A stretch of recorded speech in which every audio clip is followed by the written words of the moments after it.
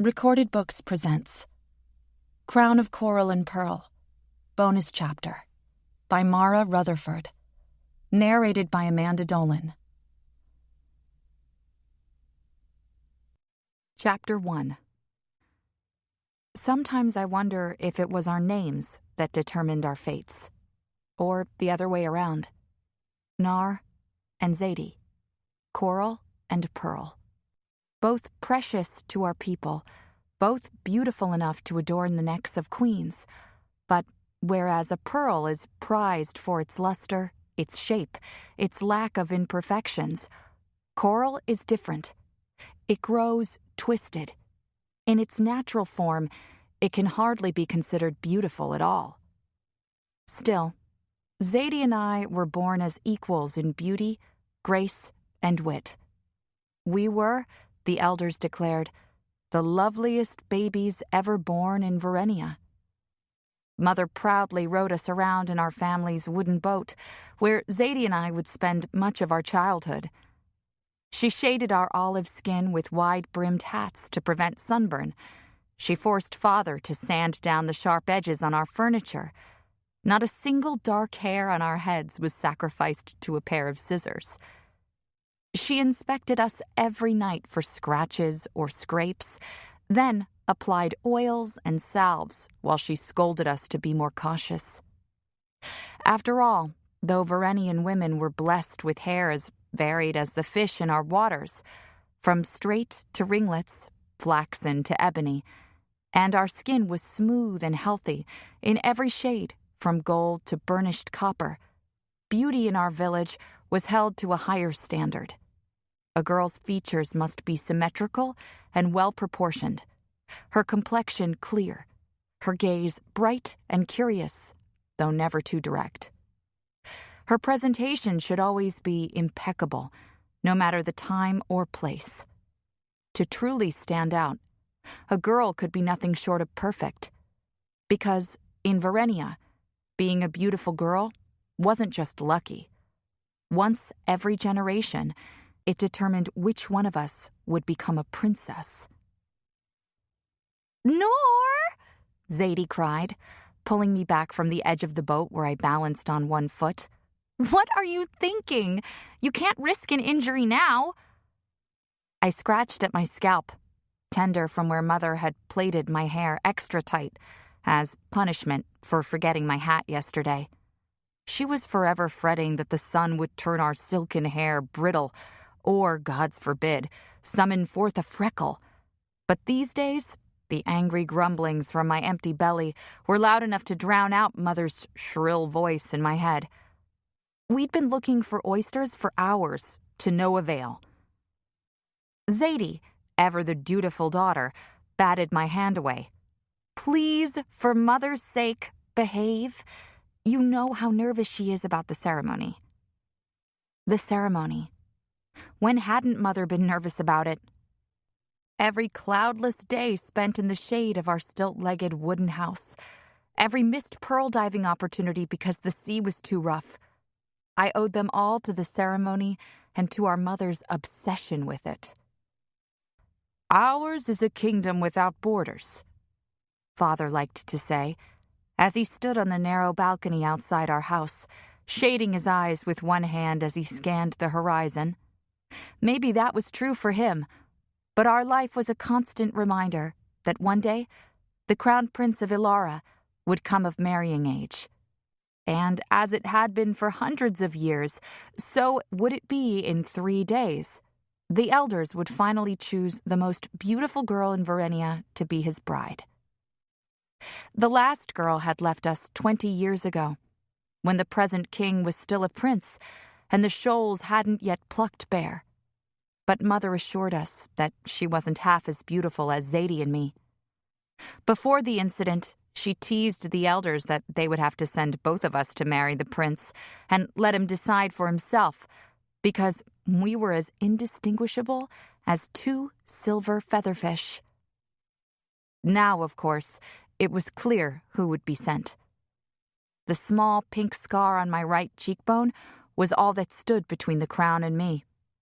Anywhere else on my body, An imperfection smaller than a Varenian pearl might have been overlooked. But, compared to Zadie's flawless skin, the jagged mark was impossible to ignore. Fortunately, I'd had the 7 years since the incident to prepare for this, and 7 years of relative freedom from our mother's constant fussing, at least compared to Zadie. I flopped back onto the cushions in the bottom of our boat and turned my face up to the cloud-dappled sky. "Are you ready for it?" I asked. "For what?" Zadie feigned ignorance while she pulled her skirts over her exposed ankles. "To leave Verenia. To leave Mother and Samuel. To leave me." "You don't know they're going to choose me. You're just as beautiful as I am, and you never get sick. And I've heard rumors that Alice is being considered as well." I arched a skeptical brow. "Mother says that even with my scar, I'm prettier than Alice will ever be. How did she put it? Alice has only to smile, and that snaggletooth will send the prince running for his nursemaid." Zadie frowned. "Mother shouldn't say such things. Alice can't help it." "Neither can Mother," I said with a wry look. Zadie pulled on one of the lines hanging over the side of the boat, frowning at the tiny fish dangling from the end. Our waters had been overfished for years, though no one seemed to want to admit it. Zadie carefully laid the shimmering creature in the palm of her hand, removed the hook, and dropped it back into the sea. The fish was too small to eat, though we might have used it for bait, had there been anything larger to catch. "I know Mother can be difficult, but she only wants what's best for us," Zadie said after a moment. "What she herself couldn't have." Half a dozen snide comments popped into my head, but I held my tongue. "Perhaps you're right." Though I'd never told her, I knew for a fact Zadie would be the chosen one, the only one of us who would ever set foot on land, something I'd wished for since childhood. Because, scar or no scar, Zadie was beautiful in a way I would never be. In Verenia, we were constantly searching for imperfections, whether in pearls or people. But Zadie only ever saw the good. Just last week, while I lamented the damage to our house from a passing storm, Zadie watched the sky, searching for rainbows. So, even when our mother was at her worst, Zadie could find something kind to say in return. I would never be that good, that pure of heart. And that was a harder sort of pain to bear. "I'm going swimming," I said, wishing I could shed my thoughts as easily as my skirts. Zadie glanced around anxiously. As young women of marrying age, we should never be seen bare-legged in public. But diving in a skirt wasn't just difficult, it was dangerous. Before, when oysters were plentiful, young men did most of the diving. But these days, girls and women helped out whenever possible. And in our family, with father fishing every day and no brothers to share the burden, there was no other choice. Even Mother couldn't complain too much. She knew how badly we needed the extra money. "Are you coming?" I asked. "The salt will dry out our skin. Mother will know." I placed my hands on my hips and grinned. "Last one to find an oyster has to make dinner tonight." The truth was, we couldn't afford to go home empty-handed. Not if we wanted to eat next week. But it was easier to pretend this was all a game, one in which the stakes weren't life or death. "Ready?" She shook her head, but her fingers were already busy untying her skirt and tugging down her tunic to cover her thighs. "You're wicked," she said, then launched herself out of the boat into the clear water. I dived in after her, letting the pressure build in my ears as I surged past Zadie toward the bottom, drowning out the little voice in my head that said, "I know." Several hours later, I was stirring a pot of watery fish stew over the fire when Samuel entered our house, his body still glistening with seawater from his swim over. Sammy was our best friend, and the only boy in the village who had dared play with us as children. Not only was our mother strict beyond reason, our father was also the governor's best friend. Sammy was exempt from mother's scolding, however, seeing as his father was the governor. "Don't tell me Zadie found an oyster before you did," he teased. Sammy was as competitive as I was, but Zadie had gotten lucky today. The oyster lay on a small driftwood table nearby, already shucked and sadly lacking a pearl. Our primary currency, the rare pink pearls that were only found in our waters, had also become scarce of late, as the Ilarian appetite for them continued to increase. The pearls were used to make jewelry for the nobility, but they could also be ground up and added to skin creams and cosmetics. Most Varenian families had a small jar of healing ointment made from the pearls, but that was to be saved for emergencies, since many of us were naturally healthy from spending so much time in the waters that were said to make the pearls special in the first place. After the incident, Mother had used the ointment daily on my scar, in hopes of minimizing its appearance, but stopped once she realized it would never heal completely. Sammy dropped a tarnished brass button onto the table next to the empty oyster shell. "Look what I got for Zadie." I tisked in disapproval. By law, Ilara was our sole trade partner for all the things the sea couldn't provide: clothing, fruits and vegetables, tools, books, barrels of fresh water. Even our firewood came from Ilara. But Sammy was the exception to the rule. He often traded secretly and illegally with our cousins, the Galethians. Over 100 years ago, a small population of Varenians had risked their lives to set foot on land, then quickly fled north on a herd of stolen Ilarian horses. Those horses became the foundation of the Galethian culture, just as the waves had formed ours. Wave children, the Ilarians called us. And that was exactly how they treated us, like children. The Ilarians had access to resources we could only dream of, not just fresh water and food, but also sophisticated weapons and thousands of men. Occasionally, a desperate Varenian would attempt to land on Ilarian soil in search of an easier life away from the whims of the sea, but they were usually dealt with swiftly and decidedly by the soldiers who patrolled the shoreline. It was possible a few got away with it, but any violation of Ilarian law wouldn't just end in death for the defector in question. Ilara could eradicate our people swiftly and with little effort. They'd made that clear in all their dealings with us. I poked at the button with feigned indifference, though in truth, anything from land fascinated me. "And what will Zadie do with a button? Use it to fasten the trousers she doesn't wear? I'm making her a cloak to take with her when she leaves.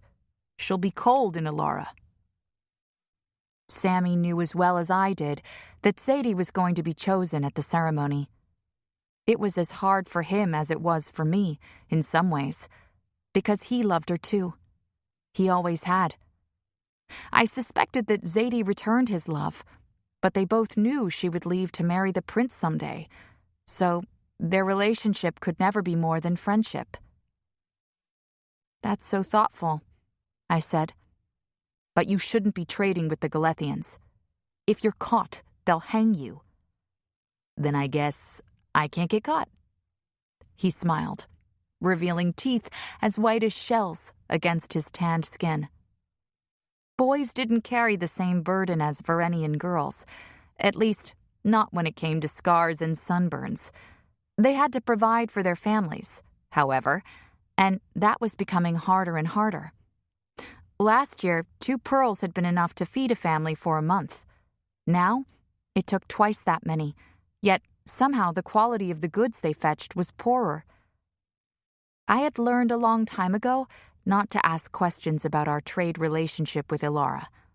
It was the elders' place to worry about such things, not mine. And according to my mother, I had far more important things to worry about, like the sheen of my hair or the length of my eyelashes. But that had never stopped me from wondering about the world beyond Verenia. "Any news from Galeth?" I asked. "There's talk of an uprising in southern Ilara." "That's nothing new." He shook his head. "It's getting worse. King Xyrus refuses to grant safe passage to the refugees heading north, even though the Galethians would welcome them with open arms. Anything to bolster their army. It's more than that. The Galethians were refugees once, too." I turned the button over in my hand. It was engraved with a small, many-petaled flower. I'd heard of roses, though I'd never seen one before. I tried to imagine a world in which something as small as a button was deemed worthy of this level of craftsmanship. "It's beautiful," I said, before dropping the button into the empty oyster shell. "Just like Zadie." Sammy's hand closed around my shoulder, and I leaned my cheek against it. "What will we do without her?" I whispered. There was a pause, then a cough. "I suppose we'll just have to marry each other." I rapped his knuckles with the wooden spoon I held, and he pulled his hand away. "I wouldn't marry you if you were the last boy in Verenia." He placed his hand on his chest, feigning offense. "And why not?" "Because you're my best friend, and worse, you're the future governor." "You're right. You'd make a terrible governor's wife anyway." He snatched a dried date off the table and darted out of my reach. "Do that again, and I swear I won't marry you. You'll be stuck with Alice." He grimaced. "Imagine our little shark-toothed children. My mother would weep." Zadie poked her head around the door and frowned. "You're both wicked. Do you know that? Alice is kind and loyal. You'd be lucky to marry her." "You're right," I said, chastened. I knew better than most what it was like to be judged by one's appearance. Zadie twisted her wet hair at the side of her head, letting the fresh water from her bath drip into the bucket we used to rinse our dishes. Zadie never slept with seawater in her hair at Mother's behest, though fresh water from Ilara was expensive and meant to be saved for drinking and cooking. "Would a wicked man bring you this?" Sammy asked, proffering the brass button in its mother-of-pearl serving tray. She gasped, then folded her arms across her chest. "I suppose he would, since an honest man could never have come by this." He glanced at me over his shoulder, then moved closer to Zadie. "You like it, don't you? Please say you do. I wanted to make you a cloak to take with you to Ilara. It will be cold in the mountains." "You don't know I'm going yet," she said, though her posture softened. "Besides, where would you get cloth for a cloak?" "An honest man would never betray his source. An honest man wouldn't have a source to begin with." I pretended to stir the stew. Even watered down, it was barely enough for the four of us, while I watched them from beneath my lashes. I was grateful Zadie hadn't chided him for wasting money that could have gone toward food, but they should be distancing themselves from each other, if they knew what was good for them. If not for my scar, perhaps I would be the one going to Ilara. Then Sammy and Zadie could marry as they pleased, and I would get to see more than an engraving of a rose on a silly brass button for another girl. Maybe in another life, I thought bitterly, but not in this one. "What's that wonderful smell?" Father asked as he entered the house behind Zadie, sending Sammy stumbling away from her. Father had just come back from fishing in deeper waters, judging by the sea salt crust on his brow and his wind-chapped cheeks. "The same thing we eat every night," I said. "Unless you caught something today?" He gave a small, sad shake of his head, and my stomach grumbled in response. I tapped the spoon on the side of the pot to cover the sound. "That's all right, Father. The last time Zadie cooked fish, the house stank for a week." Sammy laughed, and Zadie pretended to be offended, gently pushing Sammy aside. Even my father allowed himself a small smile at my attempt to lighten the mood. My parents had noticed the way Sammy and Zadie acted around each other. It was impossible not to. But Father was a little more tolerant than Mother, who wanted nothing to distract Zadie from fulfilling her ultimate purpose in life, becoming queen, since Mother herself had not. 20 years ago, that honor had gone to another young woman, and Mother wasn't about to let history repeat itself.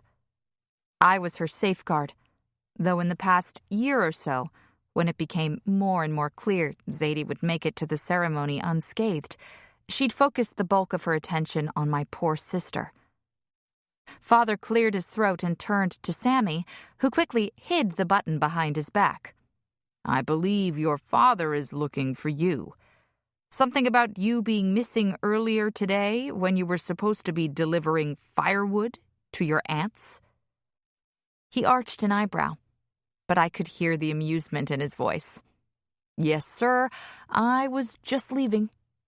Sammy turned to give Zadie a kiss on the cheek, then me. "I'll see you tomorrow." "Not tomorrow," Father reminded him. "The girls will be preparing for the ceremony, remember?" He wasn't a particularly imposing man, at least, not to me, but Sammy flushed. "Of course. At the ceremony, then." I wished Father would leave and give Sammy a chance to say a proper goodbye. The next time he saw Zadie, she would be as good as betrothed to the Prince of Alara. "Goodbye," Zadie and I said in unison as Sammy ducked out onto the balcony, where a rope ladder led down to the water. Our house, like all the houses in Verenia, was made from the wood of a sunken ship, but every few years we painted it an orangey pink, a shade Mother favored that was also easy to see on the horizon, guiding us home during the daytime, when a lantern would be of little use. Father settled down onto a low stool, carved from driftwood. "I see Nar is cooking tonight. Does that mean Zadie found the oyster?" He gestured to the shiny gray glob of flesh I'd laid in one of our cracked porcelain bowls. Some of our possessions were traded for, but others had been pulled up from shipwrecks. Mother never asked how I came by such items, particularly if I found her something that appealed to her vanity, like a hand mirror or a tortoiseshell comb. Zadie and I shared a glance. To admit Zadie found the oyster meant admitting that she'd been swimming today, against Mother's orders. She was counting on the impressive bride price the prince would send to the chosen girl's family once they married. But we had to eat in the meantime. And who knew how many oysters there would be tomorrow or next week? Sammy had overheard his father speaking to the elders at night in hushed whispers, so we knew things were worse than our parents let on. "I found it," I said. "But I bet there would be a pearl in it, and there wasn't." "That's a shame. Well, as long as I get to eat the oyster, I suppose it doesn't matter who found it." Father winked at Zadie as she handed him the bowl. "You're good girls. Both of you." As he tipped back the bowl and let the oyster slide into his mouth, Zadie and I came to stand on either side of him. "I'll miss whichever one of you is taken from me," he said. "But I always knew this day would come. That's what I get for marrying the most beautiful girl in Verenia." Mother stepped into the house from the balcony, twisting her own freshly washed hair into a braid. She had never dived deep enough to burst her eardrums, something many of the older villagers did to help with the pressure, and her hearing was some of the sharpest in the village. only a few fine lines pulled at the corners of her eyes and lips, a testament to the benefits of wearing a sun hat, and of rarely smiling. "Our beauty is a reflection of the favor Thalos has bestowed upon this family," she said, gazing out the window at the darkening waves, as if the ocean god himself were watching. A sudden burst of sea spray shot up through the cracks in our wooden floorboards, and Mother's eyes blazed with satisfaction. "We will honor him with our sacrifice," Father added. I squeezed Zadie's hand behind his back and wished the sun would never set. The ocean never gave gifts without expecting something in return, it was said. And Thalos was a hungry god. Chapter 2. The next 2 days were spent in the large yellow meeting house with the other girls of marriageable age. I personally thought it was silly to spend 2 full days preparing ourselves for the ceremony when some of us had been preparing our entire lives. Each elder had already made his or her decision, and for most of us, no amount of primping and preening could possibly make a difference. I would have rather spent the time alone with Zadie, knowing she'd be leaving me soon. But it was tradition, and in Verenia, tradition was as much a part of our world as the ocean. The mood in the house was lively, almost giddy, like we were children preparing for a festival.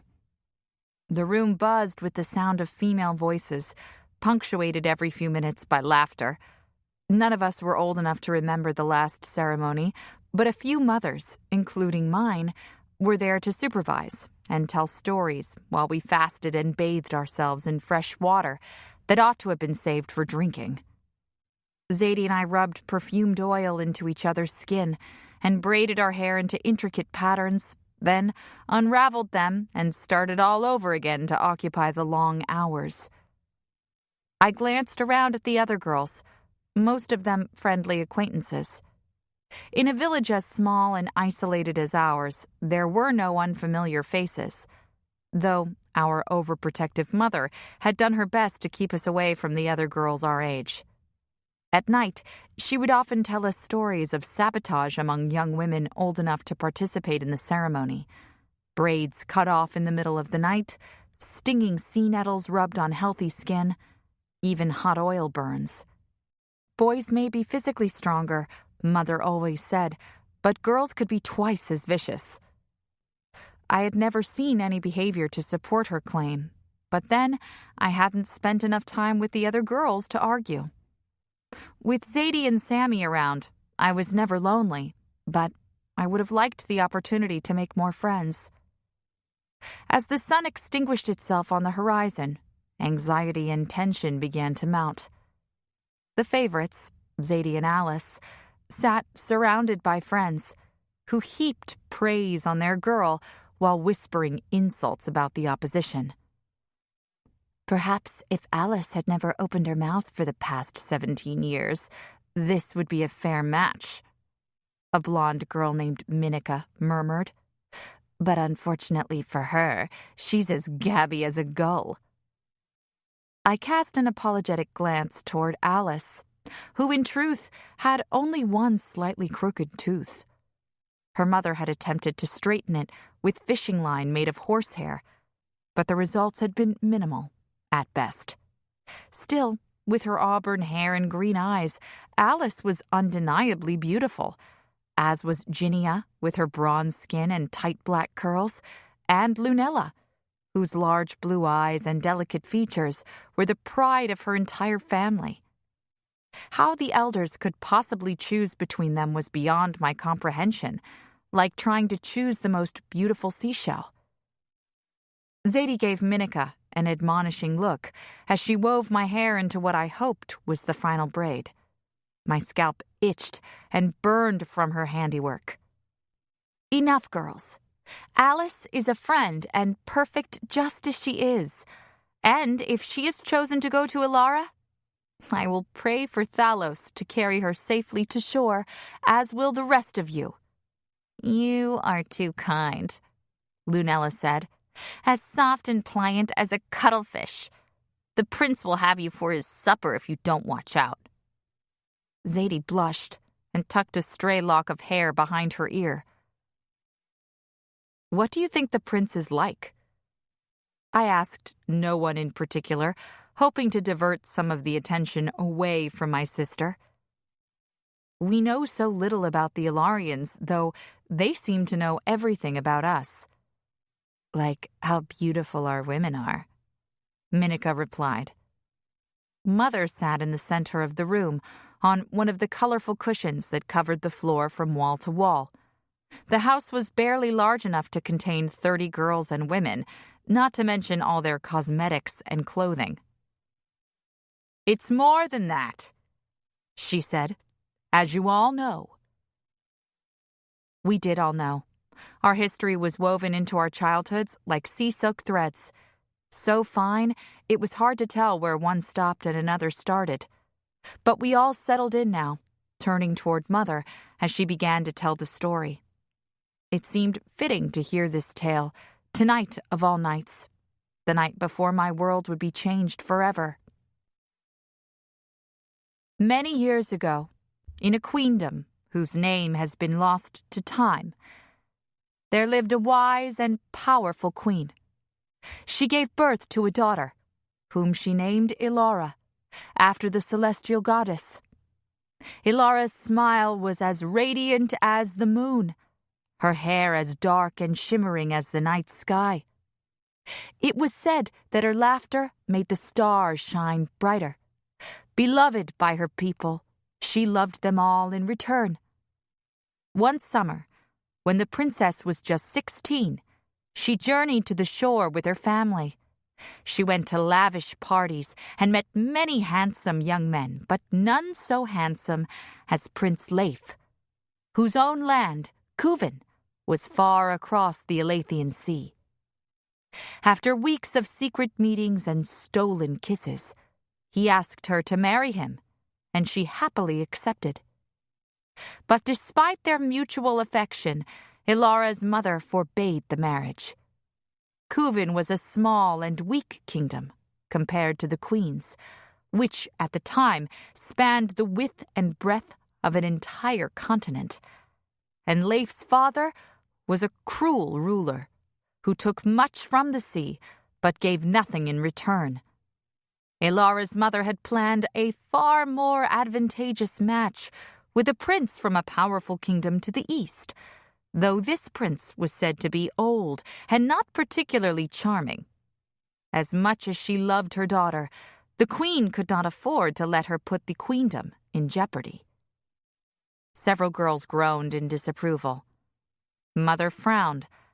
"I don't need to remind any of you of the importance of duty, do I?" She looked directly at Zadie as she said this, though no one understood the weight of her responsibility more than my sister. Zadie nodded solemnly, while I barely managed to keep my eyes from rolling. Ilara and Leif returned to their homes, but the night before her wedding, they each gathered their most loyal servants and stole ships from their parents. He was an inexperienced sailor, and she had never been at sea. But they loved each other too much to be parted. The next evening, their ships met in the middle of the Elathian Sea. For several days, they stayed on Leif's ship, there in the ocean, delighting in each other. They were married on the 7th day, with a plan to return to Kuven. Leif's father approved of the marriage, for he was certain Ilara's mother would have to agree to an alliance that would be greatly beneficial to his kingdom. As the sun rose on the day they were set to depart, Ilara's laugh danced over the waves like a skipping stone, and the prince took her in his arms to kiss her. The lovers had no idea that Thalos, the sea god, had been watching them. He saw that these two would bring happiness beyond measure to Leif's father, a happiness he did not deserve. As a punishment for never giving the sea what it was owed, Thalos vowed to take the one thing that meant the most to Leif. Ilara. A shiver ran over my sore scalp, and I pressed closer to Zadie. Thalos summoned giant waves that tossed the ships about like driftwood. The lovers clung to each other, vowing to die together, if that was what it came to. But Thalos himself rode the crest of a wave taller than the ship's mast, and he tore the princess from Leif's arms, dragging her into the deep in his deadly embrace. We all looked at the governor's house, through a large bay window, where the figurehead of Ilara's lost ship rose from the prow that formed Governor Christos's roof. She was a maiden carved from wood, her paint long since worn away by the wind and sea, a single hand raised above her head, as though she were reaching for her lover's grasp. I didn't believe the story, at least not the part about Thalos, who I imagined was more of a spirit than a corporeal being. But the idea of a forbidden romance, of two young people risking everything to be together, had always resonated with me. To meet a stranger from a faraway land, to leave duty and responsibility behind for love, it was a fantasy I turned to when the thought of spending the rest of my long life in this one small village overwhelmed me. There were murmurs among the girls. Even though we all knew the story, Mother had a way of telling it that made my skin feel prickly, like the hollow shell of a dead urchin. "What became of Prince Leif?" a girl asked. "When Ilara was pulled from his arms, he leaped into the water after her. He was never seen again.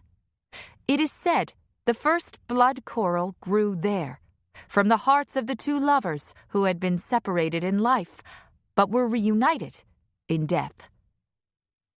My mother looked at me now, and I fought against the tingling in my cheek. The blood coral had not only given me my name, but also my scar, and it had nearly cost me my life. "And the servants?" another girl asked. "Loyal till death. They had promised to look after their prince and princess and refused to leave the place where they died. This place where Verenia now stands. They signed a decree, vowing that no Verenian would set foot on land until a new crown princess was born to replace the one they had lost." "Why do we send them our women?" I asked, surprising even myself. It was a question that had haunted me for years, but which I'd never dared to ask before. Now seemed the perfect time to ask, since Mother couldn't ignore me here. She narrowed her eyes at me. "As a penance for losing the princess, the servants sent gifts from the sea to Ilara's mother, who renamed her queendom in her daughter's honor. In the years that followed, a plague swept through the land. Thousands died, and many of the women who survived were left barren. The monarchy had always passed through queens until this time, but the queen had no other daughters, just a sickly son. And when he came of marrying age, there was a dearth of suitable brides. But Verenia, which as you know means fertile waters, was spared from the plague. When they sent a beautiful girl to deliver pearls and sea silk to the queen, the Ilarian prince fell in love with her, and thus began the tradition of the Verenian bride." I watched Mother answer questions from the other girls, questions we all knew the answers to, but asked anyway. It was part of the ritual.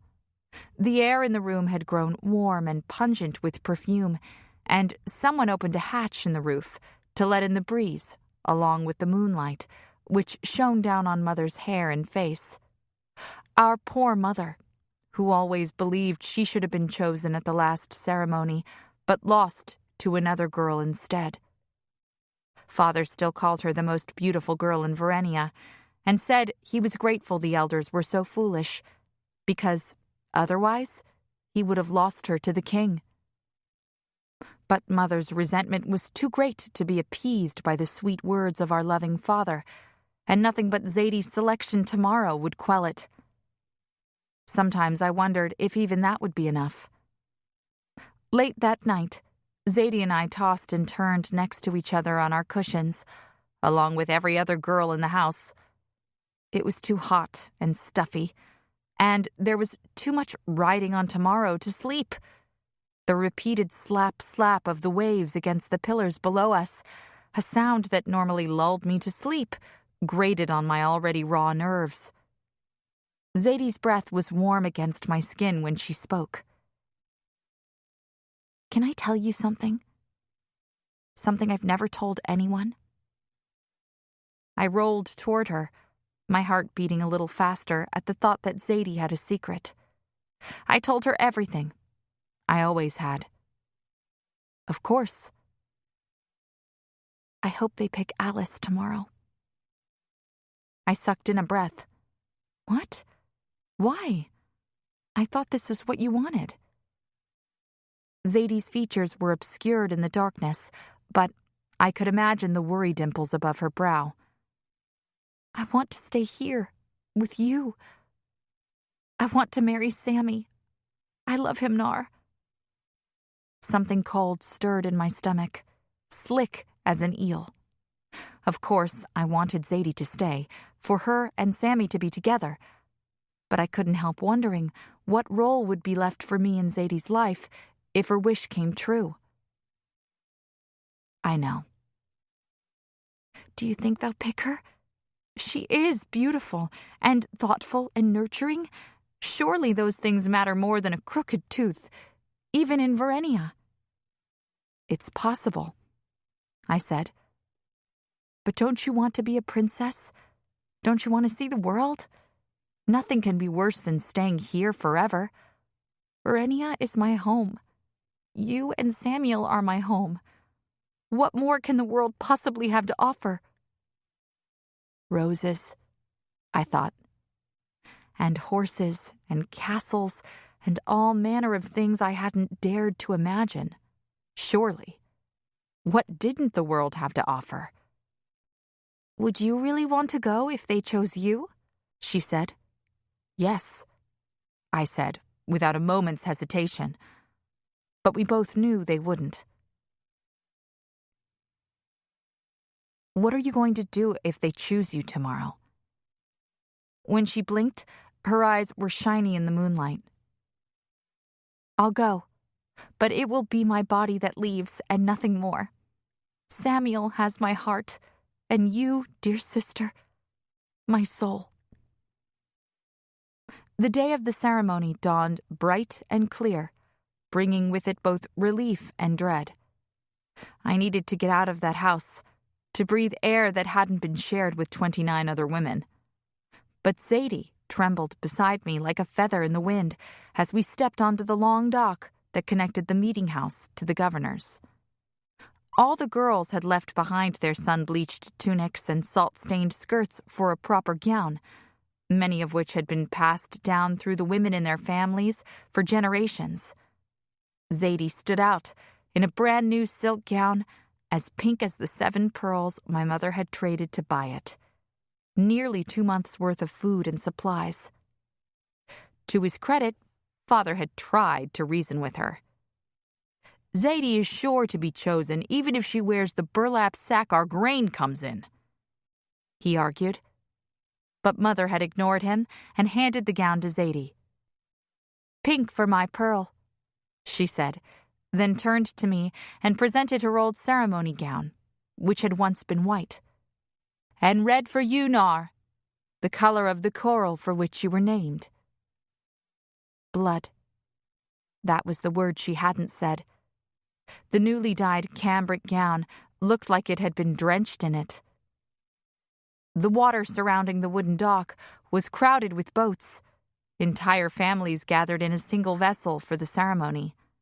Some were dangerously low in the water, threatening to capsize if a toddler decided to switch positions, as toddlers were prone to do.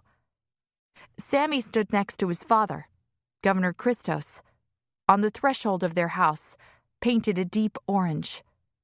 The figurehead cast her long shadow over them, her blank eyes staring out to sea. Sammy and I shared a momentary glance, his jaw clenching before his gaze returned to his feet. "Good people of Verenia," Governor Christos began. He was a tall man with broad shoulders and a thick brown beard streaked with silver. "From our humble beginnings, our village has been blessed by the sea. Not only does it feed and shelter us, but these waters have made us strong and virile. Our oldest villager has just celebrated her 150th year, as you know." Hundreds turned toward a boat near the dock, where old Mother Agatha sat surrounded by her 7 elderly children and countless grandchildren and great-grandchildren. We all bowed our heads in respect. "Now the time has come to send one of our daughters to Ilara, where she will someday be queen. It is a loss for all, but also a great honor, and we do so not out of necessity but generosity." I almost scoffed out loud, but managed to hold it in. No, it wasn't necessary, as long as we didn't mind having our food and water supply permanently cut off. I didn't know when the Verenian tradition of handing over pearls and women had evolved from penance to retribution, when the vow to never set foot on land had become a law enforced under pain of death. But I knew I would have rowed to shore a long time ago if I'd had any choice in the matter. The governor walked down the dock toward us girls, lined up like jewels on a chain. "The elders spoke long into the night as they considered this most important of decisions." I glanced at the elders from the corner of my eye. They sat in chairs in front of the governor's house, a group of 13 men and women who looked remarkably alert, given that not one was less than 100 years old. "Elder Nemia, would you like to make the announcement?" the governor asked a woman sitting in the center. Her braid, as white as sea foam, hung to her knees, and her faded skirts dragged behind her as she made her way slowly down the dock. Alice stood closest to the governor's house, and I felt the intake of breath all around me as the elder drew near her. But she did not stop, and from somewhere behind me, I heard a gasp, followed by a muffled sob. That would be Alice's mother, a woman nearly as ambitious as our own. Once we passed from girlhood into young womanhood, our mother had forbidden us to socialize with Alice, something that had always saddened me. After all, if anyone in Verenia understood what our lives were like, it was Alice. Zadie stood to my left, and Elder Nemia approached from my right. I kept my gaze lowered, as was customary in the presence of elders. Nemia's worn slippers came into view, and for one moment I wondered if there was any chance she might stop in front of me. It was a silly and fleeting thought. For the next second she halted, directly in front of Zadie. No one but a sister would have noticed, but I heard Zadie's breath quicken, just a fraction. I couldn't help myself. I looked up. Elder Nemia had raised one arm and placed her gnarled hand on Zadie's shoulder. I scanned the crowd for Mother and Father, whose boat was near the front of the crowd. Mother's eyes were locked on Zadie, and she made no effort to conceal the grin splitting her face. "Zadie," Elder Nemia began, "in 1 week's time, you will leave for Ilara to marry Prince Seren. You have brought honor to your family and all of Verenia." Zadie bowed her head as Governor Christos stepped forward to place a wreath of rare white sea flowers on her like a crown, a symbol of the real crown she would wear soon enough. He kissed her gently on each cheek. "My dear girl, we will miss you," he whispered so only Zadie and I could hear. "And I you," she said. He turned away from Zadie to face the people. "The elders have chosen," he shouted. "And now let us celebrate." A cheer rose up from the crowd, and I had to clench my hands into fists at my side to keep from reaching for my sister. When I glanced at Sammy, I saw that his hands were balled as tightly as mine. 1 week was all we had left, and then we'd never see Sadie again. Chapter 3. While the rest of the village broke open jugs of homemade wine and heaped our parents with praise, I retreated to our family's boat below the governor's house. I told myself my sorrow was purely for my sister, but a small part of me wept for my own loss. Not only would I spend the rest of my life in Verenia, I would do it without Zadie. "Nar?" I looked up to see Sammy on the ladder leading down from his house. "Mind if I join you?" he asked. "I'm not really in the mood for celebrating." I burst into a fresh bout of sobs as he dropped into the boat beside me. "Oh, Nar, please don't cry." He pulled me into his arms and held me while I tried to staunch the flow of my tears. There was an old legend that said pearls were the tears of the gods, but we mortals wept only salt water, and we had more than enough of that around here. Sammy smoothed my hair back from my face.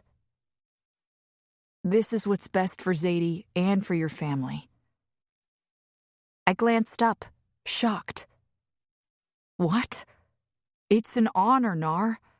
The highest honor. That's a lie, and you know it. If it's such an honor, why don't the Ilarians choose someone from their own kingdom? If we're so special, why aren't the rest of us allowed on land? Nar!" I pushed away from him and moved to the other bench. "She loves you, Sammy. She told me last night. And now she has to leave us and marry some prince who will never make her happy." Now it was his turn to look shocked. "She loves me?" "Yes." I wiped the tears away with the back of my hand. "She said she doesn't want to go, that she wants to stay here and marry you." Sammy sat motionless for several minutes. "Say something," I said finally. "What are you thinking?" "She loves me." "Is that really so hard to believe?" "Yes." He started to run his fingers through his brown hair before he remembered he was supposed to look dignified today. "I always hoped she loved me, and I sometimes thought that maybe she had feelings for me, but every time I tried to get closer, she pushed me away. I thought she wanted to go to Alara. I thought every girl did. Trust me, so did I." He shook his head and lowered his gaze. "Our fathers have been talking." I fiddled with a loose thread on my bodice. "They always talk." "No. This is different. My father told me tonight that you and I are to be..." I dropped my hands. "To be what?" Sammy dragged his eyes up to mine. "To be married." The word hung in the air between us, as heavy as a storm cloud. "Married," I repeated.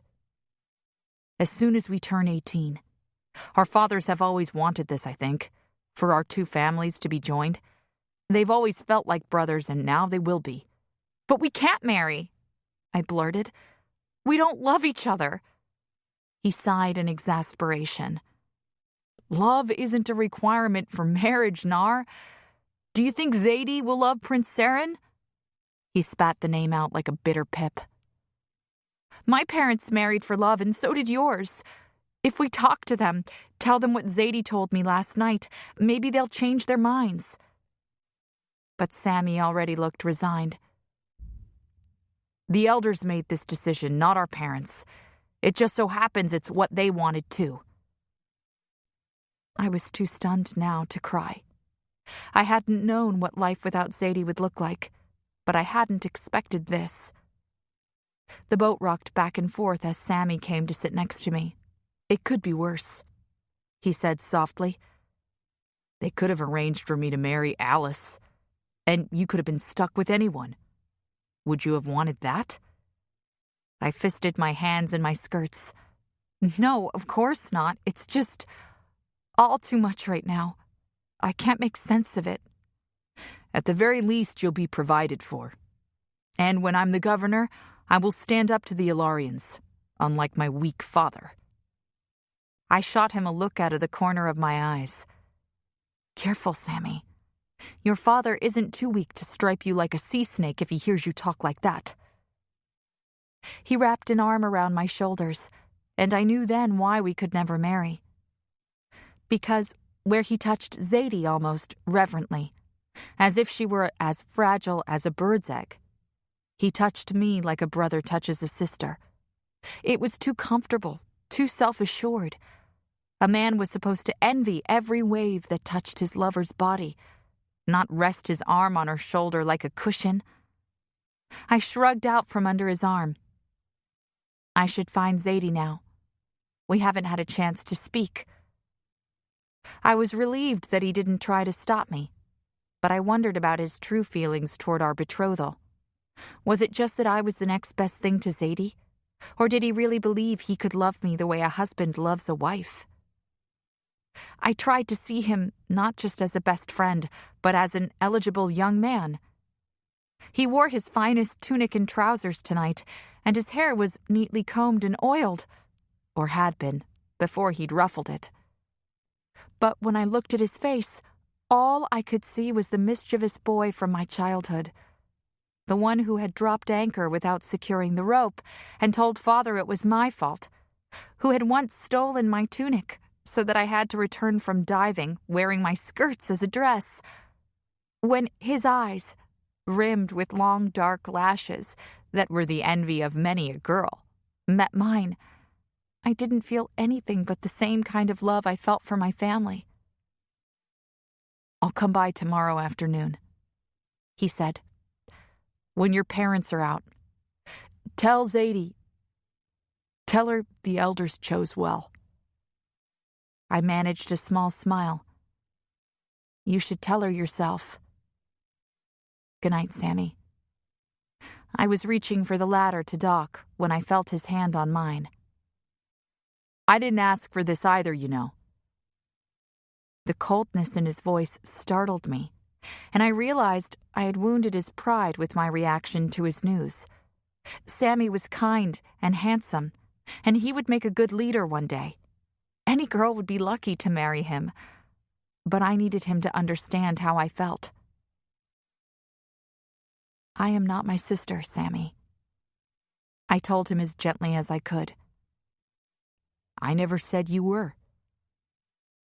Our eyes locked for another moment before I climbed out of the boat, leaving Sammy alone in the dark.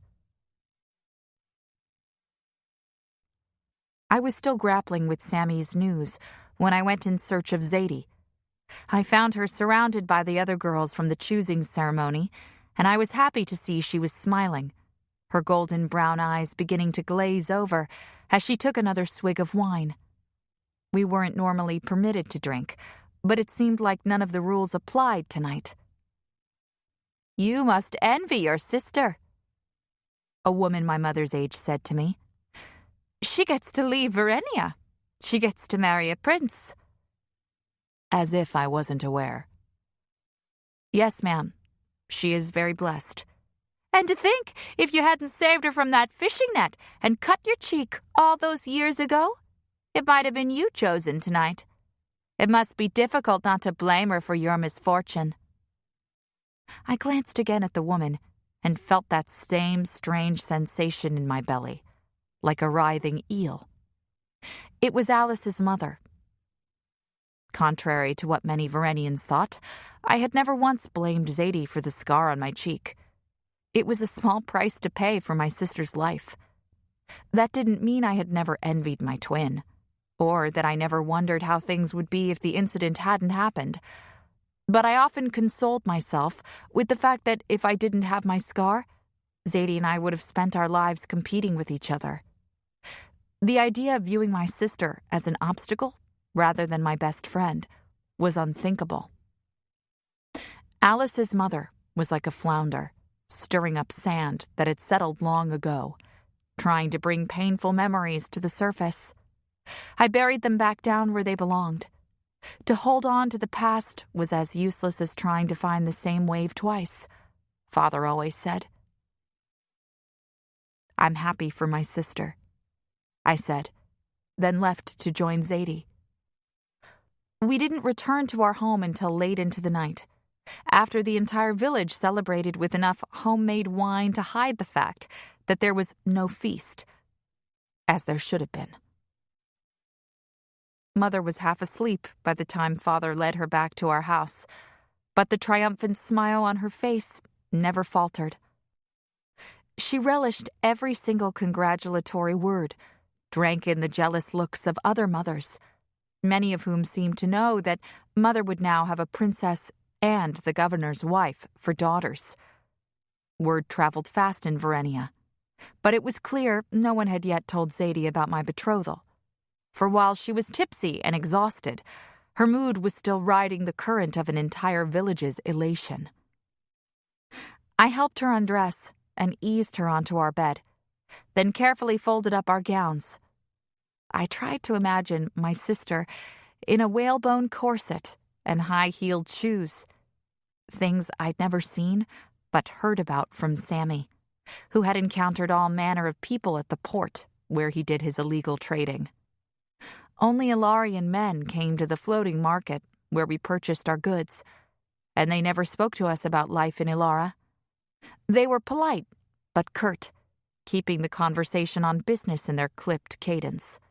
Though we spoke the same language, I'd always thought it sounded more musical on Verenian tongues. But over the years, I'd gleaned small details about life on land from their clothing, never ornate, though fine, and mannerisms. And while Mother haggled, I often studied the intricate carvings on their boats. People and horses, trees and rivers, and dozens of creatures I couldn't name. Perhaps, if I married Sammy, I could sneak away with him and see those things for myself one day. Surely the governor's wife would have more freedom than a villager's daughter. I pulled a blanket over my sister, my eyes filling with tears at the thought that we had so little time left. It was a crueler twist of fate than Alice's mother realized, that Zadie would leave Verenia and see the world, while I stayed behind and married the boy she loved. I scrubbed angrily at my tears, accidentally brushing the scar on my cheek. Without it, I might have been chosen, and Zadie could marry Sammy. I didn't resent my sister in the slightest, but I muttered a curse to Thalos that would have made even Sammy blush. None of this was fair.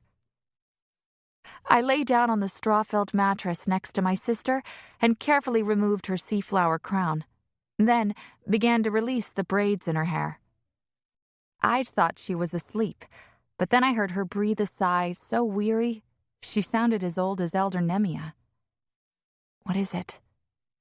I whispered.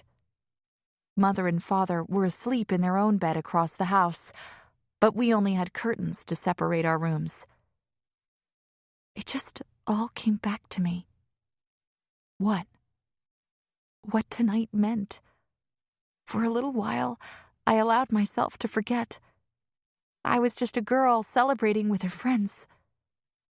She rolled over so I could work on the braids on the other side of her head. "I can't believe I have to leave in a week. I'll never see you again. It doesn't seem possible." "Then let's pretend it's not," I said, fighting back fresh tears. "Let's spend this week doing all our favorite things. We won't mention anything beyond these 7 days." "It won't change anything." "No, but neither will spending the next 7 days crying. And I doubt the prince wants to find his new bride as swollen as a pufferfish."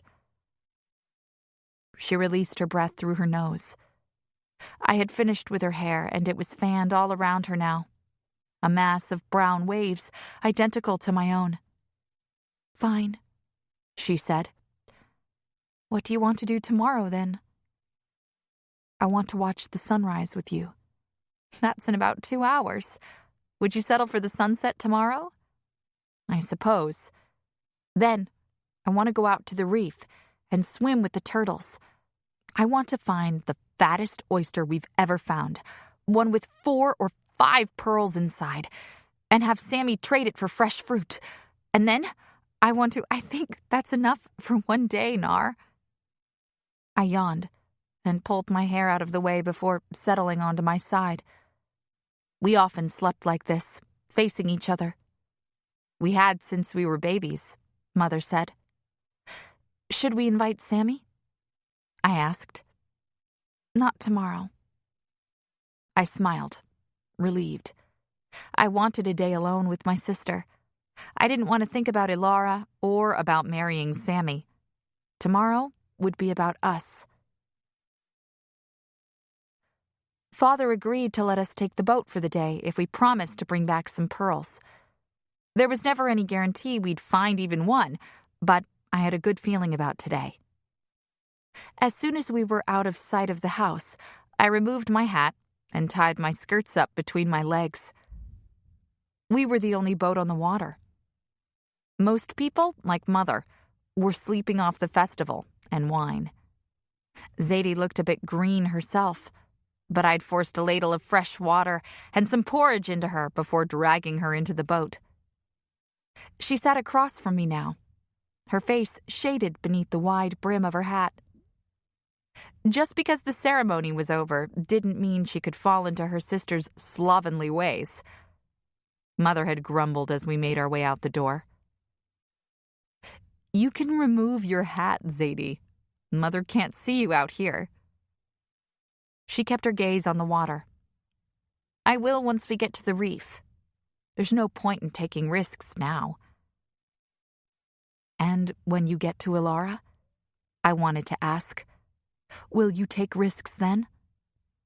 We had promised not to talk about Ilara this week, but our lives had revolved around the ceremony for as long as I could remember.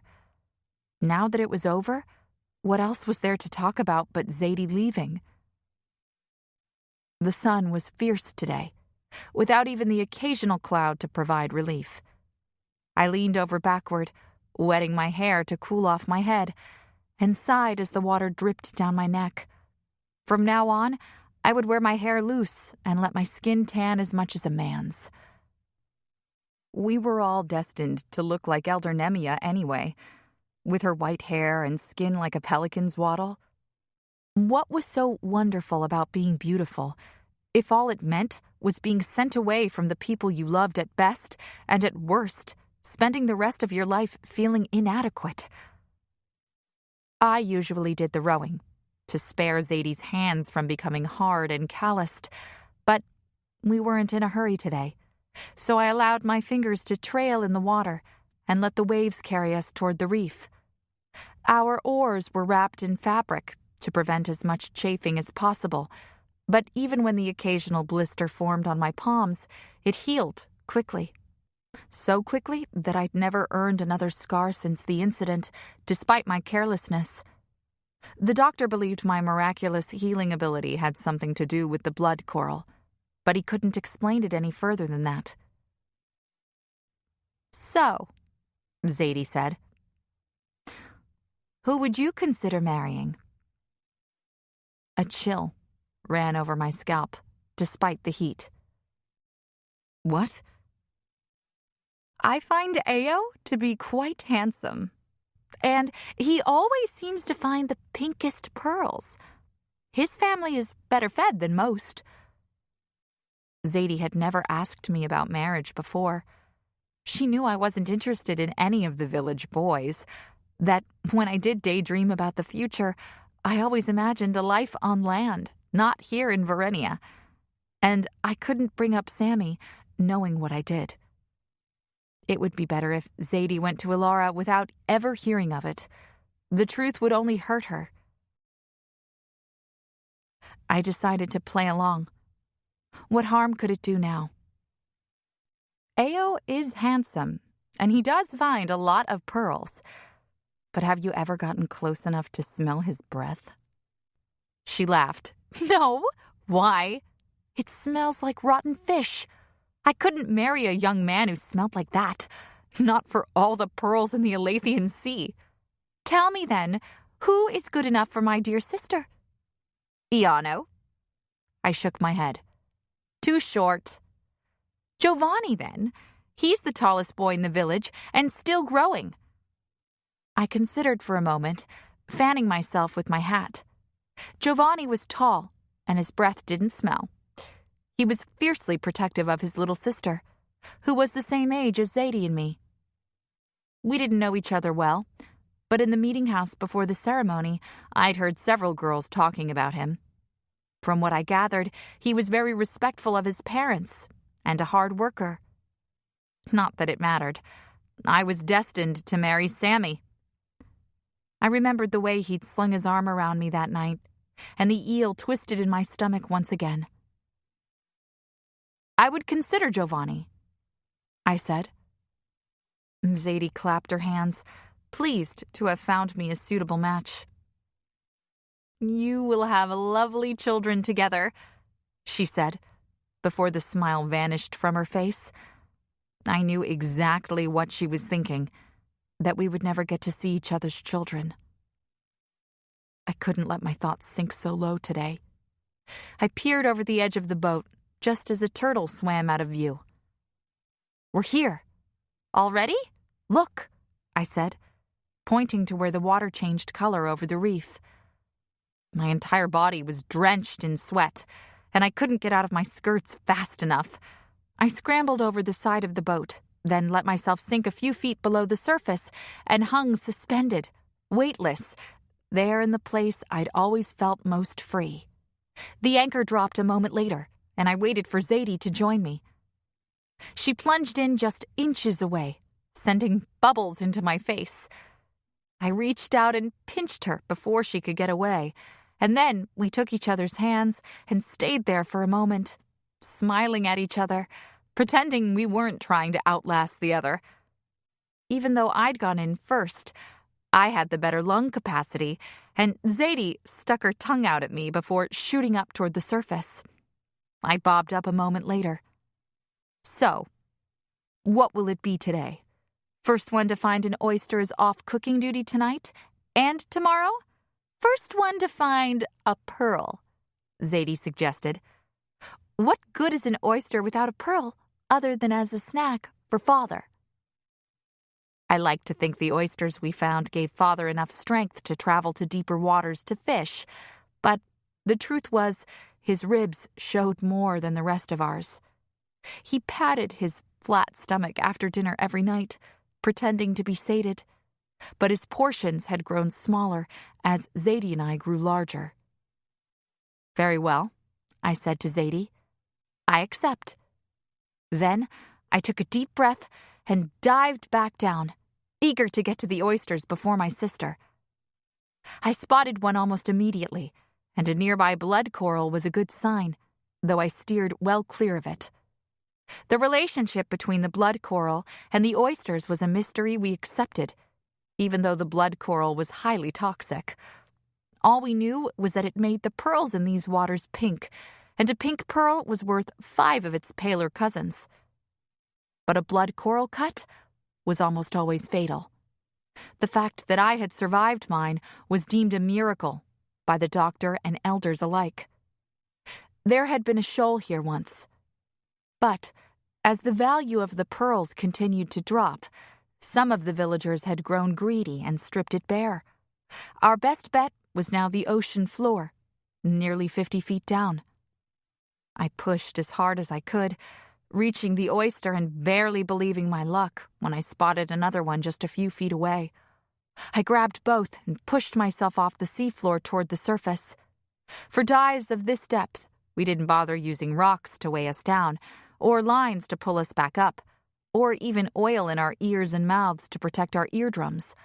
But for the men who dived as deep as 100 feet or more, such precautions were necessary. When I broke the surface, I looked around for Zadie, but there was no sign of her. I dropped my oysters into the boat and was getting ready to fill my lungs again to search for her when she popped up next to me. "Did you find anything?" I asked, ignoring the way my heart pounded in my chest. 7 years had passed since the incident, but I had never stopped worrying about my twin. The thought of her alone in Alara, without me to look out for her, was almost unbearable. She sighed and dropped a large clam into the boat. "Just this clam. Perhaps Mother can harvest some sea silk from the beard, but no oysters. You?" "Two. Not far from a nice fat blood coral. I have high hopes." She grunted in frustration. "I'm going to try down at the other end. Don't follow me." "Fine, suit yourself. I'm going to try here again. Scream if you need me." "What makes you think I'll need you?" she said, splashing me. Then she disappeared. I took a few moments to slow my heart rate down, as well as my breathing. Staying underwater for long periods of time required concentration and calm. The very worst thing you could do was panic, as Zadie and I knew all too well. I filled my lungs with air and dived, this time a little farther to the left of the blood coral, which was surrounded by nothing but bones. Even the fish knew to stay away from it. I wondered which villager had been laid to rest here, their body wrapped in a shroud and weighted down with rocks. Was it someone I knew, or had the coral been here since long before I was born? I remembered the coral I'd cut myself on vividly. It was one of the largest I'd ever seen, a red tangle of branches sprouting out of a rib cage that had split right down the middle. At 10, we were deemed old enough to go out alone, though Mother always sent Sammy with us. He had stayed in the boat, fishing, while Zadie and I hunted for oysters amid the rocks on the seafloor. Zadie and I had spotted the oyster at the same time. It was enormous, with a pink luster to its shell, probably due to its proximity to such a large coral. We knew to stay away from blood coral. It was a lesson every Varenian child learned before we were ever permitted to dive. But this oyster was too tempting. We shared a look and immediately raced toward it, imagining a giant pink pearl that could feed our family for months. With our sights set on the oyster, neither of us noticed the fishing net caught on the rocks nearby. I reached the oyster first and turned back to grin at my sister. But Zadie was bolder back then. She came right at me, even though both of us were quickly running out of air. I propelled myself off the rocks and started toward the surface when I felt her hand wrap around my ankle and pull. I looked down at my sister, who had grabbed onto the fishing net as an anchor. I kicked at her hand with my free foot, confused and angry, but she refused to let go. With my lungs burning, I reached down to pry her hand away, and that was when I realized she wasn't holding on to the net, not on purpose. A large hook had caught itself in her tunic. She was clinging to me for help. The look of fear on her face spurred me into action. I grabbed onto the net and pulled myself down, then began tearing at the fabric of her tunic. Zadie was starting to panic, which made it nearly impossible to stay calm myself. But I knew if I didn't, I'd run out of air, and we'd both drown. I managed to reach the shucking knife strapped to my ankle and slashed at the net, freeing Zadie. In her rush to escape, she pushed me backward, directly into the blood coral. I had never felt anything like it, not even when I touched the hot handle of a pan as a child, and my palm had sizzled and blistered. The pain, as my face made contact with the rough surface of the coral, literally blinded me. What started out as a stabbing sensation in my cheek immediately radiated across my face, down my neck, and into my chest. I gasped without thinking, inhaling a lungful of seawater. I don't remember what happened after that, but Zadie told me later that she sent Sammy down for me as soon as she reached the surface, knowing he could get to me far faster than she could.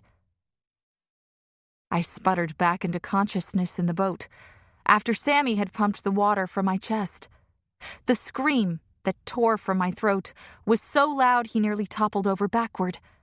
Zadie was next to me, sobbing, apologizing, but I registered nothing except the throbbing pain spreading from my cheek throughout my entire body. I was unconscious again by the time we made it home, and remained that way for 2 days. Life was never the same after that incident so many years ago. Mother kept me inside for weeks after, until the wound had scabbed over and the pink skin underneath had emerged. She grew even more protective of us, and Zadie became subdued and cautious. As for me, I both lost and gained something that day. At first, the scar was a source of shame, but I was coming to realize that beauty, at least as defined by my people, was more of a burden than a gift. To one of us, it offered the chance to leave Verenia. But was that really freedom, if we didn't get to choose it for ourselves? I knew what Zadie would say, if anyone had bothered to ask her. As the memory of the incident faded, I grabbed the oyster just a few inches from me and rose to the surface. That was when I heard the screaming. Chapter 4. Nor! I turned toward the sound of Zadie's voice. She was spinning in fast circles, her eyes darting in every direction. "What is it?" I asked, already churning through the water toward her. "It's a maiden's hair jelly! Thalos, it's everywhere!" "Don't move," I called. "Just stay where you are."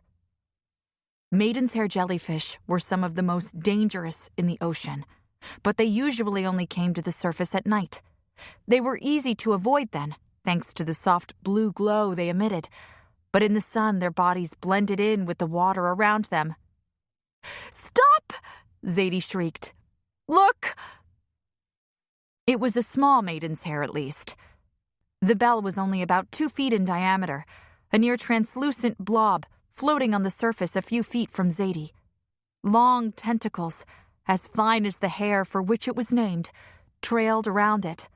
I couldn't imagine it coming to the surface unless it was dead, but even a dead jelly could still be dangerous. I ducked under the surface to see the extent of the tentacles. They were drifting in the current away from both of us. I sighed in relief. "Swim backward," I told Zadie. "It will be okay." Zadie did as I said, and I swam backward as well, until we were well clear of the jellyfish. By the time we made it back to the boat, we were both exhausted. "Are you all right?" I asked, reaching for her hand. "I'm fine. I know I overreacted. I just came up a few feet away from it, and it scared me. I thought that you would be scarred. It's all right. I did tell you to scream if you needed me," I teased. We hauled ourselves over the side of the boat and flopped into the bottom, the rush of fear slowly draining from us. I kicked at the 3 oysters I'd collected with a limp foot. "Should we call it a day?" "I didn't find anything." "You found the clam. Mother can use the silk on the gloves she's making you." Weaving sea silk was one of the few manual tasks our mother performed. The strands of silk, harvested from the beards of a particular species of clam, were brown in the water, but, when specially treated, they turned golden in the sunlight. "So I found something that only benefits me? That's hardly a contribution to the family." Sammy had offered to trade anything Mother made with sea silk at the port. Its rarity made it even more valuable than the pearls in some circles. But Mother refused. Unlike the blood coral and pearls, which existed because of Ilara and Prince Leif and all the Verenians who followed, sea silk was a gift from the sea, and therefore could only be gifted to another, not sold. I handed Zadie the smallest oyster. "Here, this can be yours." We tucked the oysters under the shade of the bench to keep them from spoiling. But as soon as we got home, I eagerly shucked the largest oyster I'd found near the blood coral. Sadie and I both gasped when we saw the row of 5 pearls inside the shell, all a vibrant pink. "They're beautiful," Zadie said. "Some of the best I've seen in years." She reached for the shell and paused. "It must have been very close to the blood coral." I shrugged. I was careful. "Nar." She touched her own cheek without realizing. I knew she still felt guilty for the incident, though I had spent months afterward assuring her that it wasn't her fault. "It doesn't matter now, Zadie. You've been chosen. I cut myself off. I'd promised not to talk about Ilara. I forced a smile. My beauty, or lack thereof, is no longer a concern of mine or Mother's, and certainly not yours. I can get as ugly as I like now. Giovanni might feel differently," she said with a laugh. "Yes, well, I'll have to make sure we have a speedy courtship then, won't I?" She smiled. Mother would be thrilled to have both daughters engaged before their 18th birthdays. Zadie had no idea how close to the truth she was. But perhaps my fate wasn't sealed yet. Maybe there was still a chance that Mother and Father would understand if I told them I didn't want to marry Sammy. I left the pearls in their shell and dropped the oyster meat into a bowl for Father. "And where do you suppose our loving mother is at this hour?" "She told me before we left that she and Father had business with Governor Christos this afternoon." I nearly spilled the sack of grain I was struggling to lift. "Did she say what kind of business?" "No. I assume it has to do with the preparations for my journey. The envoy from Ilara will be here in 6 days." "I know." Zadie unbraided her hair and began running her fingers through the strands. "Sammy said my cloak is nearly finished. He's supposed to give it to me tonight." I studied her face for a moment. Did she know? Was she waiting for me to say something first? "I thought we said it would be just us today." Her eyes dropped to her bare feet. I was just a little finger's breadth taller than her, but my feet were nearly a knuckle longer. There were other small differences between us as well, not just the scar, although that was the one everyone noticed first. Sammy had been the one to point out my larger feet when we were 12 years old and still allowed to sleep together while our parents stayed up late, talking. He'd leaped up and compared us, part by part, with only the moon to light his observations. "Nar's eyes are narrower than Zadie's," he'd said, "and Zadie's nostrils are rounder." He rubbed his chin and let his eyes travel down to our torsos. We weren't women yet, so he didn't linger long. "Nar has knobbier knees than Zadie," he added. And before he knew what had hit him, one of my 2 long feet shot out and caught him right between the legs. He didn't make the mistake of mentioning my knees again. It wasn't just that I didn't appreciate being scrutinized by my best friend. I got that enough from my mother.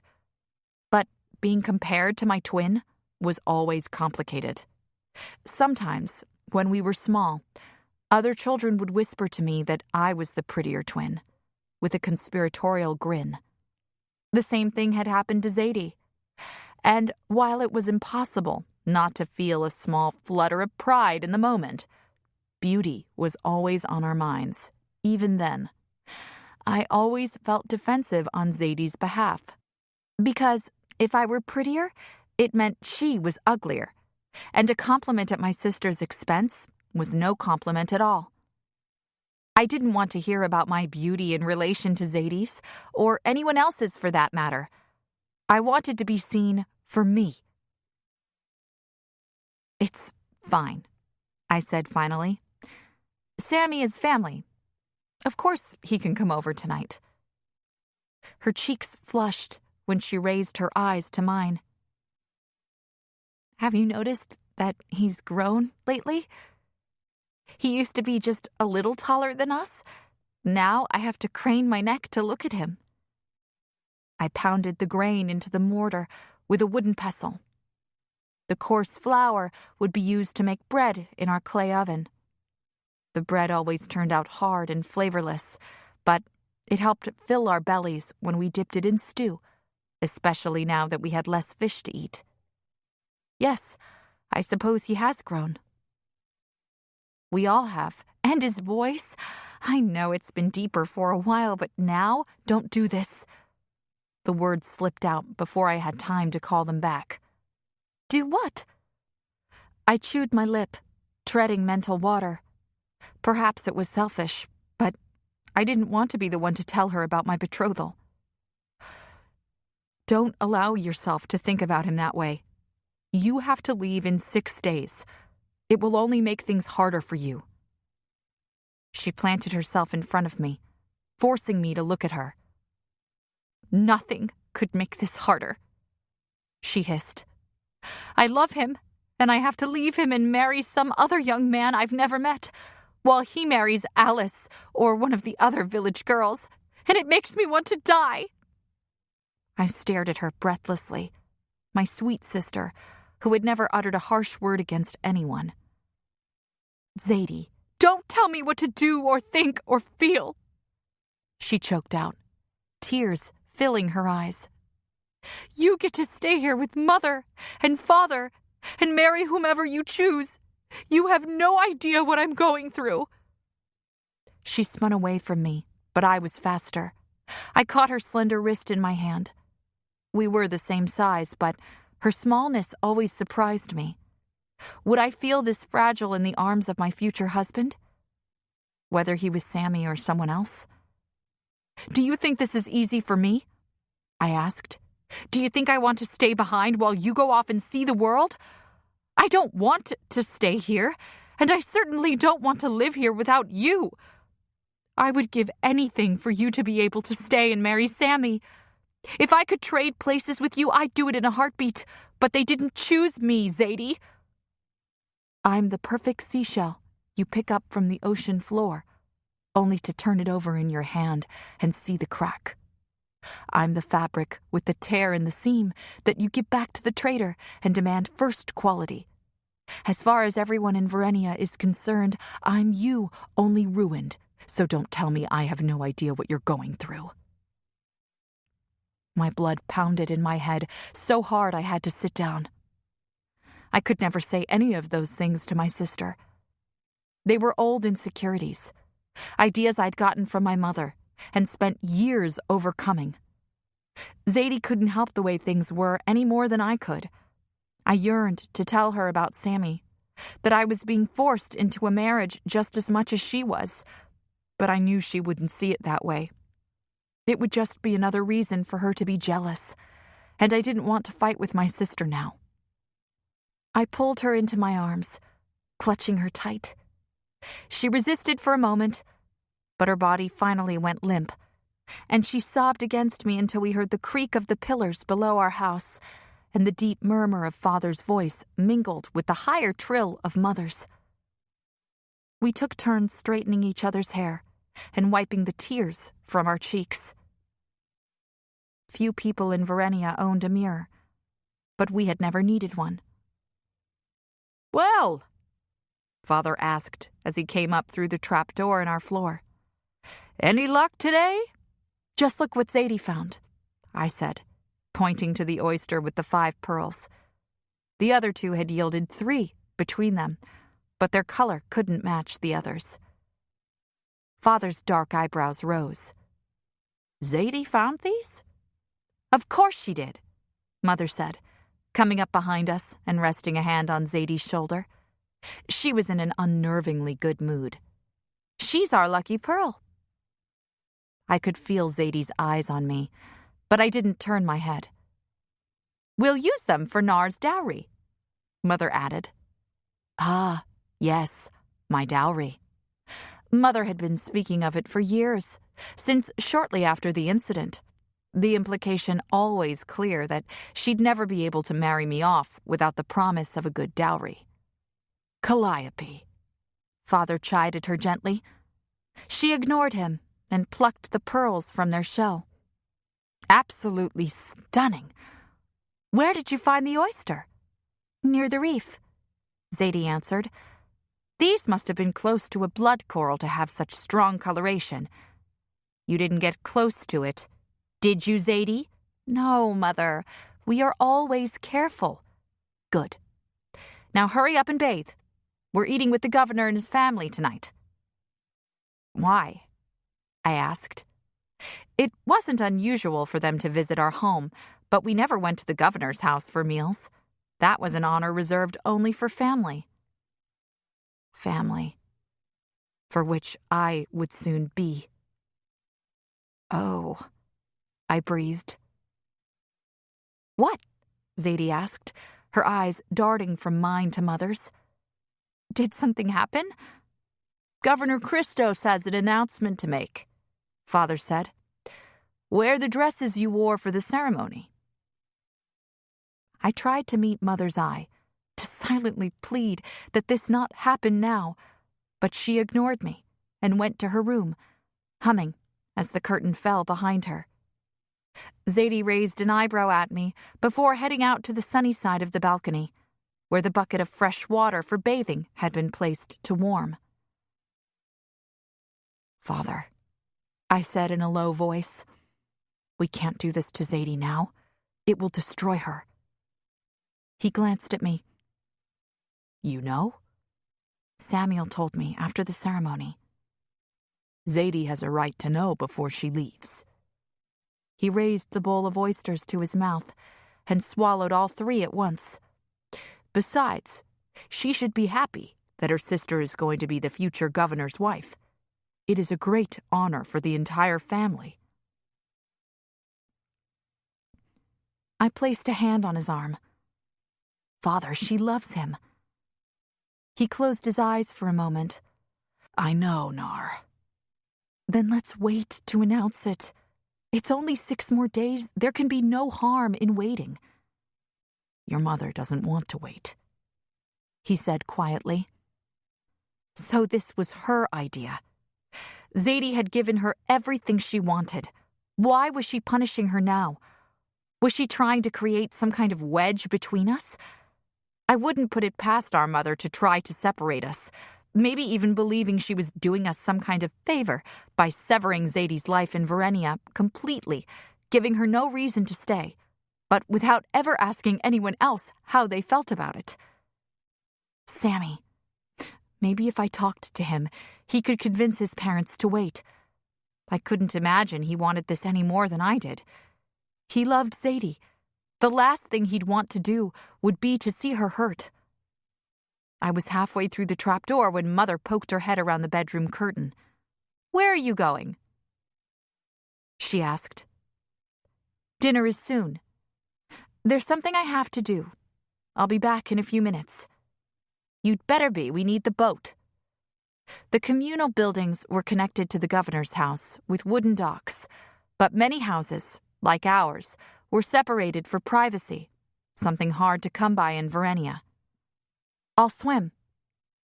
I tied my skirts in a knot between my legs and dropped into the water with a splash.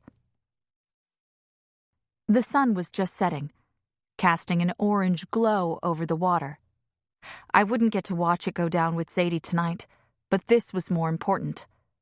The governor's porch was lit with hanging lanterns, making it easy to find in the gloom of twilight. I hauled myself up the ladder and wrung out my skirts and hair before knocking lightly on the door. I wouldn't normally show up at the governor's house like this, but I knew if I stopped to consider my appearance too long, I'd lose my nerve. The door swung open, revealing Sammy's bewildered face. "Nar, we need to talk," I said, walking past him into the house. I'd only been inside a few times, and its size, at least compared to our house, never failed to amaze me. It should be Zadie's future home, not mine. "It's about Zadie." He pulled on my arm. "Now isn't the time. And you think tonight at dinner is? Ask your father to wait until after she leaves. He's not just my father, Nar. He's the governor. I broke away from him. Then I'll ask him myself. Are they here already? Sammy's mother, Elodie, called from the kitchen. Theirs was the only house in the village that had multiple rooms separated by permanent walls instead of curtains. Even Sammy had his own room, though what a 17-year-old boy needed a private room for was a mystery to me. Elodie and Governor Christos appeared together, and for a moment they stared at me, bewildered by my presence. Or perhaps it was my clothes. I plucked at my skirts, which clung wetly to my legs, and suddenly wished I had taken the boat. But their gazes drifted past me, toward the door. Behind me, someone else cleared his throat.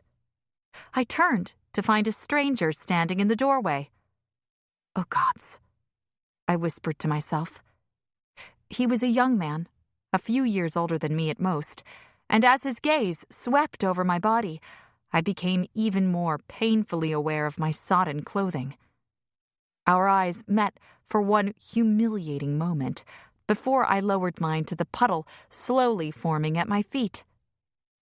Nar, what are you doing?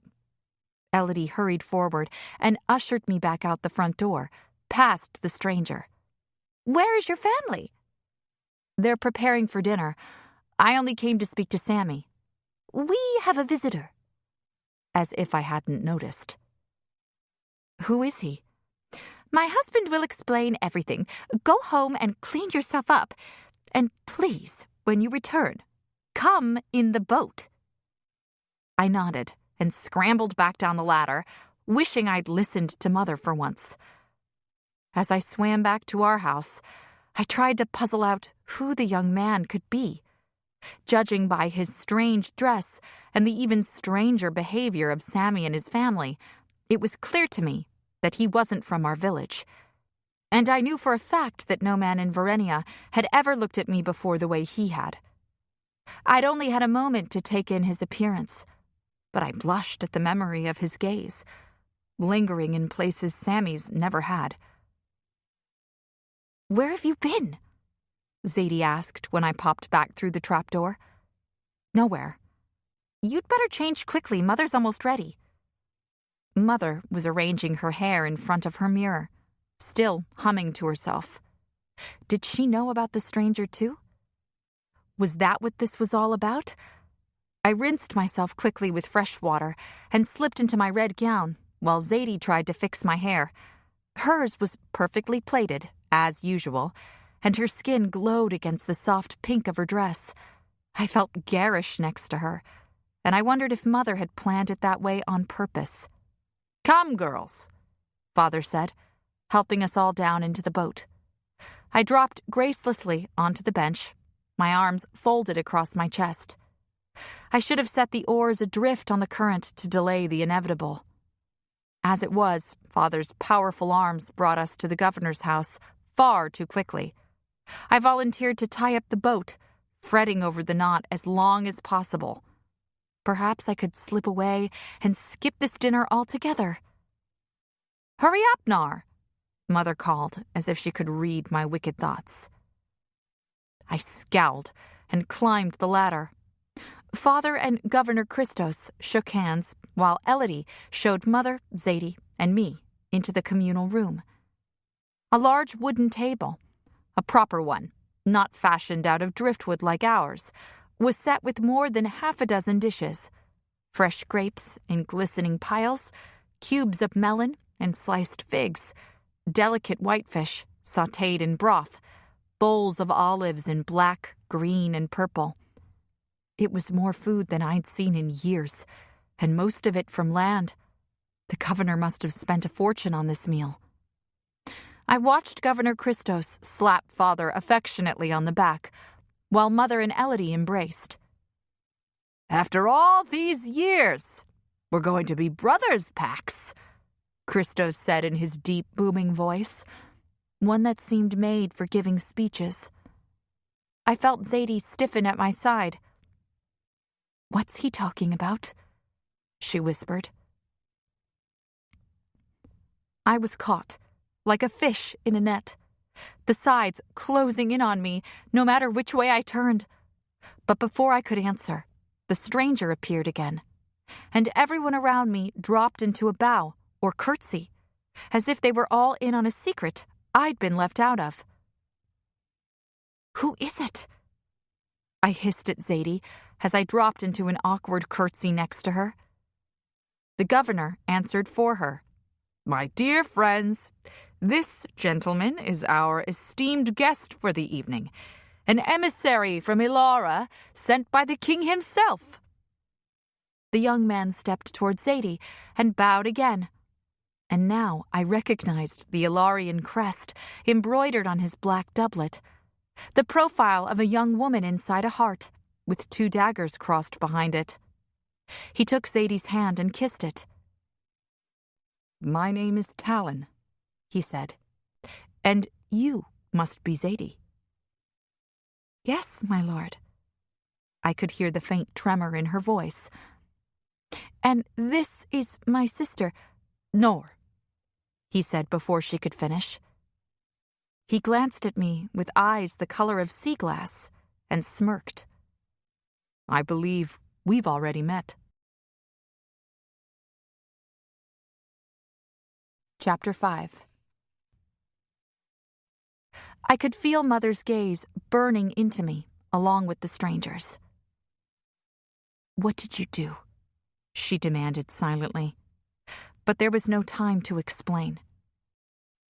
The governor gestured for us all to sit, and I found myself seated between Sammy and Zadie, directly across from Talon. A million thoughts buzzed in my head. Did the Ilarians always send an emissary after the ceremony? Was he here to make sure Zadie really was the most beautiful girl in Verenia? And who exactly was he to the king, anyway? I stole glances of him as discreetly as I could, though I should have kept my eyes demurely downcast, like Zadie. He was tall, his skin tanned to a shade similar to mine. His brown hair was threaded through with the kind of sun-gilded streaks Mother abhorred, but I doubted even she could find fault in his strong, even features and muscular build. His eyes were a startling blue-green, and while they should have been fixed on Governor Christos, who sat to his left, or Father, who sat to his right, or at the very least on Zadie, more than once I found them studying me. Mother and Elodie sat quietly through most of the meal, letting the men do the talking between courses. The food was fresh and delicious, but I was too anxious to eat. Mother couldn't still be planning to announce my engagement now, could she? "Do the Ilarians always send someone to approve the elder's choice?" Father asked. I leaned forward a little too eagerly, and Zadie laid a warning finger on my leg. Talon set his fork down and turned to my father. "I don't believe so, though this is obviously my first experience with the process. I can imagine it must be very strange for all of you to have an Ilarian in your presence for the first time." "No stranger than it is for you, I'm sure," Mother said, her lips curved in a gracious smile. This was as close as she'd ever come to royalty, and she was thoroughly enjoying herself. "And what do you think of our dear Zadie? Have the elders chosen wisely?" She just couldn't resist the chance to show off. Talon smiled, but it didn't quite reach his eyes. Something told me he saw right through my mother, and I liked him for it. "She is the most beautiful Verenian girl I have ever seen," he said. Mother beamed, until she began to process his words. He'd only seen Zadie and me. Despite the implied slight to me, I almost giggled as her smile faltered. "Prince Seren is a lucky man," Talon added, and I felt Sammy stiffen beside me. I cannot imagine anyone more lovely." But as he said it, his eyes drifted from Zadie to me. I glanced away, my scar burning as the blood rushed to my face, but the conversation resumed as though no one else had noticed. "You eat very well," Talon said. "This food is delicious." I cast a sharp look at Sammy, willing him to stay quiet, but if he saw me, it wasn't enough to stop him. "This is a very special occasion, my lord. I assure you that we don't eat like this every day, particularly not the average villager." Sammy's father leveled him with a gaze that accomplished what mine could not. Despite Sammy's feigned bravado, I couldn't imagine him ever standing up to his father. Talon cleared his throat to break the tension. "What is the population of Verenia?" he asked. "Roughly 500, Father answered. He helped keep track of our numbers for Governor Christos. "We were nearly 600 at one point, but the last few generations have seen our population shrinking." Talon's brow furrowed. "Why is that?" Father glanced at Christos, as did Sammy. They both knew the truth, that families were having fewer children because they couldn't afford to feed them. The governor bared his teeth in a smile that looked more like a grimace. "Our guest does not wish to hear about such things tonight. We are here to celebrate."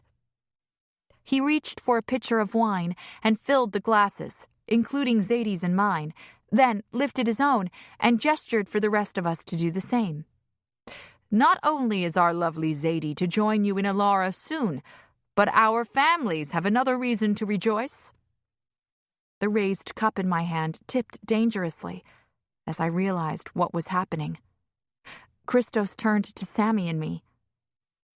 "To Nar and Samuel, your coming union fills my heart with gladness. Now our two families will become one, as I've always dreamed. Thalos has blessed us all." He raised his cup to his lips and drank, as did Mother, Father, Elodie, and Sammy. But Zadie had turned to look at me, and I found myself paralyzed under her gaze. Sammy elbowed me gently. "Drink." I gasped when Zadie's eyes rolled back in her head, and she listed over like a sack of grain. Everyone else moved to help her, but I remained frozen with shock until Sammy reached for my hand. I wriggled free of his grasp. "Not now," I whispered. Father helped Zadie onto her back, where she blinked up at the ceiling, her face drained of color. "Is she all right?" Elodie asked as she looked around helplessly. "She's not upset, is she?" "Just breathe," Father was saying to Zadie, who was taking an air like a fish out of water. "It's going to be fine." Elodie turned to Mother. "Isn't she happy for her sister?" But Mother didn't answer, just waved a paper fan over Zadie's face, uselessly. The governor grabbed his son by the arm and hauled him to his feet. "What's the matter with her?" "There's nothing the matter with her, she's just surprised," Sammy said. "Was there something going on between you two?" the governor hissed. "Of course not," Sammy and Mother shouted at the same time. I looked over at Talon, who had risen to his feet and stood silently, watching us, momentarily forgotten by the others. When his eyes met mine, he lifted an eyebrow as if to say, "And what do you make of all this?" I wondered how much he had overheard of my conversation with Sammy. To me, his expression seemed to say everything. "I'm fine," Zadie said, forcing herself to sit. "I took too much sun today and haven't had enough to drink. Can someone please bring me some water?" Elodie rushed to the kitchen for a cup of water, sloshing it as she hurried back to Zadie. "There you are. It was awfully hot today, wasn't it, Calliope?" My mother murmured something under her breath and moved everyone out of the way so she could help Zadie to her feet. "You're fine, aren't you, Zadie?" She nodded, but her eyes remained downcast. I could tell from her clenched jaw that she was fighting back tears and failing. As everyone returned to the table, Talon lifted his cup again. "To Nar and Samuel," he said. I drank this time, wincing as the liquid hit my tongue. It was much stronger than the watered-down wine from the celebration after the ceremony. Talon watched me over the rim of his cup, his eyes glittering with amusement. Next to me, Zadie lifted her cup to her lips and lowered it without sipping, without blinking or smiling. I wanted to tell her it wasn't my fault, or Sammy's, that neither of us wanted this, but I couldn't hear. Finally, when all of the plates had been picked clean, the adults excused themselves to speak out on the balcony. Talon lingered. He wasn't a man in the same way Father and Governor Christos were, but he wasn't a boy like Sammy either. I was about to take Zadie aside to talk when he stepped in front of me. I swallowed and glanced up, taking in the damp curls at his neck and temples. He must have been roasting underneath all that heavy fabric. It served him right for smirking at me. "Congratulations on your engagement," he said in a low voice. His accent didn't have the sharp edge to it that the Ilarian men we met in the floating market had. Thanking him felt too much like I was a willing participant in the betrothal, so I bowed my head instead. He stood so close to me that the hem of my gown nearly brushed his black boots. Contrasted with such a dark color, the red suddenly didn't seem quite so gaudy. "How are you enjoying your stay in Verenia?" I asked, my voice sounding small and childish to my ears. How unsophisticated must I seem to someone like Talon? "I haven't been here long," he said. "Just a few hours. But the warmth and vibrancy of this place are like the break in a storm." I glanced back up, startled by his choice of words. He must have read the confusion in my face, because he opened his mouth to speak again, before I had a chance to respond. "Talon, please, join us," Elodie called to him from the doorway. He closed his mouth and bowed to me. "Please excuse me, my lady." Talon followed Elodie to the door, but paused on the threshold, glancing back at me and smiling softly. I turned away, blushing. Zadie looked so small and alone at the table, ashamed for talking to Talon when I should be with my sister. I rushed to her side, but she refused to acknowledge me. "Sister, please, look at me." "You knew about this, and you didn't tell me," she said in a brittle voice. "We just found out, and we were still hoping to talk them out of it. We had no idea they were planning on announcing it tonight." She arched an eyebrow. "We? You're a we now?" I shot a look at Sammy, who stood silently on Zadie's other side. He tried to take her hand, but she pulled it back into her lap without looking at him. "This wasn't our choice, Zadie," Sammy said. "You know I'd marry you if I could, but you're leaving." "You say that as if I want to," she said, finally looking him in the eye. "Tell your father that you love me, that you want to marry me. He doesn't have to send me to Ilara. He can send Alice or Nar." I flinched at her tone. "It wasn't the governor's choice. Besides, the emissary has seen you now. The elders can't just say they've changed their minds." The tears finally spilled over her lashes and onto her cheeks. "Why not?" "You're the most beautiful girl Verenia has ever known," Sammy said. "They couldn't have chosen anyone else." "And yet, you don't want me." He ran a finger up Zadie's cheek, catching her tears. I looked away, not wanting to bear witness to such an intimate gesture. "I've never wanted anything more than I want to marry you. We are all caught in the gods' plans, like fish in the current." She clutched at his tunic. "Then swim against it. Change the plan. Don't let them take me from you." He gathered her into him and rested his chin on the top of her head, and she sobbed against him, sadder than I'd ever seen her. Anger and despair rose in me. This couldn't be the gods' plan for us.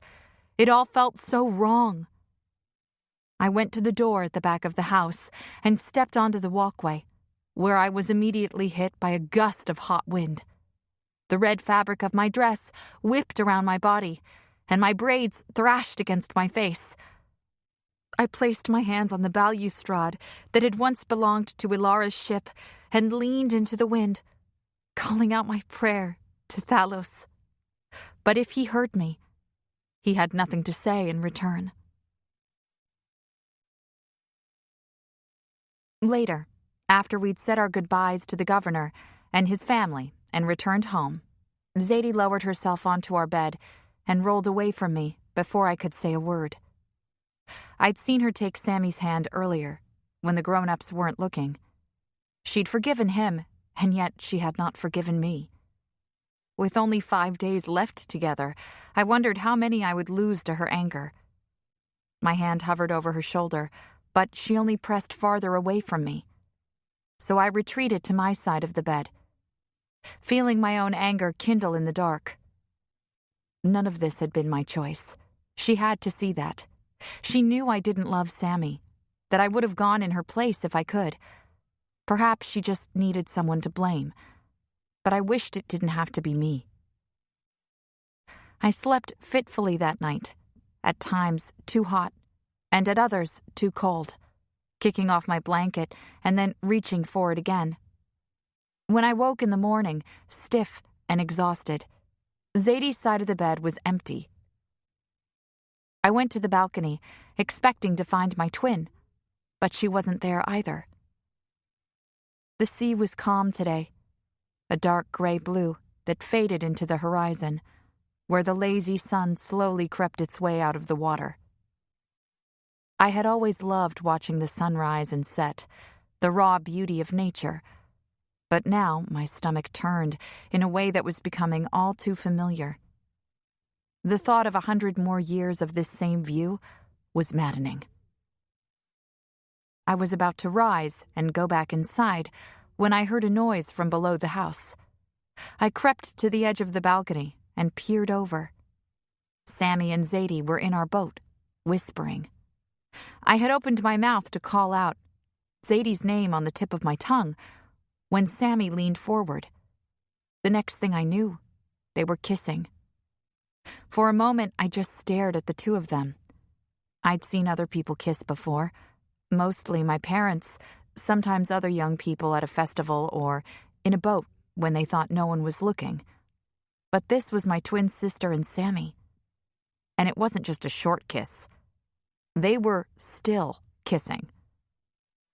I pulled myself back onto the balcony and pretended to watch the rest of the sunrise.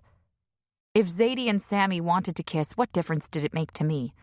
I didn't love Sammy that way. I didn't want to kiss him. Then again, did I really want my sister kissing my future husband? I scowled and picked at a splinter in the wood. Mother would be horrified if she knew. Not that I would ever tell, but the fact remained. As much as I didn't want my sister to leave Verenia, a small part of me was grateful there were only a few days left until her departure. I couldn't go on like this. Zadie must have come back up through the door, because a few minutes later, I heard her pad across the balcony behind me. A blanket settled over my shoulders as she dropped down next to me, resting her head in the crook of my neck, where she'd always fit perfectly. She smelled like wood smoke and sea salt, and something distinctly Zadie. As our long legs dangled over the edge together, casting shadows on the water, I pushed away the thought that Sammy might compare our scents one day, too. Mother and Father were asleep, and would remain that way for a while longer, judging by how much wine they'd had last night. My own head still felt fuzzy from the tiny bit I'd choked down. Nar. Zadie lifted her head from my neck, and the sudden absence of heat felt like a greater loss than it should. I'm sorry about last night. There's nothing for you to be sorry for. But there is. I was only thinking of myself when you didn't ask for this any more than I did. And if Sammy has to marry someone else, I'm glad it's you. I exhaled in relief. Zadie. Yes. I'm sorry too. I know. We reached for each other's hand at the same time, and I felt a warm tear slip out from my closed eyelids. How would I face all those sunrises and sunsets without her here? A part of me wished we could just take the boat and head north, toward Galeth. We could start a new life together there, where no one knew us, where our futures would be entirely our own.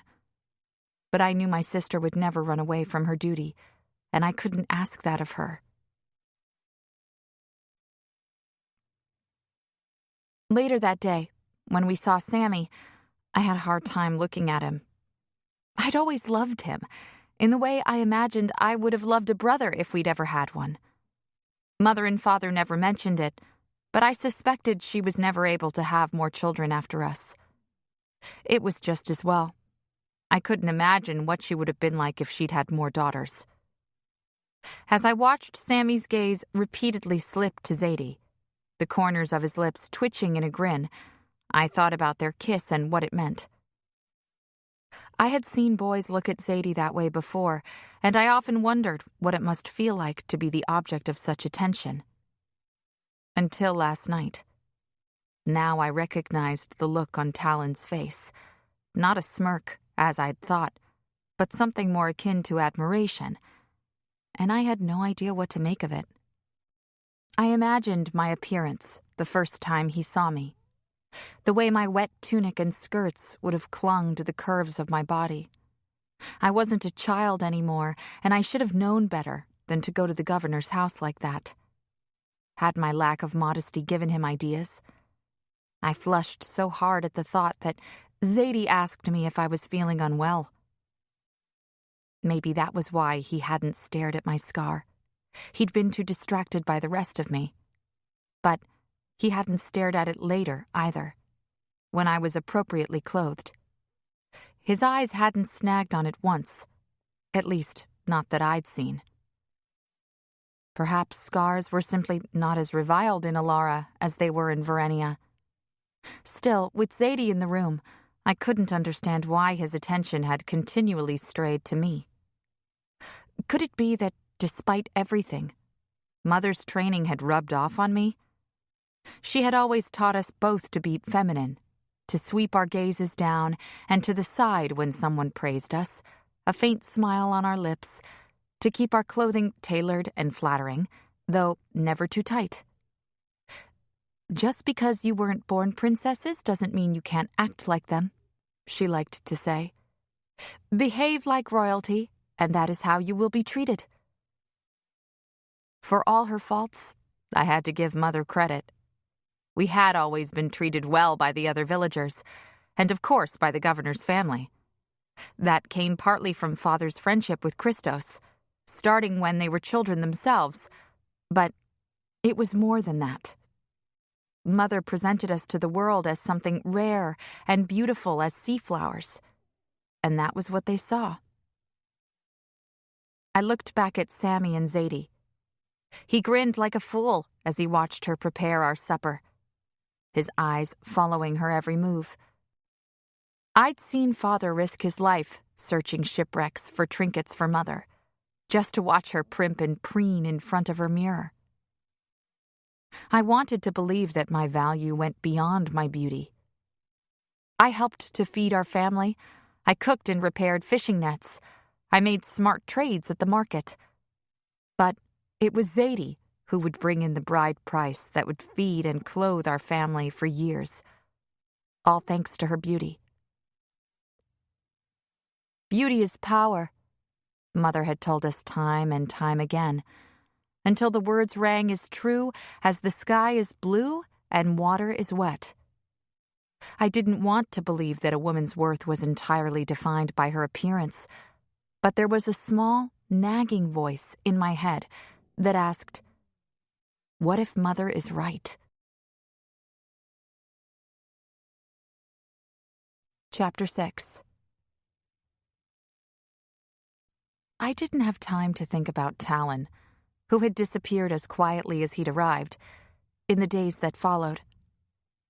I had to do extra chores so Zadie could sit for an artist. He was painting her portrait, which would be sent to Alara ahead of her. I imagined it hanging next to the portraits of all the other Varenian girls who had been chosen. Had they wanted to go? Or had they also had reasons to stay? In the evenings, Zadie went through the few items in the trunk Father had built for her. The castle was at the foot of a mountain range, where the weather was much colder, but Mother had insisted she take our finest clothing, including both Zadie's pink dress and my red one, in addition to her tortoiseshell comb and a strand of white pearls Father had given Mother when they married. The trunk also contained the traveling cloak Sammy had promised her, which he'd presented yesterday.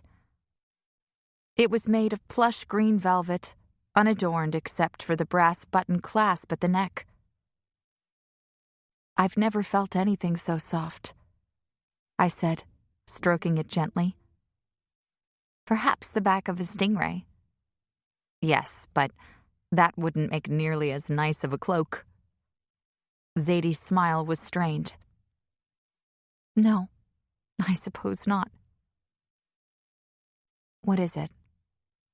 I asked. I mean, I know what it is, but is there something in particular that's bothering you? Something I could possibly help with? She sighed. I know it's foolish, but I keep thinking some kind of miracle will happen, that will come up with a way to change all of this. It's impossible, I know that, but I can't help dreaming of it. The only way they'd let you stay would be if you stopped being beautiful all of a sudden, and we both know that's never going to happen. If anything, Zadie had become even more beautiful these past few days. Sorrow is good for the soul, Father had said after the incident, when I had recovered from the pain and sickness but had still not grown used to the feel of the torn flesh on my otherwise flawless skin. Those who have never known pain or adversity are as shallow as the waves lapping on the shore. And what is wrong with being shallow? I'd asked him. What lies beneath the surface of shallow waters? Nothing. It's only when you go deeper that the ocean comes alive. The deeper you go, the more mysteries and surprises await. I had frowned and nestled closer to him, unconvinced. I'd never seen shallow waters, but I did know one thing about them. You could walk through them to the shore, and there could be no greater mystery or surprise than land, at least not to me. Zadie folded the cloak and returned it to the trunk. I just can't help feeling that the gods switched our fates somehow, that I was the one destined to stay, and I was destined to go. I finished. I released my breath through my nose. Well, we are identical twins. Even Father used to confuse us when we were babies. Maybe I'm really Zadie, and you're really Nar, I said with a laugh. Before the incident, people often confused us, calling me Zadie so frequently that even now I still responded to her name as readily as my own. There were times when I felt so close to my sister that I truly believed I was one half of a person and she was the other. I couldn't live without her any more than a person could live with half a heart. Zadie smiled, but when we lay down to sleep that night, she again presented her back to me, the way she had before. One of the greatest comforts in my life had been knowing that even if I couldn't make sense of my mother's actions or predict what the future might hold, I at least knew Zadie's mind, maybe better than my own. She was predictable, reliable, honest, and good.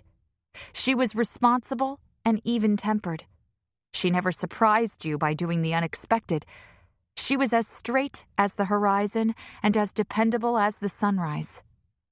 We had known this day was coming for as long as I could remember, and I'd always assumed Zadie had been preparing for it, just like I had. I woke sometime in the middle of the night to find Zadie missing. My concern only lasted a moment until it occurred to me that she was probably off kissing Sammy again. I told myself I wasn't jealous, but what if I was terrible at kissing? How did Zadie even know what she was doing? For the past 17 years, she had been as close to me as my own flesh. Now I was starting to wonder if I'd ever really known her at all. She was beside me again when I woke in the morning. I looked down at her heart-shaped face, slack with sleep, and wondered if Sammy would still have loved her if she'd been the one with the scar. I'd seen the way my mother's love for me changed after the incident. Even my father, whose love I'd never questioned, didn't treat me the same. He couldn't look at me without a touch of sadness or regret, as if he was seeing two versions of me, the one I'd been before the incident and the one I was now. I didn't mention Zadie's absence when she woke up, and neither did she. Father had left early with some of the other men to fish, and Mother was still asleep. "What should we do?" Zadie asked as we readied ourselves for the day. "I suppose we should look for oysters. We'll be leaving Mother without a boat. She would have to borrow a neighbor's, or swim." I grinned. Even better.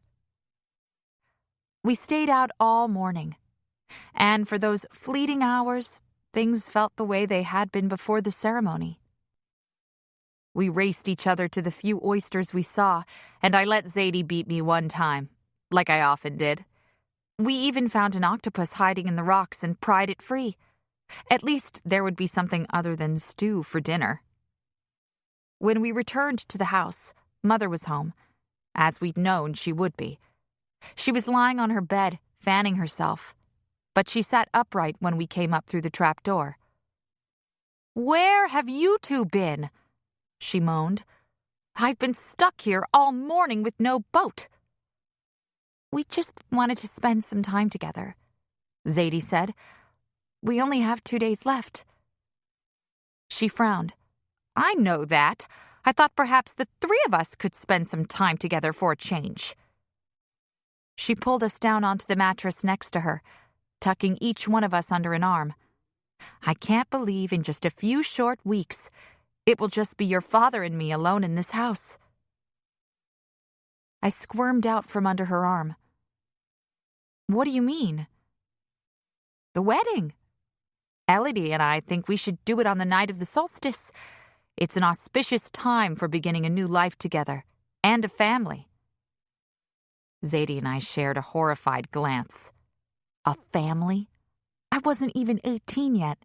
I wasn't ready to marry, and I certainly wasn't ready to be a mother. "I don't understand the rush," I said.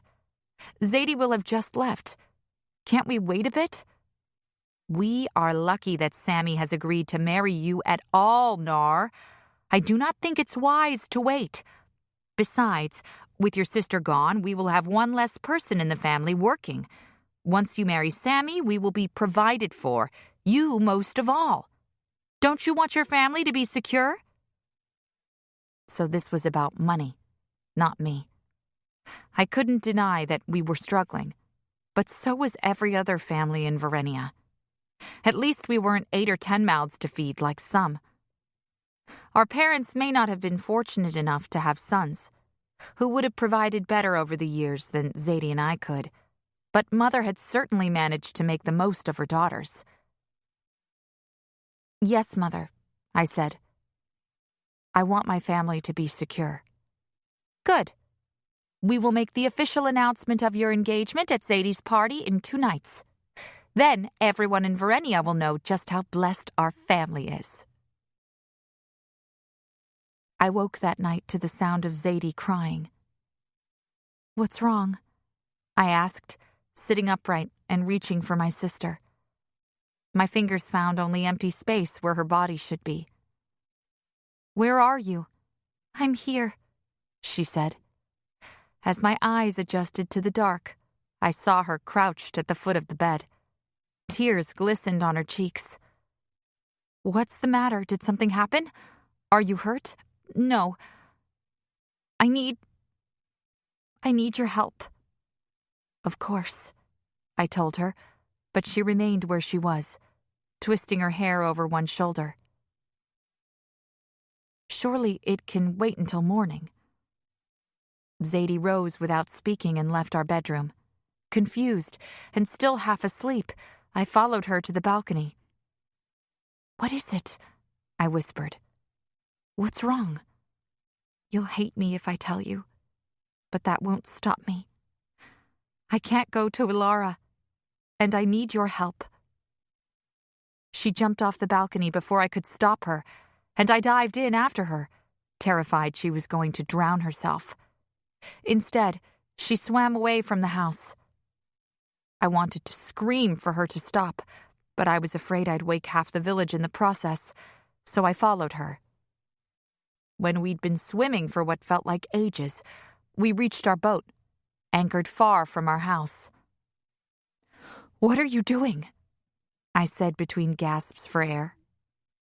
I hadn't known Zadie could swim that fast. I started to reach for the boat, to haul myself in, when Zadie thrust her hand out. "Don't get too close, Nar." "What? Why?" I followed her gaze to a rope going over the side of the boat. "What is that?" She bit her lip. "I caught it last night." So she hadn't been with Sammy after all. "Caught what?" "A maiden's hair jelly." I gasped and swam a few feet farther from the boat. "Zadie, no! Do you have any idea how dangerous that is? Did it sting you? I used a large net." "I haven't touched it. I haven't even looked at it since I caught it. I kept it out here all day, weighted down with an anchor. It's dead for all I know." I ducked down under the water, sure she was mistaken. Zadie couldn't catch a maiden's hair. She wouldn't even know how. But sure enough, the jelly was there, glowing faintly in the net. I came back up and pushed my hair away from my face. "And just what exactly are you planning to do with it?" "I'm going to scar myself with it. On my legs, like Dido." Dido was a girl we'd known since childhood. She'd been scarred horribly when she was only 8, when a dead maiden's hair had floated into the village. Verenians healed remarkably well, but her legs still bore the scars. She was one of the only girls our age who hadn't participated in the ceremony. The girl our mother held up as an example anytime we did something she considered risky or dangerous. "You wouldn't want to end up like poor Dido, would you?" "Why?" I breathed. "If the only way to stay in Verenia is to stop being beautiful, then that's what I'll do." I closed my eyes, remembering what I'd said to her the previous day, and inwardly cursed my own foolishness. Is this all because of that stupid comment I made? This might get you out of leaving Verenia, but Sammy would never be permitted to marry you. And you could die. A sting from a maiden's hair jellyfish was rarely fatal, mostly because they were avoidable, and any time someone was stung, they got away from it as quickly as possible. Dido had been small and a poor swimmer, and the jelly she'd encountered had been enormous, making it difficult to get away. This jelly was smaller than the one we'd seen the other day, and juveniles were known to be less venomous than adults. But to expose yourself to a sting deliberately, who knew what the consequences could be? If you can think of another way for me to stay in Verenia, I will happily listen to it. But if you can't, I don't want to hear anything other than whether or not you'll help me, Zadie said. This isn't you, I wanted to scream. She sounded cold and unfeeling, like Mother. I would do anything for you, Zadie. You know that. But I won't help you harm yourself. I started to swim away, but her hand gripped my arm fiercely. She pulled me to her, until our foreheads were so close they nearly touched. After a moment, her face crumpled, and she began to weep. Please, Nar, I'm scared. I stared at her for a few seconds, trying to imagine wanting something so badly I was willing to injure myself permanently for it. Zadie hadn't known pain like I had. She couldn't possibly understand what she was asking. But she had seen me suffer. She knew what I'd been through, and just watching it had to have been excruciating for her, as I knew watching her suffer would be for me. If she was asking me to do this, she had to be desperate beyond measure. My eyes burned with tears as I began to understand that Zadie was already in pain. Leaving Sammy might not cause her physical injury, but I felt like I was being stabbed in the heart every time I mentioned Zadie leaving Verenia. She would be feeling that about both me and Sammy. I looked down at her hand gripping mine, at the unblemished skin of her arm. She had made it all these years without so much as a splinter, and she wanted me to help her undo all that in one instant? I can't, I cried, the tears springing free of my eyes. I won't do that to you, Zadie. I'm sorry. I was already several lengths from her when she shouted after me. Then I'll do it myself. I turned to see her pull a knife from the boat and dive under the water. Zadie, no! I plowed through the water toward her, reaching her just in time. I pulled on her shoulder, whirling her toward me, and for a moment we hung there in stillness, her face a mirror of the anguish I felt. Please, Nar, she cried the moment we surfaced. If you won't do it for me, at least stay with me. I can't do it alone. I hated myself for nodding, but I knew I would hate myself more if I left, and she seriously injured herself trying to do this by herself. How were you planning to do it? I asked, shakily. Some of the worry drained from her face, but I felt like I had absorbed all of it. I'll cut off one of the tentacles and lay it on my legs. It will need to stay on my skin for a little while to ensure permanent scarring. I stared at her in horror. How do you know this? She started for the other side of the boat, away from the jellyfish. Mother told me once. She said if a jellyfish ever stung me, the most important thing to do would be to remove the tentacles right away and to use something flat and rigid to brush out the stingers. Otherwise, I'd have permanent scars. It's a small maiden's hair. I don't think it has enough venom to kill me. You don't think? I yelped. I'm sure it doesn't. That was hardly reassuring. And what will we tell Mother and Father? What will we tell the rest of the village? That we went for a night swim and didn't see it. No one would believe I did this to myself. She was right. I could scarcely believe it, and I was here with her. What if Sammy won't have you? He loves me, Nar. I know that won't change. I knew very well how love could be changed by a scar, but I didn't have the heart to tell her that. His father is the governor. He might not allow it. Zadie shook her head. If Sammy wants me, his parents will listen. And if not, we'll run away together. I blinked in shock. I had wanted to run away with Zadie. but I never believed it was something she would actually do. "Did you discuss this with him?" "No, but I just know it. We kissed, Nar, and it was like a promise that he loves me as much as I love him, that he would do anything for me. I can't tell you what that feels like, to know someone would do anything for you." I inhaled sharply, her words a barbed hook in my heart. Hadn't she always known that I would do anything for her? "And yet you ask this of me? Why not ask Sammy if he loves you so much?" She pulled me to her. "Because you are the twin of my soul. You know me better than anyone ever has or ever will. Because I trust you more than I trust Sammy. And because you are the strongest person I have ever known. Only you can help me." "It's not fair of you to ask me," I said, my voice breaking on a sob. "You will protect me," she said through her own tears. "You always have, and you won't stop now." I had to bite my lip to keep from crying out. A part of me was furious with my sister for even asking, for putting me in this position. I wanted to tell her no, to go back to my bed and sleep through the next 2 days until all of this was over. But she was right. There was nothing she could ask of me that I wouldn't do for her. And if this was truly what she wanted, then I couldn't let her face it alone.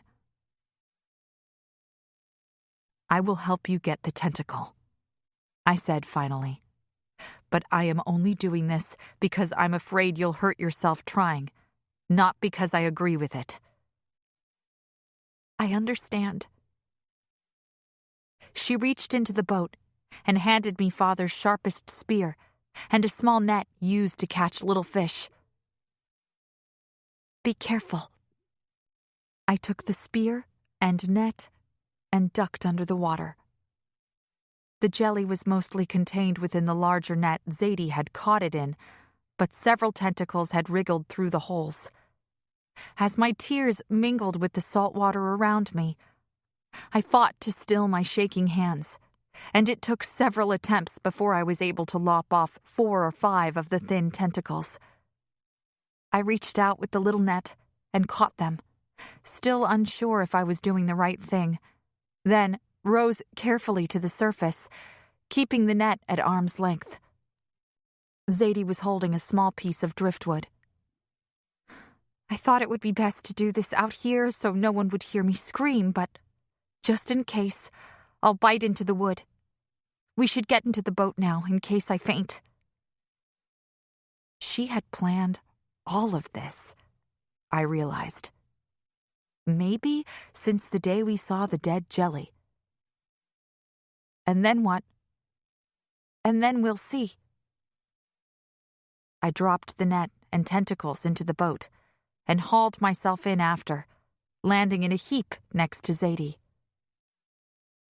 We were both wearing only our tunics, and the seawater on Zadie's long legs glistened in the moonlight. She was still whole and perfect. It wasn't too late to go home and pretend all of this had never happened. "Please, stop this, Zadie," I begged. "What if we talk to Governor Christos together? Perhaps he would agree to let me go in your place." She shook her head. "Even if he allowed it, Mother never would. She is determined that this should be my fate."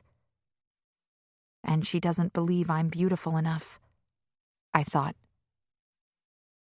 She would never risk the elders choosing Alice to go in Zadie's place. She sat down at one end of the boat and placed the driftwood between her teeth. "I'm ready," she said around the wood.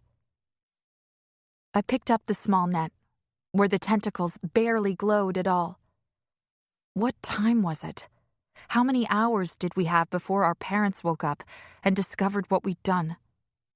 What would Mother say when she found out? I knew everything was about to change forever.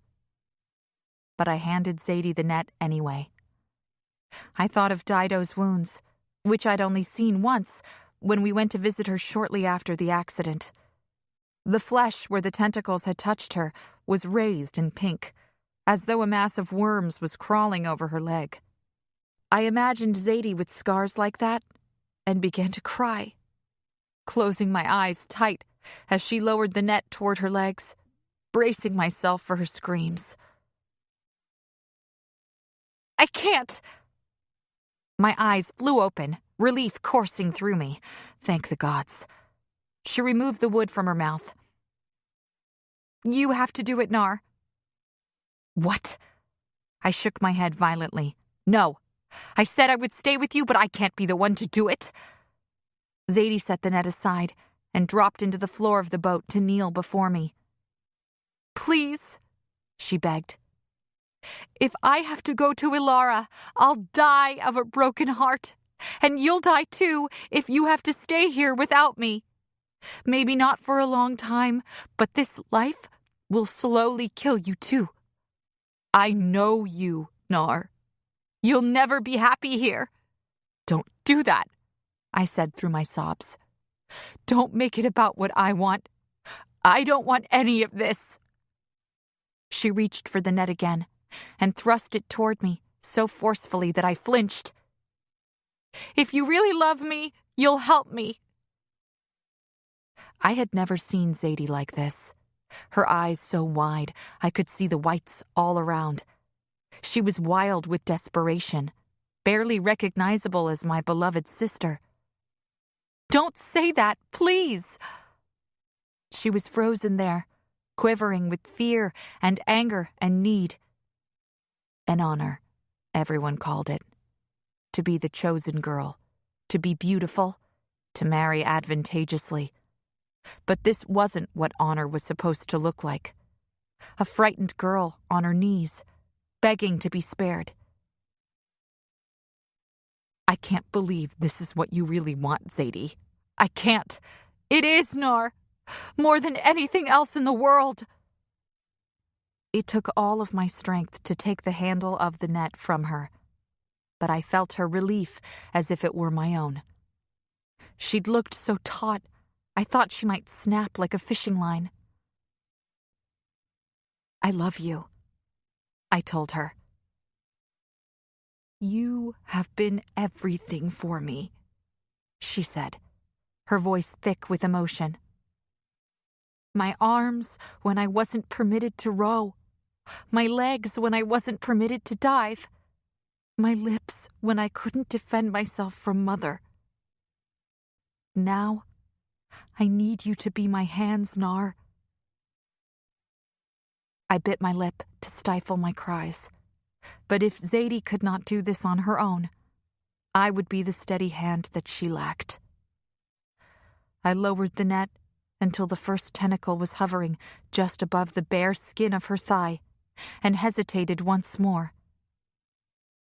"Zadie," Before I could stop her, she reached out, took my hand, and forced it down.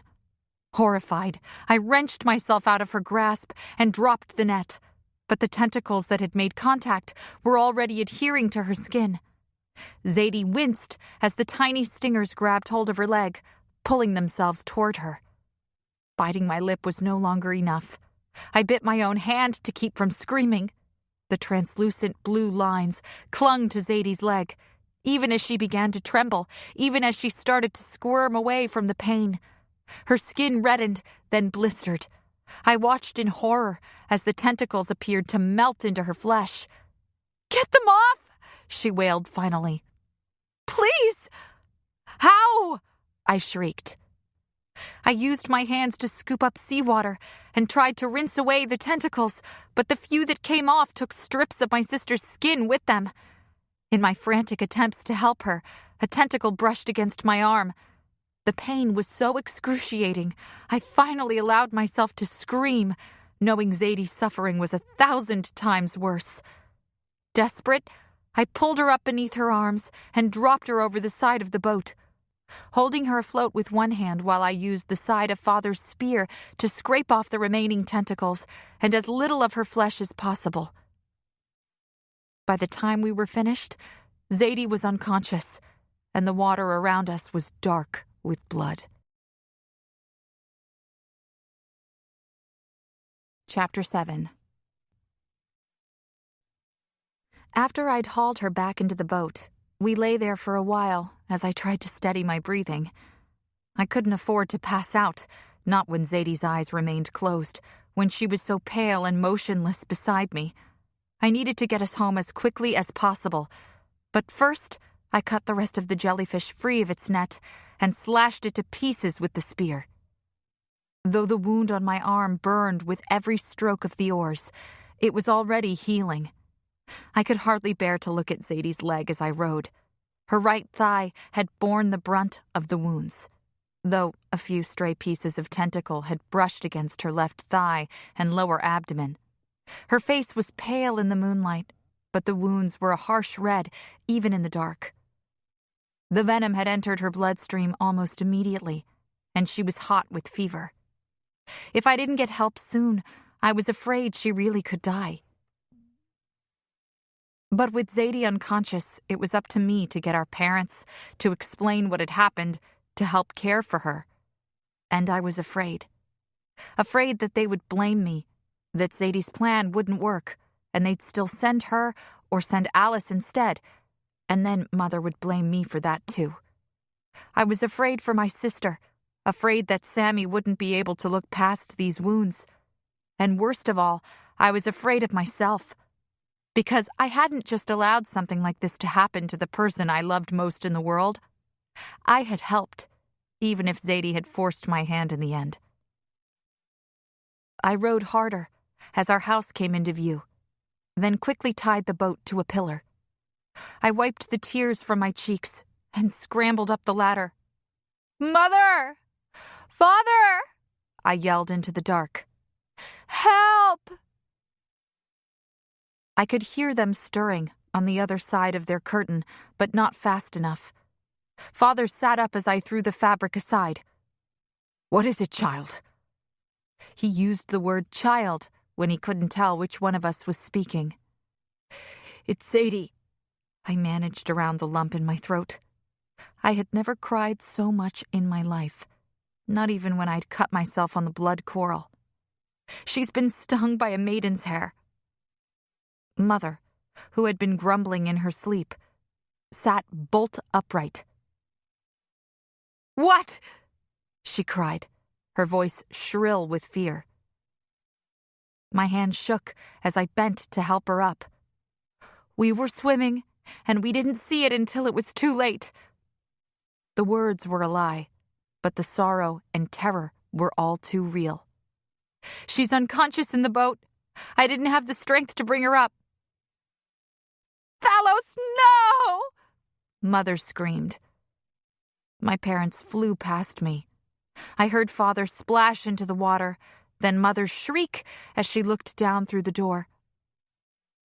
"My baby!" she cried. "What has happened to my beautiful baby?" I was hit with a sudden memory of the day of the incident, when I was the one limp in the boat. What has happened to my beautiful baby? Mother had said the same thing about me. My knees were suddenly weak and watery, and I slumped onto the floor of our house, unnoticed. Lanterns began to glow in other people's houses at the sound of my mother's screams. Father was shouting for help. "Get Elder Nemia," he commanded, gently handing Zadie up to Mother through the door. It took a moment to realize he was speaking to me. I forced myself to my feet, grateful for the chance to leave. I couldn't bear to look at my sister's legs, at the horrific results of what we had done. Once I was back in the boat, some of my strength returned, and I rowed harder than I'd ever rowed before. I had to force myself to stop at Elder Nemia's house instead of continuing out of Verenia and away from Mother's screams. The old woman was already coming out of her house when I arrived. "What is it, girl?" "It's my sister," I called between breaths. "She's been stung by a maiden's hair. She's unconscious." "Zadie, no, this can't be." She disappeared back into the house, and emerged a moment later with a heavy satchel. The village doctor would have been preferable, but he had died last year in a shark attack before he could fully train his apprentice daughter. I took the satchel and helped her into the boat, then rowed home as quickly as I could. By then, several people had gathered in boats around our house. Nemia and I hurried to the bedroom I shared with Zadie, following the sound of Mother's sobs. "Move aside," Nemia said to my parents as she stepped past them, already removing salves and strips of cloth from the bag. Zadie lay on the bed, still unconscious, her brow beaded with sweat. "How could you let this happen?" Mother screamed at the moment she saw me. "How could you be so foolish as to take your sister night swimming at a time like this?" I could have said it was Zadie's idea, that I hadn't wanted to go. I could have told Mother the truth, and part of me wanted to. But as my eyes fell on my sister's leg, on the missing flesh and pooling blood, I knew I could never betray her. "I'm sorry, Mother," I told her fearfully. "We just didn't see it. I think it must have already been dead." "Did you scrape away the stingers?" Nemia asked me. "Yes, I think so. I tried my best." "Good." She opened up a small whalebone jar full of an iridescent pink ointment and began to slather it onto Zadie's leg. "The pearls will help heal her, but I'm afraid the wounds are too deep to ever disappear completely." Mother sobbed harder at Nemia's words. "But she'll live?" Father asked. "She'll live if we can get the fever down." Nemia asked me to wet some cloth with fresh water for Zadie's head and had me drip some into her bloody mouth, torn from the splinters when she'd bit down on the wood. The elder watched as I dabbed the blood away, but she didn't ask questions. Mother held Zadie's hands in a death grip, rocking back and forth on her knees and muttering prayers to Thalos and every other god she could name. Father paced while Nemia bound Zadie's leg in the cloth bandages. I could see people through our window, crowding onto our balcony. "Look, Father," I said. Our house couldn't support the weight of so many. He went outside and told them to go, that there'd been an accident and they would hear more in the morning. When I heard Governor Christos outside, telling people politely but firmly to leave, I felt a wave of relief. He came into the house with Elodie and Sammy and hurried to Zadie's side. With everyone crowded around her, Zadie was blocked from view, and Sammy's eyes fell on me first. "Nar, what happened?" he asked, crouching down next to me. "We were swimming. She was stung by a dead maiden's hair. I got her home as quickly as I could." He pulled me into his arms, and I let myself be comforted for a moment. Sammy would take care of Zadie, no matter what happened. Mother was weeping in the corner, with Sammy's mother murmuring quiet words, while Governor Christos talked to Father. Elder Nemia had finished bandaging Zadie's wounds and was pouring water into a pot. I watched her put a handful of herbs and several globs of the pink ointment in and stir. I rose with Sammy's help and went to light the fire in our clay stove. "What are you doing?" I asked Nemia.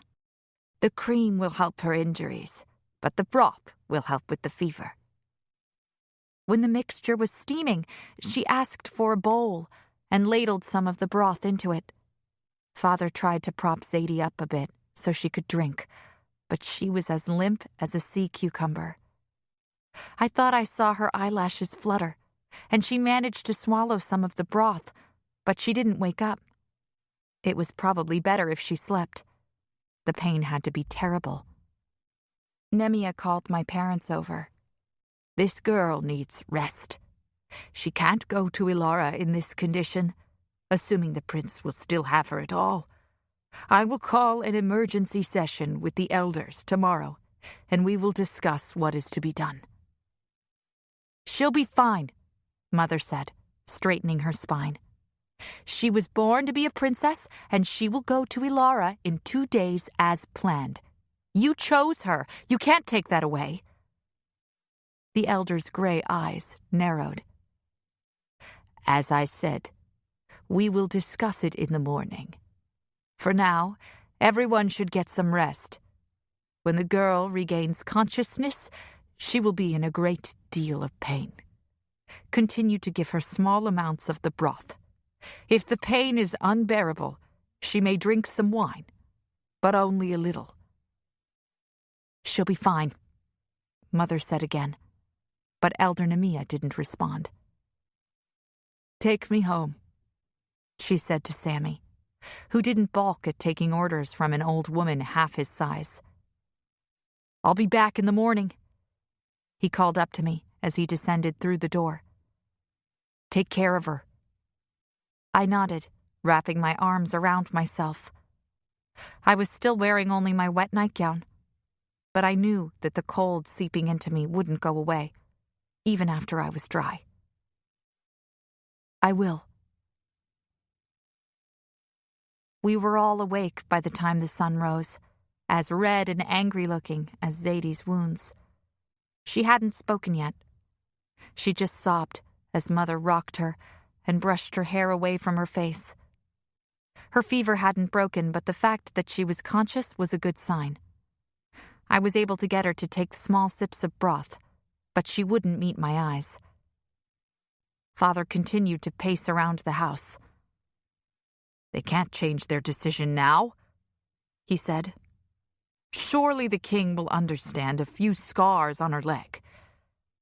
I bit my tongue, though the scar on my cheek tingled when he spoke. It seemed so insignificant now, compared to Zadie's wounds. But I understood Zadie's logic. She'd needed to do something drastic to her appearance without altering her physical capabilities. A scarred woman could still provide for her family. Don't be foolish, Pax, Mother chided. A few scars? The girl is ruined. Calliope, Father hissed. Enough. She turned away from him to me. How could you let this happen? She asked for the 100th time. 2 days before she was supposed to leave? She spent her entire life protecting her beauty, and one stupid decision has cost us everything. I was too tired to hold my tongue any longer. Not everything. I'm still going to be the governor's daughter-in-law. I'd expected her anger, but the slap caught me off guard. My hand flew to my cheek. Mother had never hit us, which I always suspected had more to do with her fear of maiming than out of love. Her eyes widened for a moment, as if she had shocked even herself, but she didn't back down. This is all you're doing, isn't it? She accused. You've always been jealous of your sister. You've never been content to live here. You've always thought you were better than the rest of us, that Verenia was too small for you. But you are just one more insignificant, dull little fish floating in our waters. Do you really think they'll choose you over Alice? Father came to stand over us. I said enough. I had feared some people might suspect I did this to Zadie on purpose. But my own mother? Did she really believe me capable of such a thing? I love Zadie more than life itself, I said, trying to mask my hurt from her and failing miserably. I would never harm her so I could take her place. You must know that. She turned away from me. I don't know you at all. Father took my hand and led me out to the balcony. Tell me the truth, Nar, he said when he was sure the waves were loud enough to muffle his words, even for Mother's sharp hearing. Was it an accident? Or did Zadie do this to herself so she could stay and marry Sammy? I know she loves him, and I've seen the way he looks at her. Did she ask you to help her?" My stomach dropped like an anchor. Was it so obvious? It was an accident. Father's eyes were a darker brown than mine, almost black. His hair caught in the wind, revealing the slight receding hairline that made him look distinguished, wise. "The truth, Nar." It was an accident. I repeated slowly. Inside, the truth kicked and screamed at my throat, demanding to be released. I swallowed it down. "Very well. Then we will see what the elders decide. Most likely Alice or one of the other girls will be sent in Zadie's place." Father sighed. "And I don't know if Sammy will have her like this." God's help me, I was now being forced to defend every concern I'd raised with Zadie. "He will. He loves her. Regardless, his parents might not allow it." He cleared his throat. "Especially now that the entire village knows you will marry Sammy on the solstice. We have your mother to thank for that." My mouth dropped open. "What? No! I can't marry Sammy now. That would kill Zadie."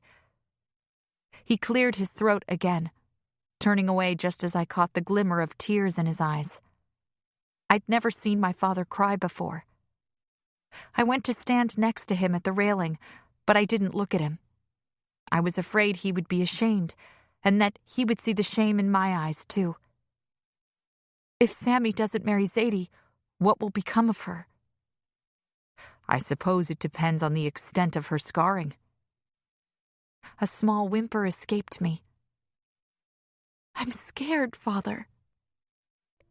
He pulled me close to him in an embrace, stroking my hair the way he had when I was a little girl, before the incident. "So am I, Nar. So am I." The elders called Mother and Father to the meeting house a few hours later. I was left behind to care for Zadie, who was sleeping, though not unconscious at least. She still hadn't spoken to me, but she clutched my hand in her sleep. I was tempted to lift her bandages and look at how bad her wounds were, but I was afraid to disturb the healing process. Nemia had said she'd be by later in the evening to change the dressings and apply more salve. The little scratches on her abdomen already appeared to be healing, at least. My sister would recover. She had to. When Zadie blinked her eyes open, I immediately fetched her some fresh water to drink. "How are you feeling?" I asked. "Are you able to speak now?" She nodded. "Yes, I can speak." I squeezed her hand. "You're not angry with me, are you? I can't bear it if you blame me for this." She shook her head, her face paler than I'd ever seen it. "Nar, of course I don't blame you. This was my doing." "Do you regret it?" She tried to sit up straighter, then collapsed weakly onto the pillows. "I will only regret it if Sammy chooses another bride." I tensed, remembering what Father had said to me. If they tried to make me marry Sammy now, I would refuse. "Nar?" Sammy pushed aside our curtain, as if I had summoned him with my thoughts. Zadie immediately found the strength to sit up and rearrange her tunic.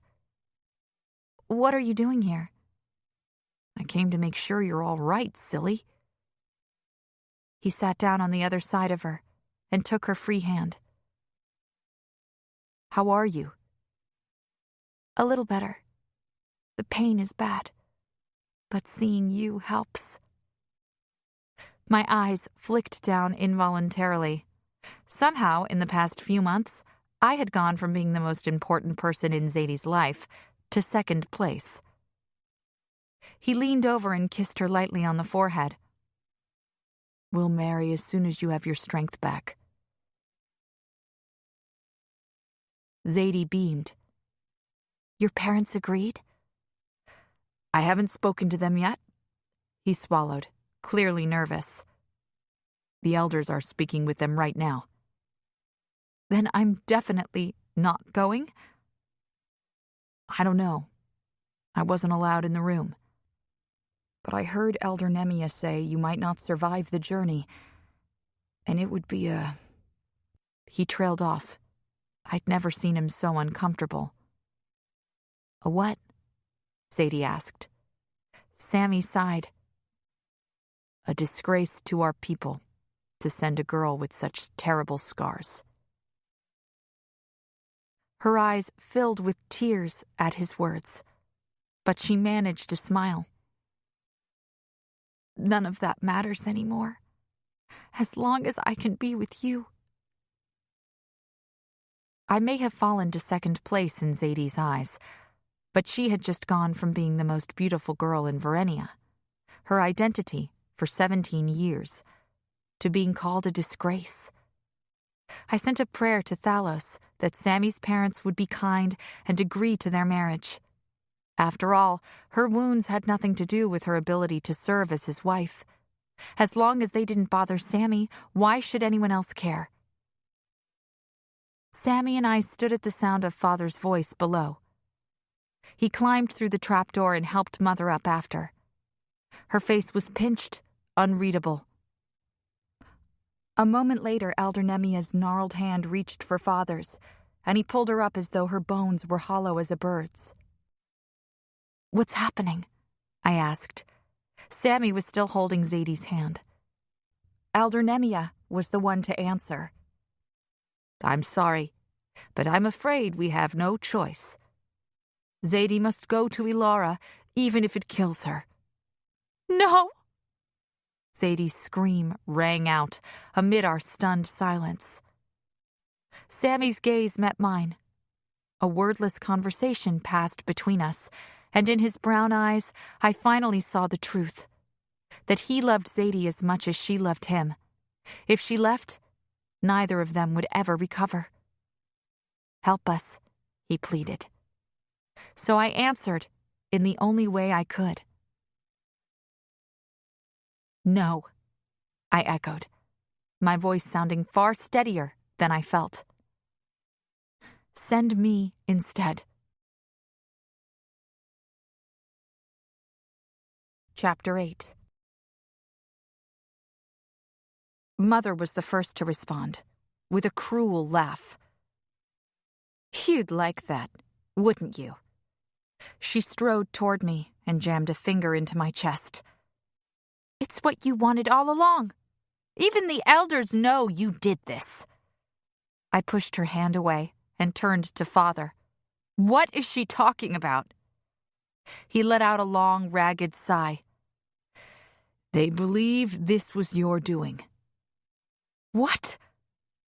My voice was sharp with indignation, but inside I was riddled with guilt, like wormholes in coral. "That's ridiculous. Zadie was there. She'll tell them the truth." "I will," Zadie said behind me. "It was an accident, Father. A terrible accident, but nothing more. Nar would never even dream of hurting me." Mother stooped down beside Zadie. "You don't have to lie for her," she crooned. "You're still going to be a princess." "Can't they send Alice?" Sammy asked. "They would if they believed they had a choice," Father said. I placed a hand on his arm. "What do you mean?" There were dark circles under his eyes, and his skin was sallow, as if he'd aged 10 years overnight. 2 generations ago, a chosen girl drowned a few days before she was supposed to leave for Ilara. The elders were forced to send a different girl in her place. When the prince discovered that he had received a girl of inferior quality, he punished our people by cutting off our water supply for a month. Dozens of Verenians died. mostly children. Father swallowed hard. The elders are afraid that if we send Alice, the Ilarians will say we deliberately deceived them. I had known Ilarians were harsh, but this seemed extreme even for them. What happened to the girl they sent? Father shook his head. We don't know. The prince married an Ilarian girl instead. And what do you think they'll do with a girl who is severely injured? I asked. Sammy heard Elder Nemia say Zadie might not survive the journey. She may not survive, it's true, the elder said, but the emissary has been here. He saw Zadie. If we send Alice now, he'll think it was a deliberate deception. At least he knows that Zadie was healthy before. The prince will have to understand that this was just an unfortunate accident. And if he's still unsatisfied, what's to stop him from cutting off our water supply, our food, our firewood? I turned to Nemia. Let me go in her place. She's not strong enough. And what do you propose to do about your scar? Mother asked, her voice full of derision. The emissary saw it. It, not me. But she was right. Talon had studied me closely enough. I was sure he'd seen my scar. Nemia scratched at a mole on her chin, considering. I may be able to create something to disguise it.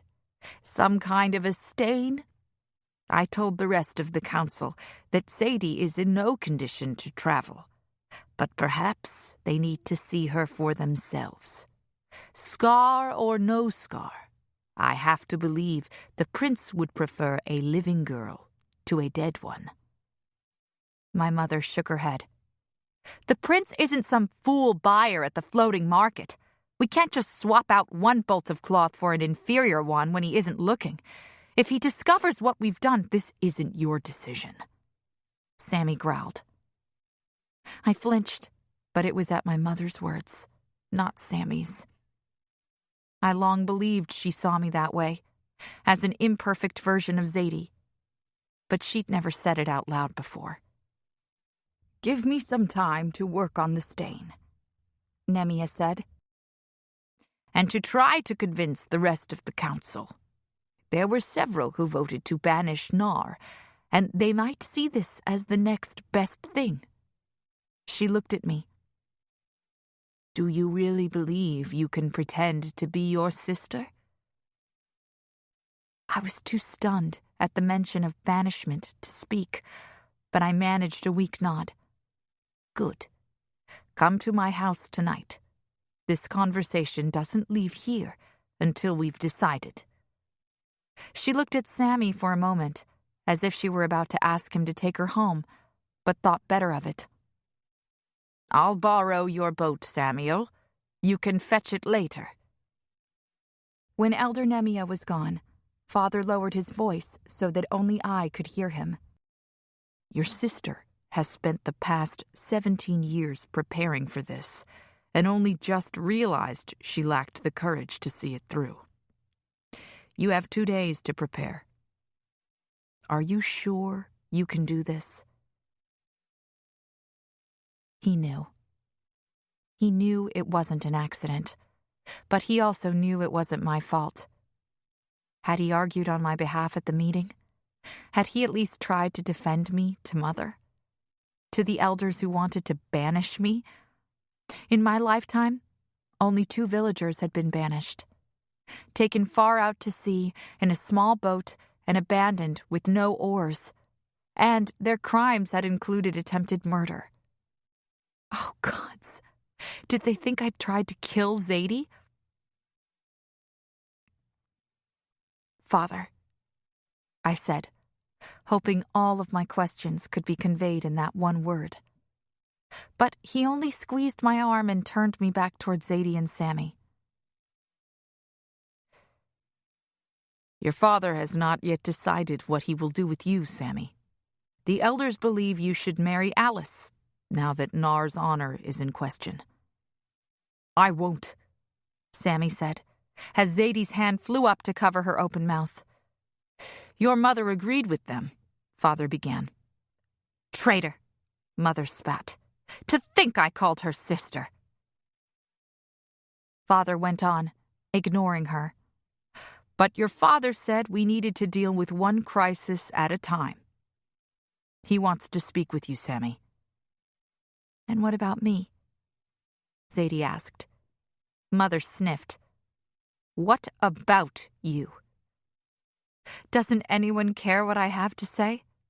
Don't the elders want to speak with me before they accuse my sister of being a liar or send me off to Ilara when I can't even stand? Are they really so quick to forget my existence?" "Don't you see?" Mother said. "Without your beauty, you are nothing. That's all any of us are. Bodies to cook food and bear children. You had everything, and you let your sister throw it all away. And now she will be a princess, and I will have to watch you wither into an old woman, spending the rest of your miserable life in my house. I thought I had made it clear how important this was. I thought you understood what was at stake. Now I can see you've learned nothing in the past 17 years, and you shall pay dearly for it." As Mother spoke, Zadie seemed to shrink in on herself, growing smaller with every word. I had always thought Mother's ambitions were about vanity, about righting a wrong against her 20 years ago. But it was clear this meant far more to her than that. She had accused me of thinking I was too good for Verenia, but it was she who believed we had no value here beyond the symmetry of our faces or the curve of our bodies, that to be chosen to go to Ilara meant you were better than all that, better even than the men here. Was that why she despised me so much? Because she thought she saw something of herself in me? The very idea stung me.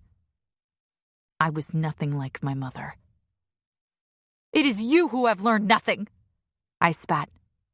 "And you who has paid for it."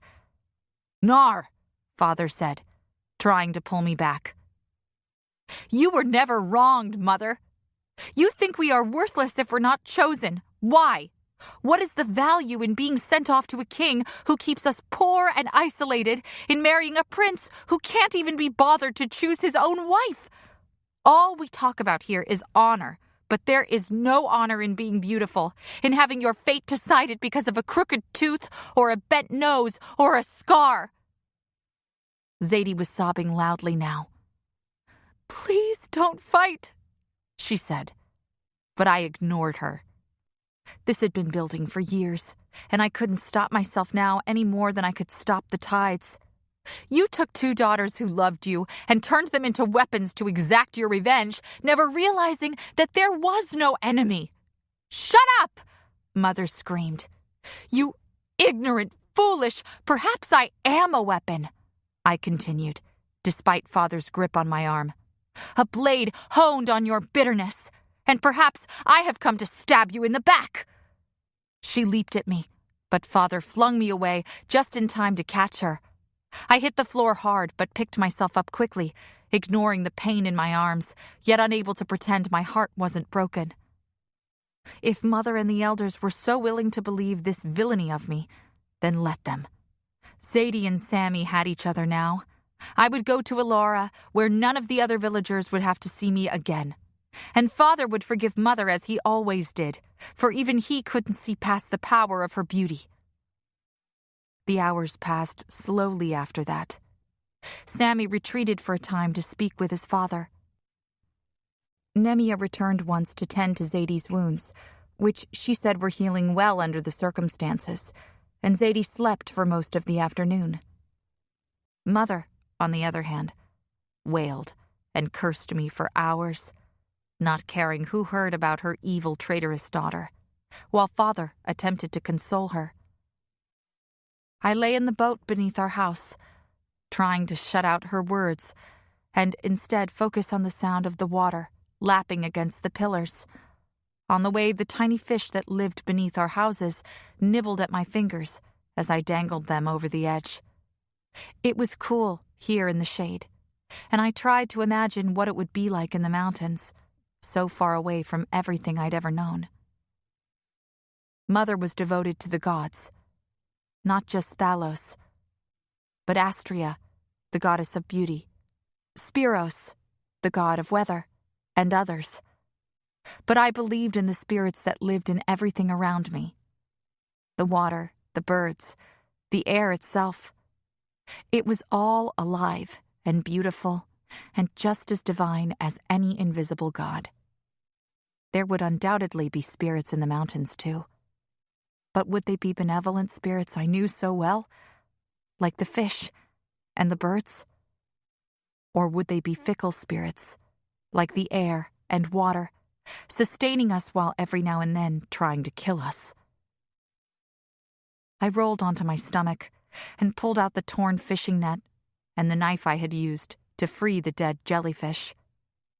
I could take these up there now and tell Mother that this had been all Zadie's doing, that she loved Sammy and refused to go, and it was either help her or let her kill herself in the process.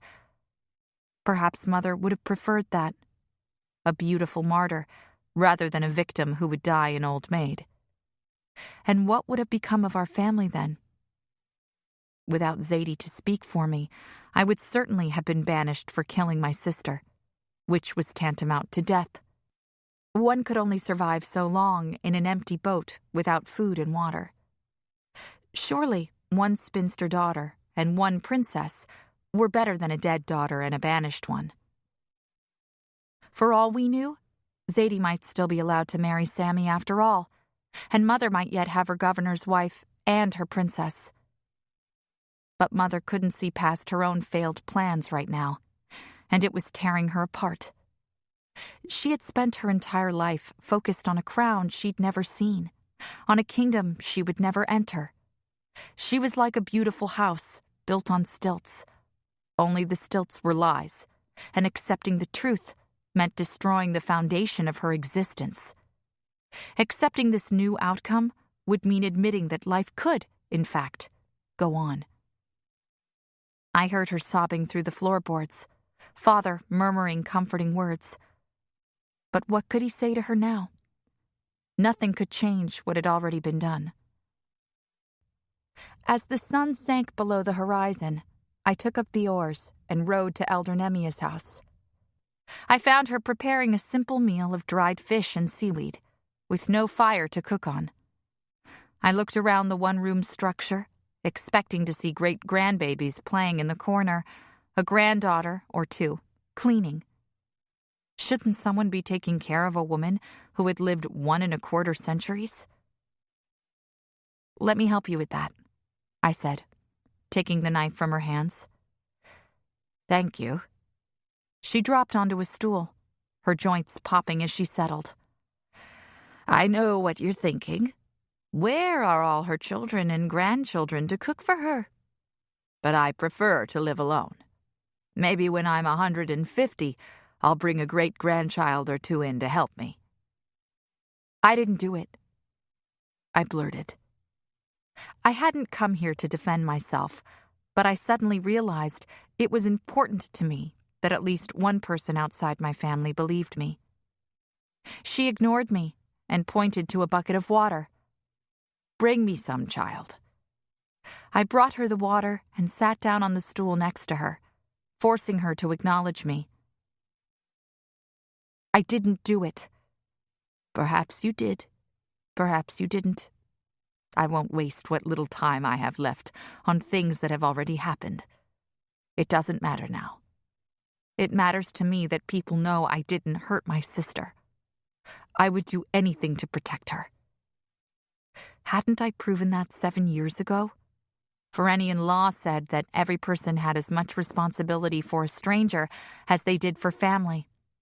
To let someone die when you could save them would bring the worst kind of shame upon your family. This idea, this responsibility for each other, had been ingrained in me from birth. But it had nothing to do with my motivations for saving Zadie. I would always protect her, even if it meant tearing her from the steel clutches of Thalos himself. She loves Governor Christos's boy, I'm told. Yes, and he loves her. Nemia sighed and reached for a piece of dried fish. If only love were as important as people believe it to be. I hadn't slept or eaten since Zadie's injury, and I no longer had any patience left to offer. What is that supposed to mean? My husband died 50 years ago from diving too deeply, too quickly. I loved him very much, but romantic love doesn't last forever. Death will part us, if time or circumstance doesn't. I shook my head. I hadn't come here for a philosophy lesson. Will the elders allow me to go to Ilara or not? She leaned over and brought up a small narwhal horn jar in answer. Here. I opened the lid and looked down at the light brown ointment. It smelled foul, like bird guano. What's in it? It's made from brown algae and other things. She dabbed a tiny amount of the stain onto her finger and touched it to my cheek. There's a mirror on the far wall. Skeptically, I walked over to a large fly-stained mirror that must have come from an illegal trade or shipwreck. I wiped away a bit of salt and stared at my reflection. I had never seen myself in anything other than Mother's hand mirror. It was like looking at Zadie, but not. I started at the top. Sammy was right. My eyes were a bit narrower.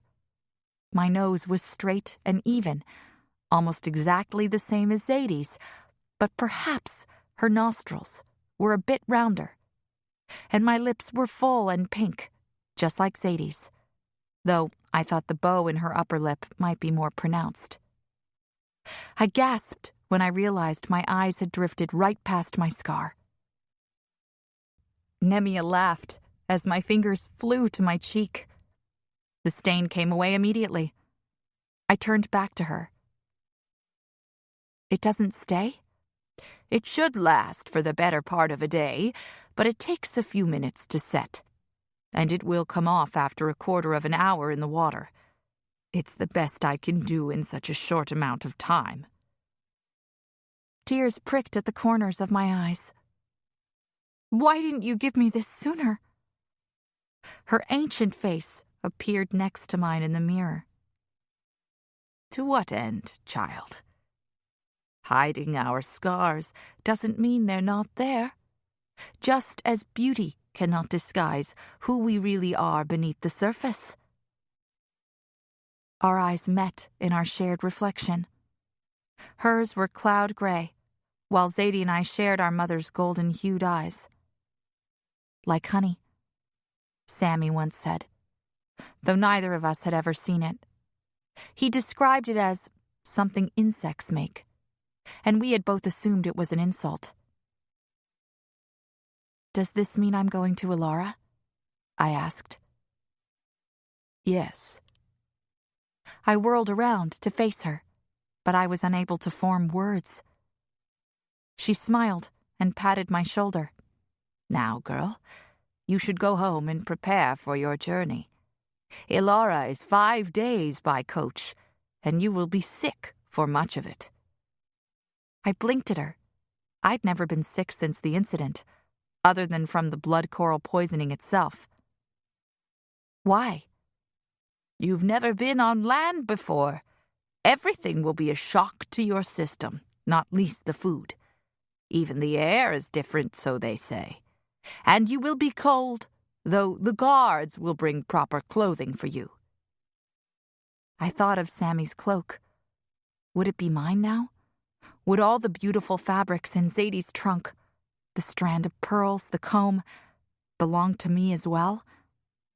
Or was I to have none of the luxuries granted to my sister?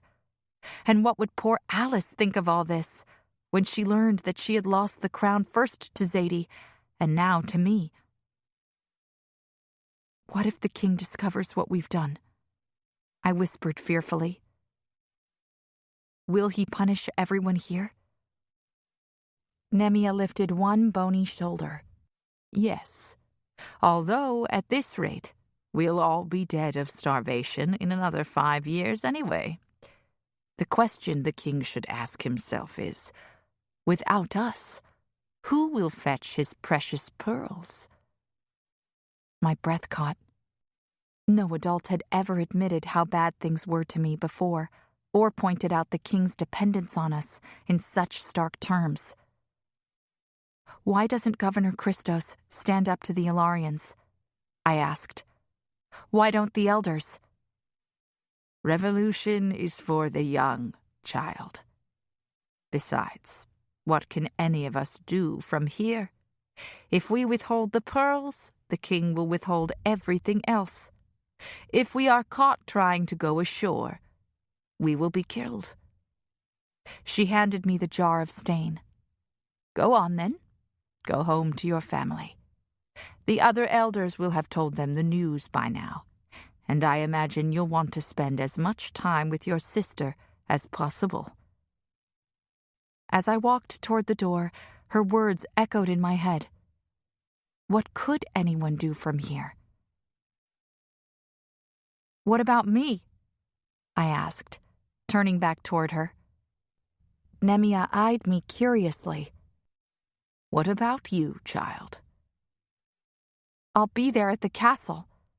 I will have the king's ear.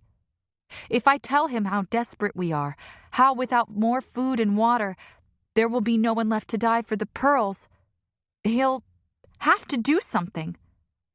Won't he? She raised the same shoulder in a half shrug. Perhaps he will. Perhaps he won't, she said. But this time, she was smiling. I didn't sleep that night. I doubted anyone in my family did, though aside from Zadie's whimpers, it was quiet.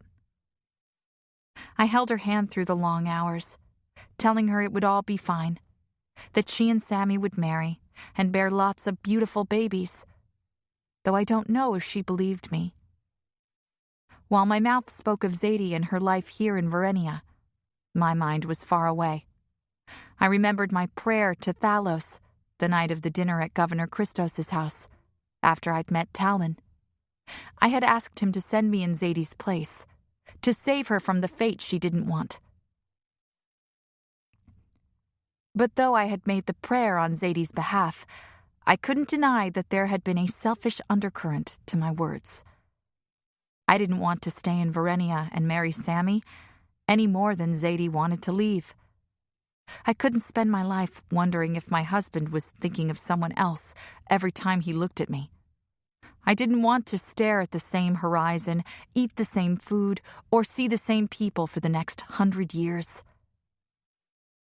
Had I caused this somehow? Was Thalos punishing me for being so wicked? Yes, I wanted to leave Verenia, but if I had known this would be the cost, I never would have asked for it. I rose from our bed when I could see the blue of the water through the cracks in our floorboards. Today was my last full day in Verenia. Tomorrow morning, Governor Christos and Sammy would row me to shore, where the captain of the King's Guard would wait out to meet me himself. Father was responsible for explaining all of this, as Mother still would not speak to me. If the captain does not believe you are Zadie, I don't know what will become of you, he said. A chill ran over my scalp, but I nodded. I understand. You should go. Enjoy your last day here. I don't think I can enjoy anything with Zadie so sick and Mother so angry. He let me lean against his chest.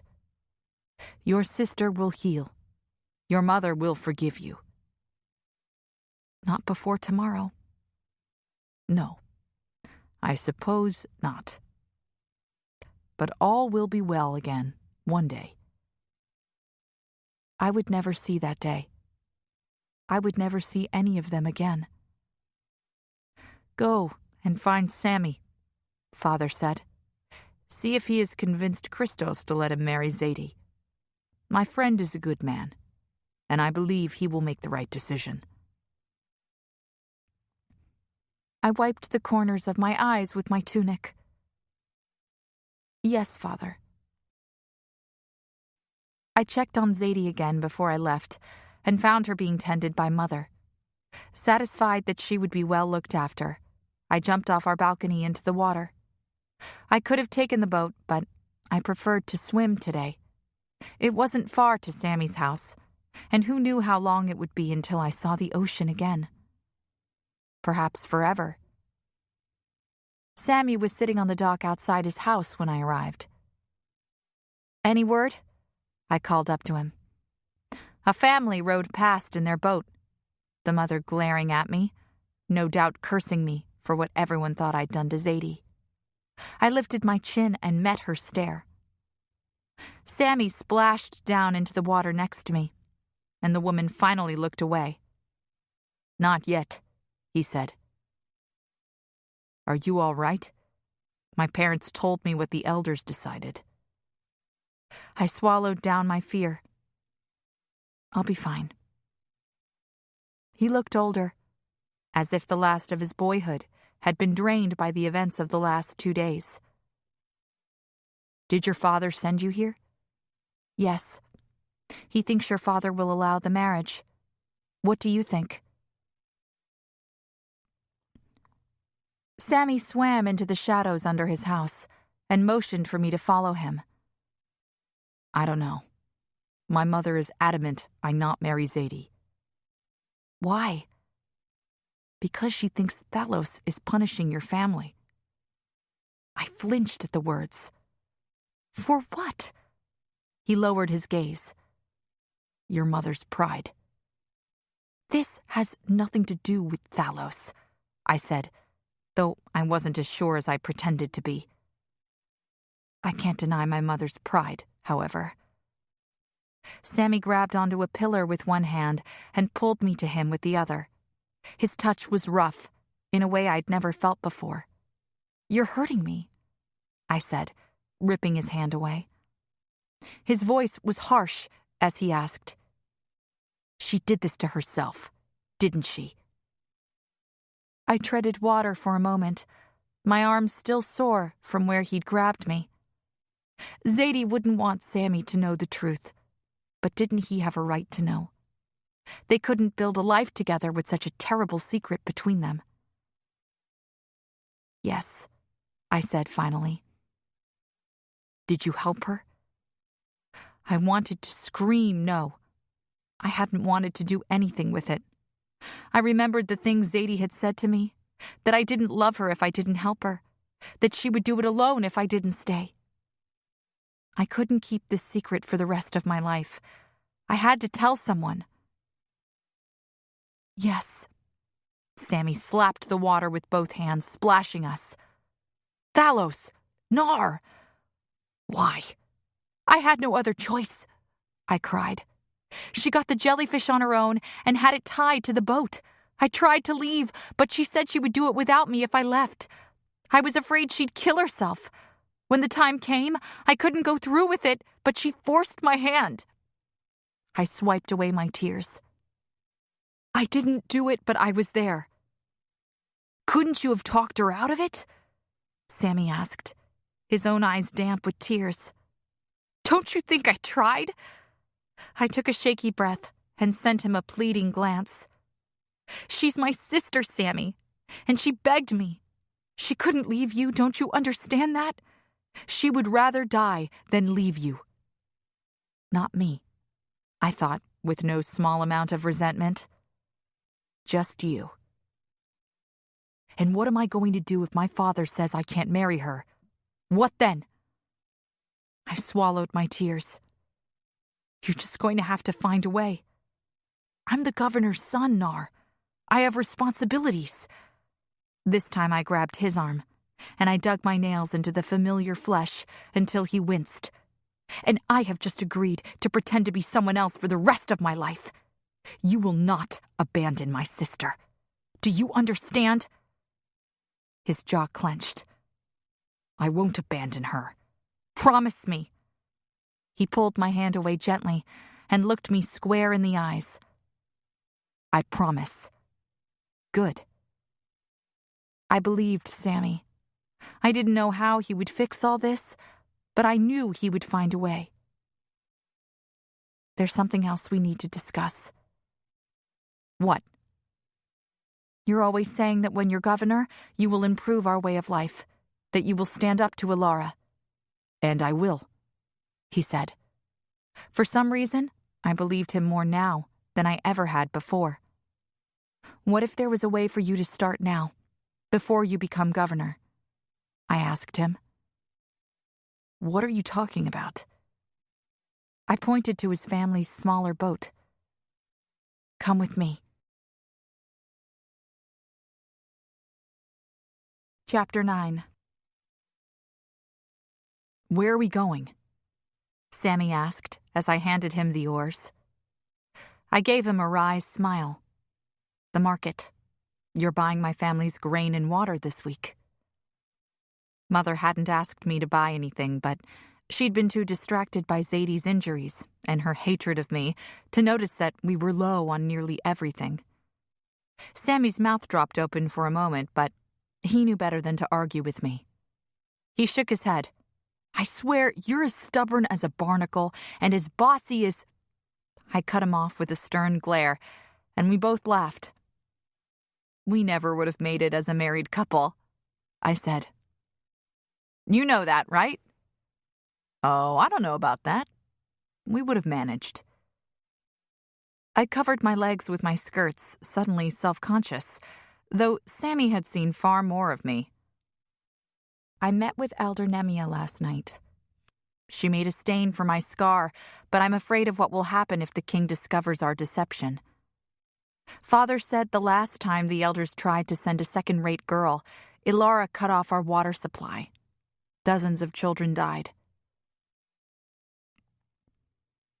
He gripped the oars so hard I was afraid they'd splinter in his hands. "And no one did anything about it?" I shook my head. "She also said Verenia will run out of food within 5 years if something doesn't change. We've overfished these waters, and without pearls, what will we trade?"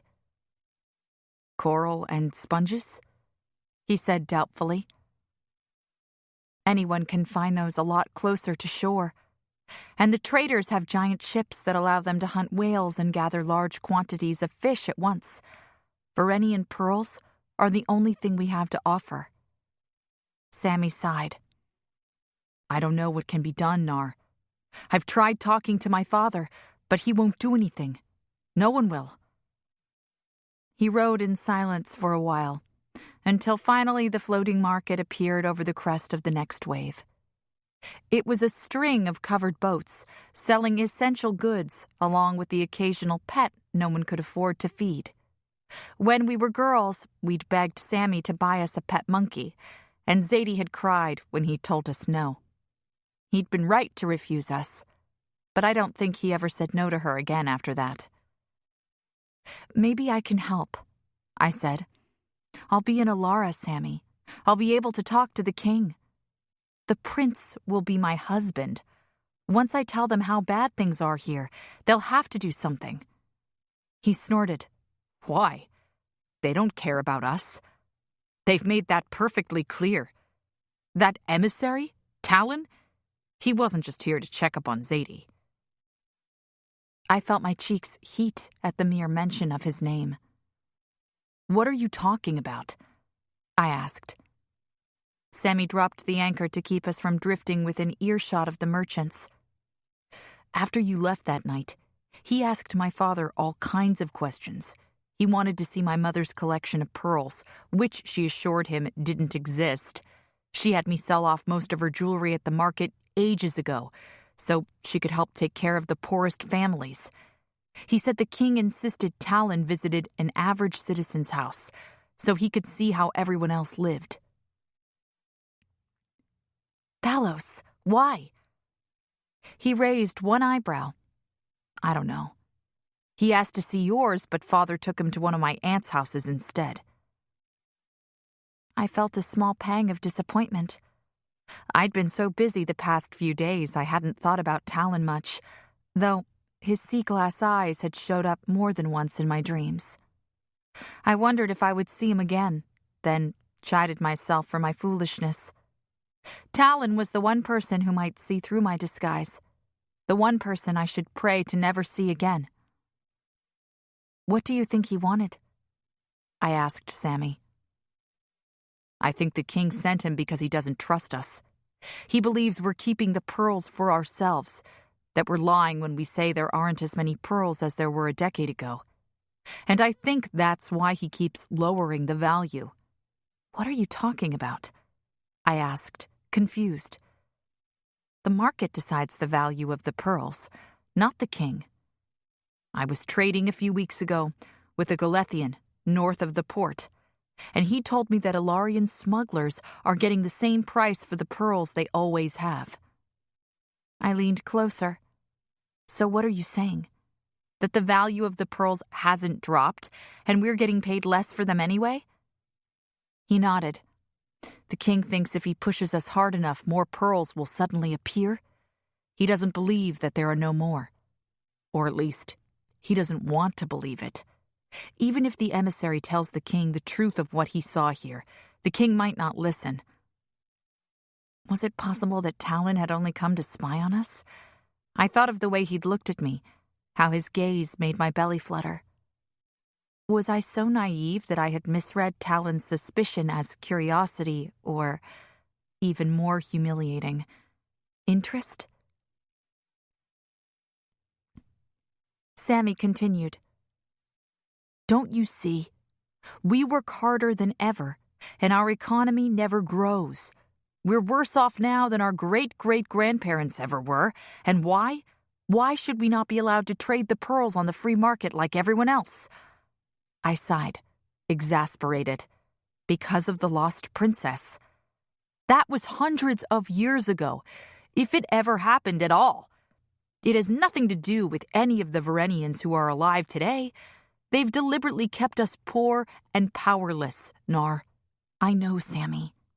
He was speaking so fast I could hardly keep up.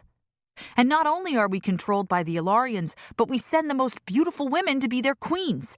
If we're so beneath them, why do their princes want Varenian brides? I don't know," I shouted. We sat in silence for a moment, the boat rocking gently from side to side.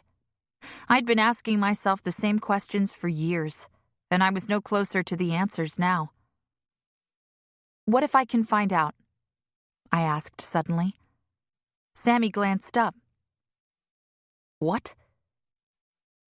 "I'll be in the castle with the king and all his advisors.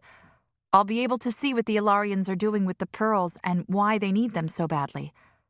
I'll have the answers to all of our questions at my fingertips." "You want to spy on the king?" I shrugged.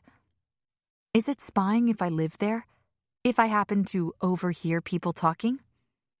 He started to shake his head. "No, Nar, that's not what I meant." "So what?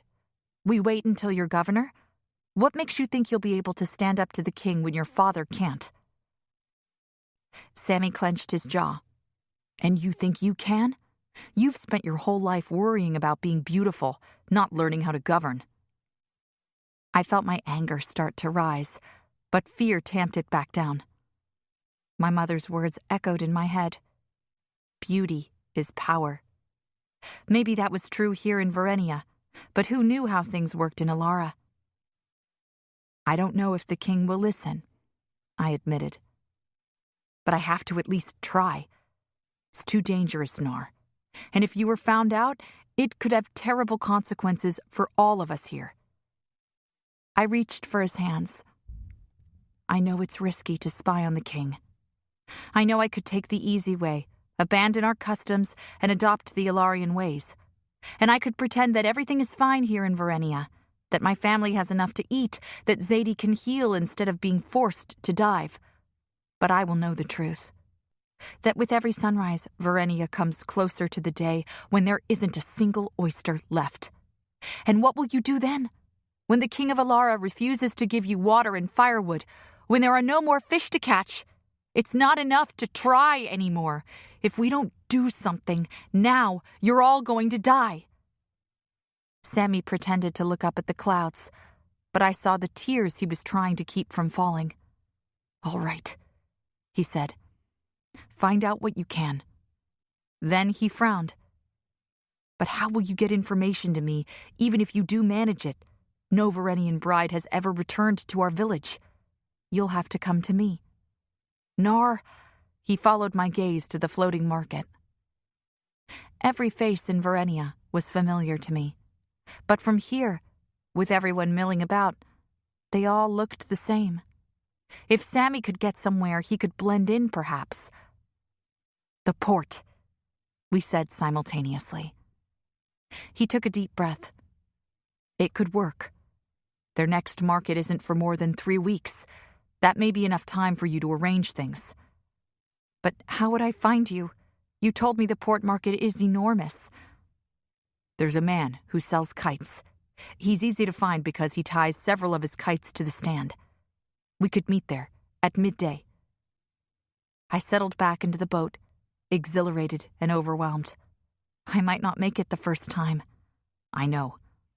But keep coming. Every month. I'll do everything in my power to get there. So will I. We bought what we needed at the floating market quickly, neither one of us wanting to waste any more of the time I had left. As Sammy began to row us home, a family passed us, their faces grim. If they recognized me as the village outcast, they didn't say anything. Then I noticed the dark cloth in the bottom of their boat, covering a lumpy object about 5 feet long. A body. The family was going to bury their dead. Sammy and I dropped our heads at the same time, touching our hearts in a gesture of sympathy. The father nodded at us when we lifted our heads again, and they continued on in silence. Varenian funerals were private, solemn rituals. Only the immediate family attended. That way, no one else needed to feel as though they had to avoid certain places out of respect for the dead. I had attended one funeral as a child, that of my father's father. He'd been killed by a wind whale, a predator white whale with a giant dorsal fin that acted like a sail, making it one of the fastest creatures in the ocean. My grandmother had been left a widow. Fortunately, most of her children were grown then, and she went to live with one of my aunts. I didn't remember the words my father spoke, only the way the cloth had clung to the body as it hit the water, briefly revealing my grandfather's features. He was weighted down with rocks and sank quickly, though we'd all known it wouldn't be long before the sharks gathered. "Why don't we burn the bodies?" I'd asked my father, thinking anything would be better than being eaten, even if you were already dead. "Because, child, as we take from the sea, so we must give. Through Thalos, the ocean provides us with our food, with the pearls we harvest. It makes us strong and healthy. And when we die, we must return to the ocean, so that it too can have nourishment. So that the blood coral may grow from our hearts and begin the cycle anew." I touched my scar as the memory faded. "Everyone thinks I tried to hurt her, Sammy. Maybe even kill her." I looked down, my eyes burning with unshed tears. "I think my own mother started the rumor." "Maybe, but it's Alice's mother who spread it. She's furious that you were chosen in Alice's place. Not because I'm more beautiful than her, only because they had no choice." He reached over and squeezed my hand. "Listen to me, Nar. You're not a second-rate girl. You never have been." I chuckled wryly, but he didn't join me. "I mean it. I can't think of any other girl who would be willing to spy on the king, not even Zadie. Your mother taught you to believe your scar made you ugly, but it has made you brave." "Brave?" I kicked at the sack of grain. "I'm terrified, Sammy." He laughed, a deeper version of the laugh I'd always loved as a girl. What's so funny? You're not afraid of anything, Nar. You never have been. He was wrong. I was afraid of leaving Zadie and Father, of leaving the only home I'd ever known. I was afraid of being alone among strangers, of having to pretend to be someone else. I was afraid of marrying a young man I'd never seen, knowing I had no more choice in the matter now than when I'd been betrothed to Sammy. And worse than that, I was frightened of the person I was becoming. A woman who lied to everyone, who disrespected her parents, who helped her sister injure herself. A woman who would spy on a king. A woman who would steal a crown. There was no celebration that night. The big send-off that had been planned for Zadie, as well as the announcement of my engagement to Sammy, had been called off after the accident, and the village was as quiet as it was on a typical evening. It was just as well. I couldn't have taken the whispers and stares. I would see Sammy one last time in the morning, when he took me to shore. Other than him, the only two people who wanted anything to do with me were here in our house, so home was the only place I wanted to be tonight. Even if my mother still wouldn't look at me. "Do you have everything?" Zadie asked. She was able to sit up now, and a bit of her color had returned, though I could see she was still in a good deal of pain. "Yes," I said, patting the trunk of belongings that should have been hers. Father had insisted I take it, despite Mother's protests. "Please, you don't have to worry about me." "No, it's always been your job to worry about me." She squeezed my hand. It wasn't an accusation. She was acknowledging my sacrifices, not just now, but every day for the past 7 years. Rowing to spare her hands, taking the blame for every misadventure, staying behind with her when Sammy wanted to go exploring, and she was too worried about the cost to her beauty. How ironic, now, that it had all been for nothing. That here I was, with my rougher hands and sun-kissed skin, going in her place. I had cooked my final supper here in Verenia, as Mother refused to, and Zadie couldn't, and Father couldn't prepare porridge if he was starving. All we had was bread, made with the grain Sammy had bought for us, and some dried fish. If he didn't marry Zadie, I was afraid they'd run out of food even sooner than Elder Nemia foretold, even with the bride price, assuming the prince accepted me and actually sent it. I found most of the pearls we traded at market, and even if she hadn't been injured, Zadie wouldn't be able to dive enough to make up for my absence. She made a valiant attempt to lighten the mood at dinner. "Just think, you'll get to see a horse tomorrow, Nar. A real horse, up close. You may even be able to ride one." "Do you think so?" She nodded, and we shared an excited squeal. For the first time in days, it felt like the old us again. "Imagine how much you'll see on a 5-day journey on land. Far more than you'd see in 5 days at sea, I'm sure." It was strange how the conversation had turned. These were the kinds of things I used to say to Zadie. Was she trying to boost my spirits by reminding me, or was she regretting her decision? "Remember your manners when you go," Father said, the most he'd spoken since this morning. "You still represent this family, no matter how far away we may be." "She does not represent this family," Mother snapped. "She is as good as dead to us." Zadie placed a hand on her arm. "How can you say such a thing? Our Nar is going away forever, and these are the words you'd have her remember you by?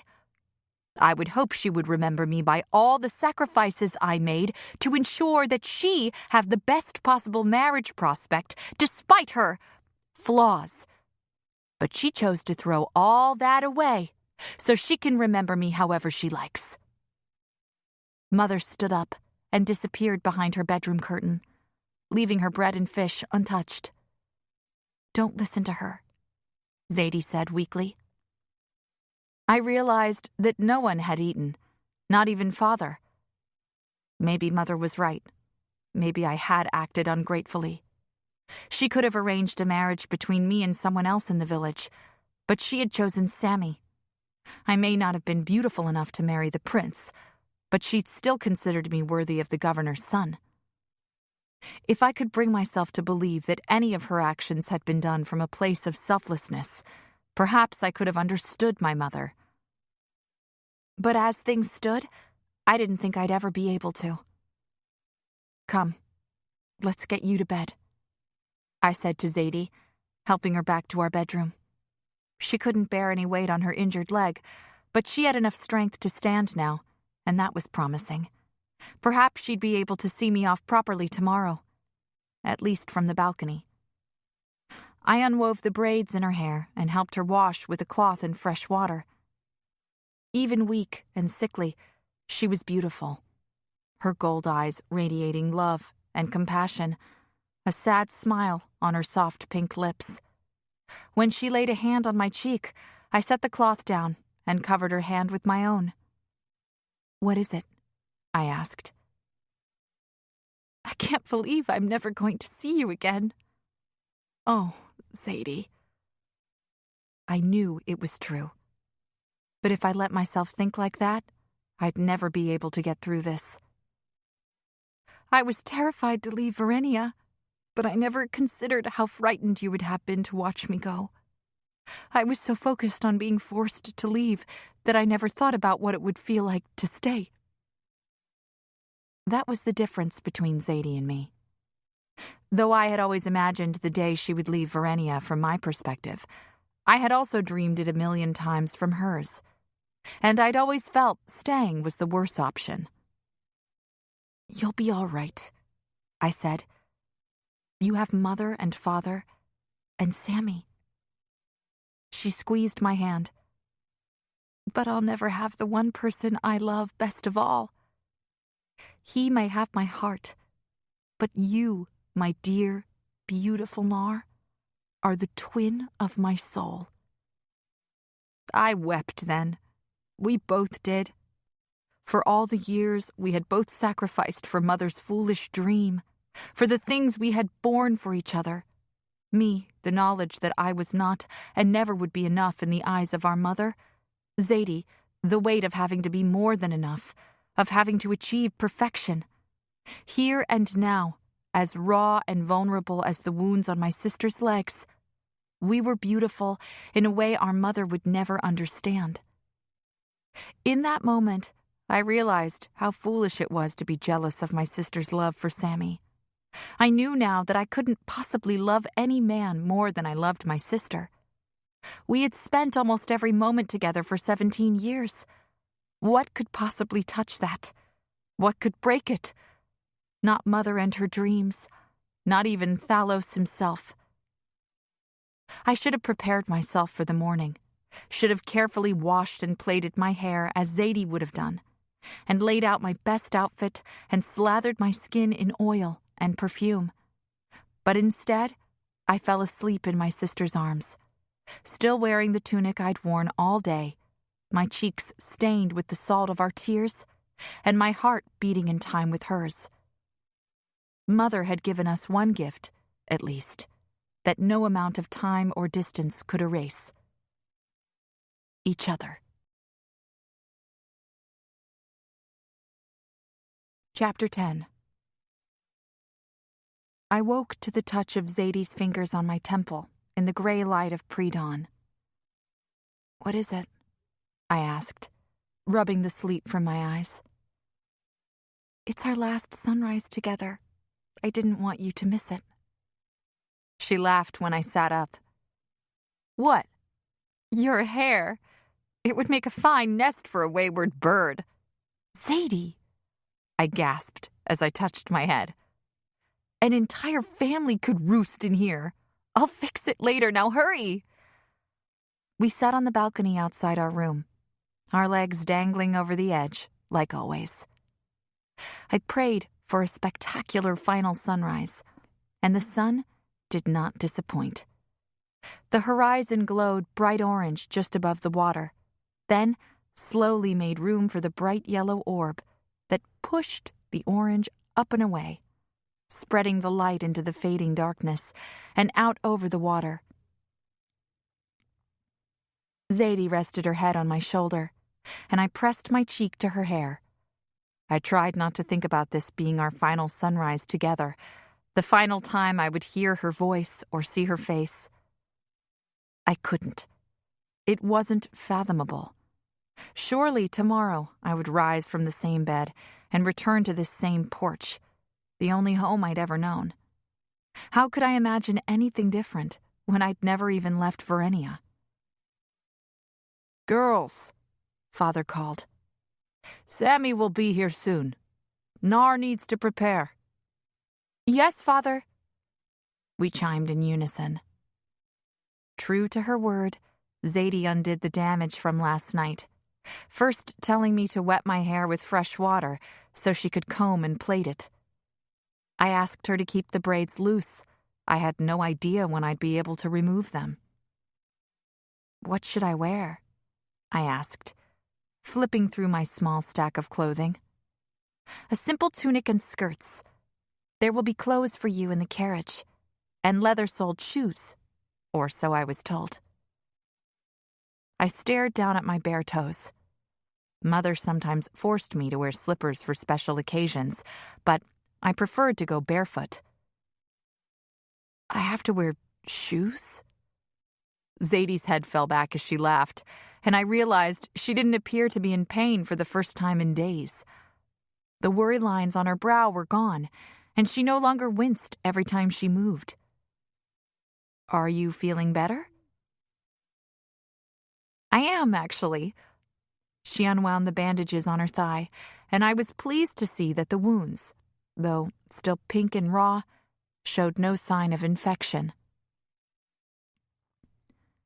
An image came to my mind, of Sammy someday tracing those winding scars with his finger, and I felt a moment of peace. As long as they each had each other, I wouldn't worry for my sister. She loved it here. She always had. I changed into my best white tunic and pale blue skirts.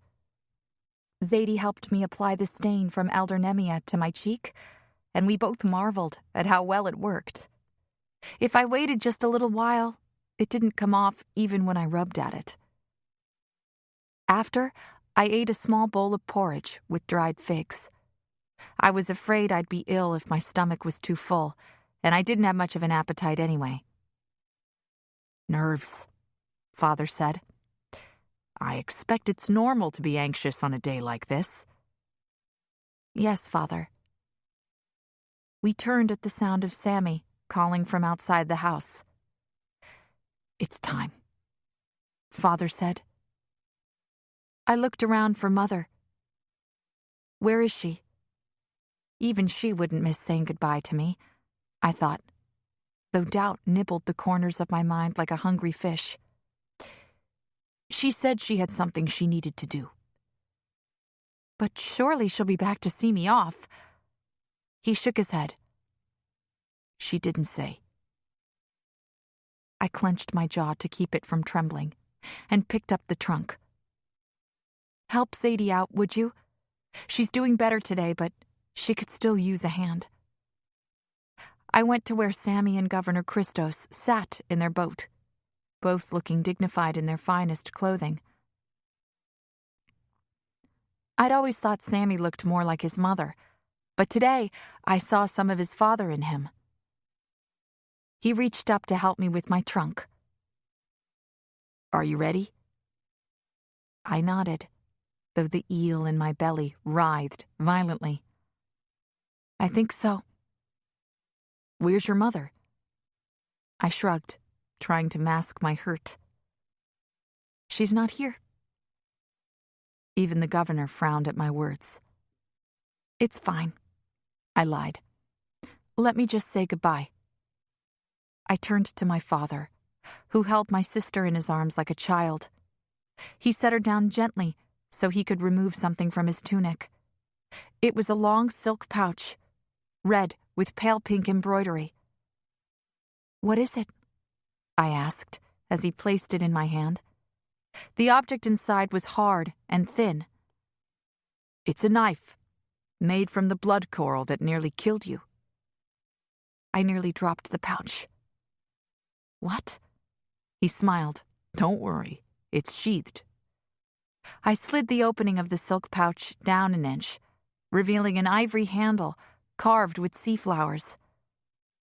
"Why do you have this?" "While you were sick, when we thought we were going to lose you, I found the blood coral and smashed it to pieces with a mallet." "What were you thinking?" I asked. "You could have been killed." "I was careful. Well, careful enough." I removed the knife from the pouch. The sheath covering the blade was made of stingray leather. I pulled gently on the handle, just enough to glimpse a sliver of the coral blade. "The coral itself can't hurt you," he explained. "Not when it's dead. But if it breaks the skin, the cut will be lethal." I searched his eyes.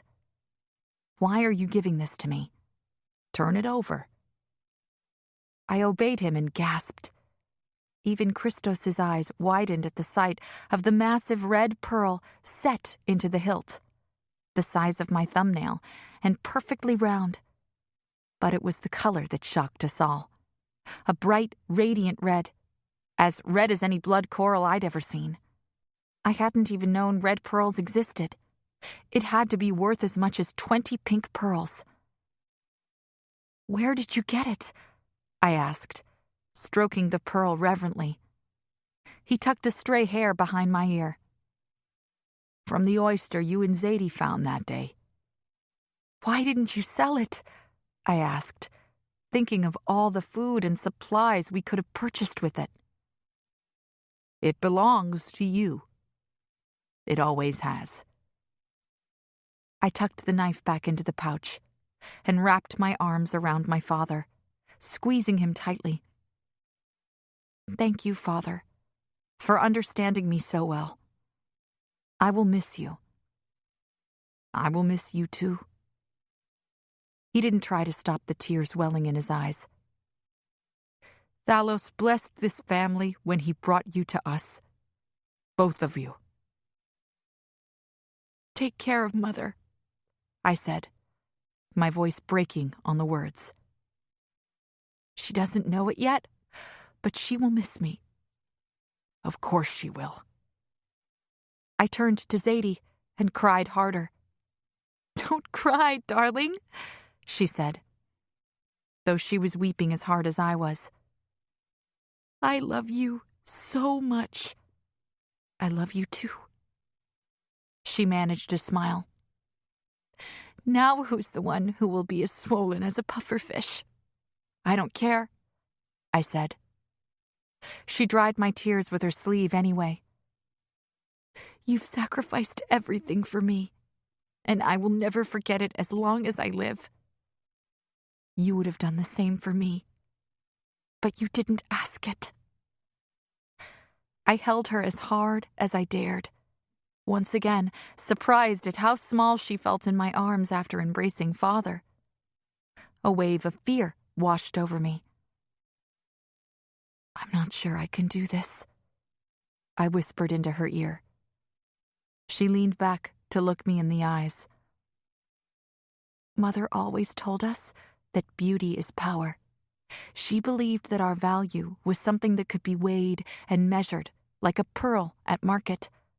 But for the last 7 years, since I scarred your cheek, I have watched you become independent and strong. Your curiosity leads you to ask questions other girls never even think of. You've always been beautiful, Nar. That scar on your cheek, most people in the village don't even notice it. That's not what made the elders choose me over you. They chose me because they believed I would go along with their plans. that I would make the prince a docile and subservient wife. Zadie. She placed her hands on my shoulders. Mother was wrong, Nar. You have the power to do anything and everything you dream of, more than any person I've ever known. And that power, that inner strength, that is what makes you the most beautiful girl in Verenia. I shook my head. I didn't feel powerful at all in that moment. I felt sad and scared and very small. I love you, was all I could manage. I will see you again, in this life or another. Now go, meet your destiny. Zadie pressed a kiss to my forehead and stepped back as Father helped lower me down to the boat. Sammy put his arms around me, not like a brother or a lover, but like a friend. And I was more grateful for him than I'd ever been. The governor himself took up the oars to row us to shore.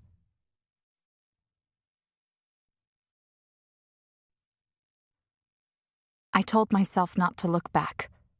I kept my back straight so that Zadie's last image of me would be one of the power and strength she was so sure I possessed. What she couldn't see were the tears, the way I dug my nails into my palms and bit down on my lower lip, so I had a different kind of pain to focus on. As Zadie's cries were lost to the wind, I recited her final words in my head, attempting to draw strength from them. I was not abandoning the people I loved. I was meeting my destiny, just like we had talked about. Realization slammed into me like a wave. I may not have asked her to sacrifice for me, but she had done it anyway. She hadn't told me about her plan because she knew that I would never risk her life if I believed I was going to profit from it in some way. But somehow, she had wrested our destinies from the hands of the elders, from Mother, from Thalos himself, and put them to rights. Bittersweet tears slid down my cheeks. How could I have ever doubted her? I turned abruptly, hoping I wasn't too late. All the houses of Verenia, painted in their pinks and yellows, reds and oranges, stretched out across the horizon like a glorious sunset. In front of our rapidly shrinking house, I could barely make out Zadie's tiny figure in the distance. I raised a hand to show that I understood, and the sob I'd been holding in burst out of me as she raised hers in return. Sammy held me tighter, and I cried until I was finally out of tears. I eventually fell asleep on his shoulder and woke hours later to the sun beating down on me. Sammy and his father took turns rowing for the rest of the day. They were both strong men, but despite leaving not long after sunrise, the sun was sinking rapidly toward the horizon now. Even with my hat, my head was aching from being out in the sun for so long, and my good shirt and skirts were nearly soaked through with sweat. Both men wore thin linen tunics and trousers, a luxury I wasn't allowed. Fortunately, they'd brought food and water with us, but I couldn't imagine how they would find the strength to make the journey back tonight. Finally, the horizon began to change. We were coming ashore southeast of Verenia, and here, at last, was the land I'd dreamed of my whole life. A long stretch of sand in both directions. Then, farther back, the blurry green haze of the forest. More details began to come into focus as the waves picked up and started driving us faster toward shore. A line of 10 or 15 men stood facing the sea, their expressions unreadable from here. Their torsos were covered in something hard and stiff, like a turtle's shell, and their horses stood in a row behind them. Massive beasts that seemed to loom larger the closer we got. Sammy set the oars down for a moment, letting the waves do the work. Nar? My eyes met his. Yes. Are you ready? I almost laughed. Of course I wasn't ready. I would never be ready. The idea of Sammy and his father abandoning me here with a dozen strange men was absurd. How would I ever find the strength to leave this boat? But I bit back my fear. I had to be strong now, so that when Zadie asked Sammy if I'd been afraid, he could tell her that I went bravely. "I'm ready." He nodded. "I'll drop anchor a little ways out from shore, just 15 feet or so, and the captain will come for you, with another guard for your trunk. The captain will probably present a gift to my father, say a few words, and then we'll leave." "I understand. Thank you." He ignored his father's stern gaze and took my hands. "I promise I will take care of Zadie. Please try not to worry." "I know." I leaned forward and kissed him lightly on the cheek, saying goodbye to the boy who had been our best friend and trusted accomplice for as long as I could remember. "We would have managed," I whispered as I pulled away, referring to the marriage that would never be. "But you will make Zadie the happiest woman in Verenia." "I'll spend my life trying," he whispered back. "Remember, keep your ears and eyes open." "I will." Governor Christos leaned forward and took my chin in his large hands, examining my cheek closely. "The stain is holding. Good." I tried to hold back my tears as he released me. "I know things didn't end well between our families, but "It's all right, Nar." He pulled me into a fierce embrace. "You have always been like a niece to me. Be careful in Ilara. I have never met the prince, but I have heard he can be difficult. He may not take as kindly to your impetuous nature as the emissary did." I wondered what he meant by difficult. "Yes, sir." "I'll look after your family. I promise." "Thank you." I kissed him on the cheek as Sammy dropped the anchor over the side of the boat. I scanned the group of men to see who was coming for me, and blinked when 2 stepped out from behind the other guards. They were clad only in loose white tunics and tight trousers, their feet bare. I covered my mouth with one hand to suppress a giggle. The older man had blonde hair and a trimmed beard. The other was as smooth-cheeked as Sammy. They looked small and weak without their shells, and I told myself to be calm. These men weren't hungry sharks circling bloodied waters. They were more like the small fishes clinging to a shark's underbelly. Nothing to fear at all. But as they entered the water and came closer into view, I saw that they were not so small.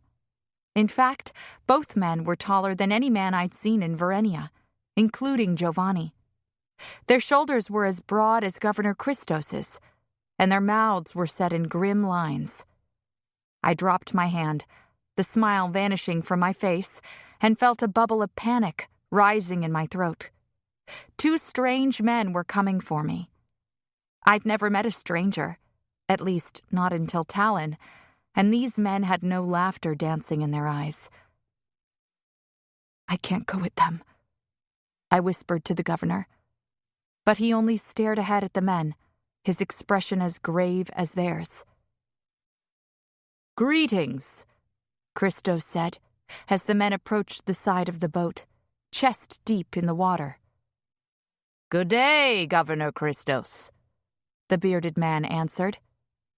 Beneath the facial hair, his skin was tanned, but unlined. "I am Captain Osius of King Xyrus's guard."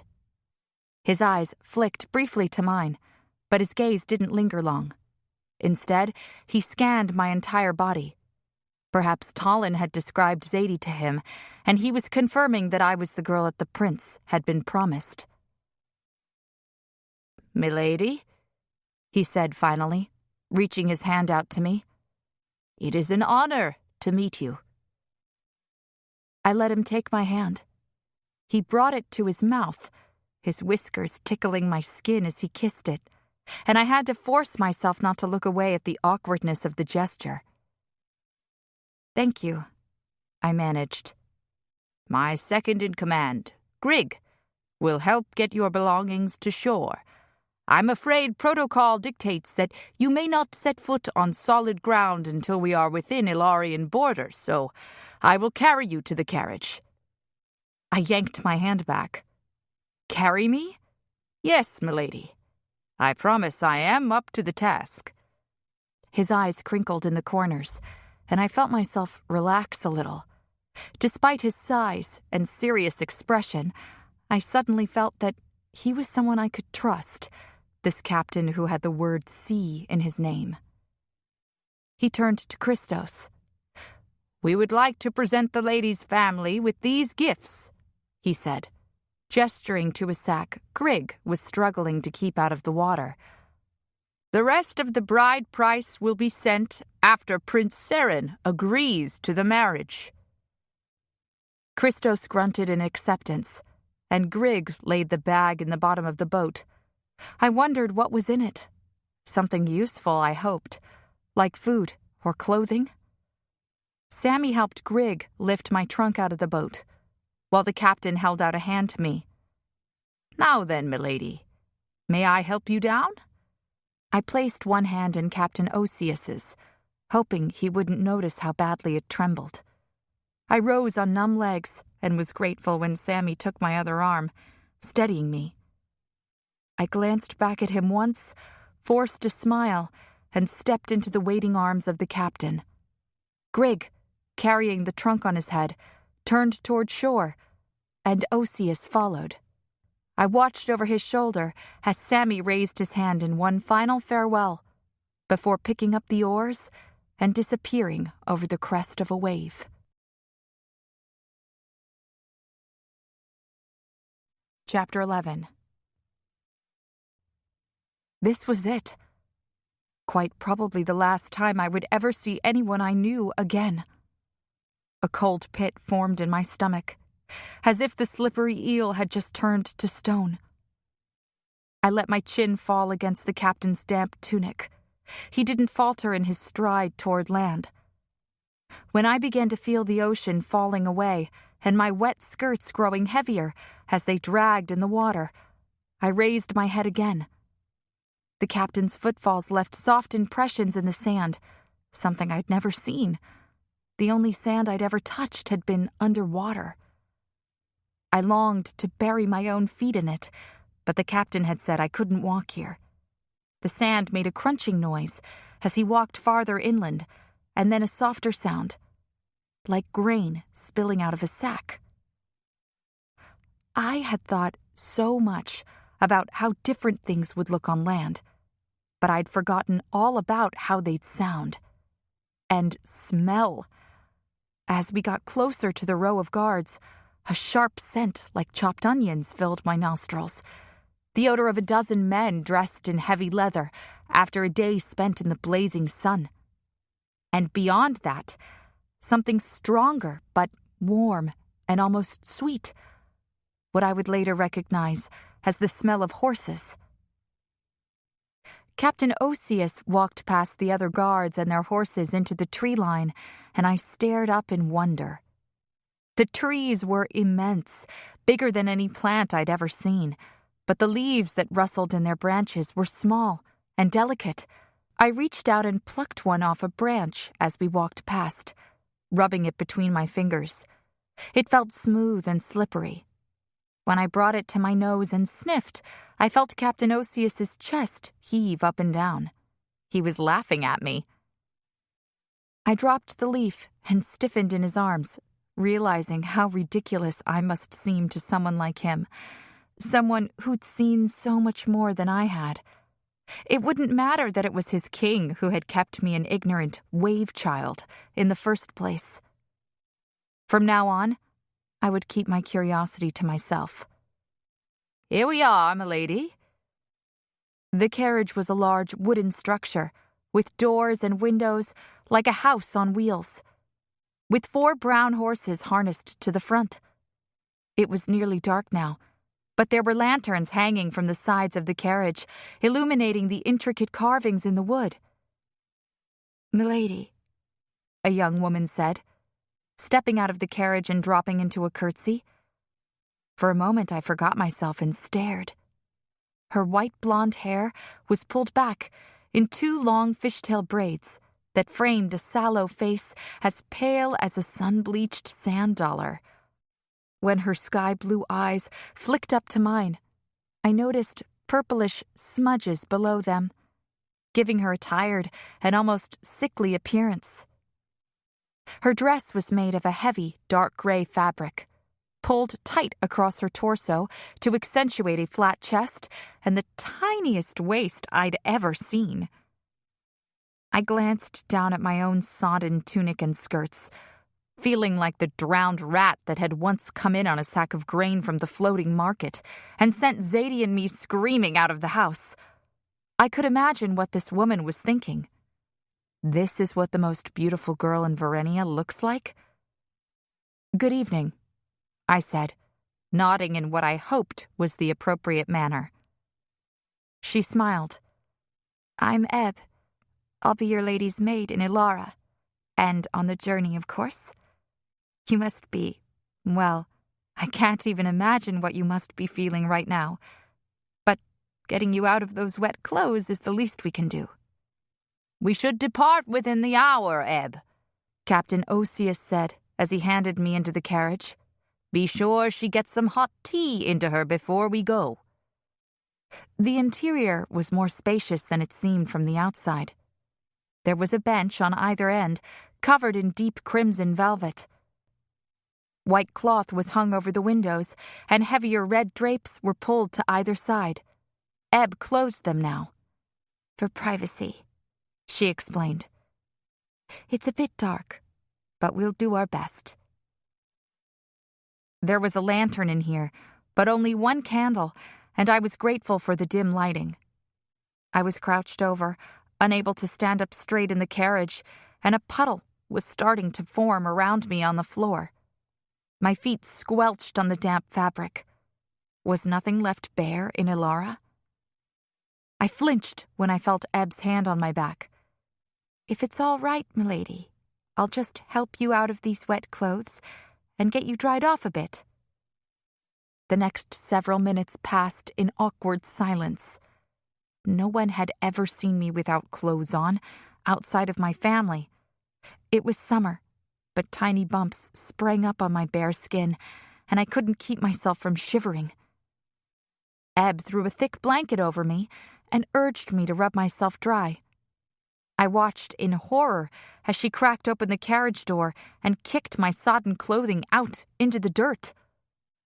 "Why would you do such a thing?" I blurted. "Those are perfectly good clothes." When she smiled, I could see the bones of her face shift. "Don't worry, milady. There are dozens of gowns waiting for you in the castle. Here."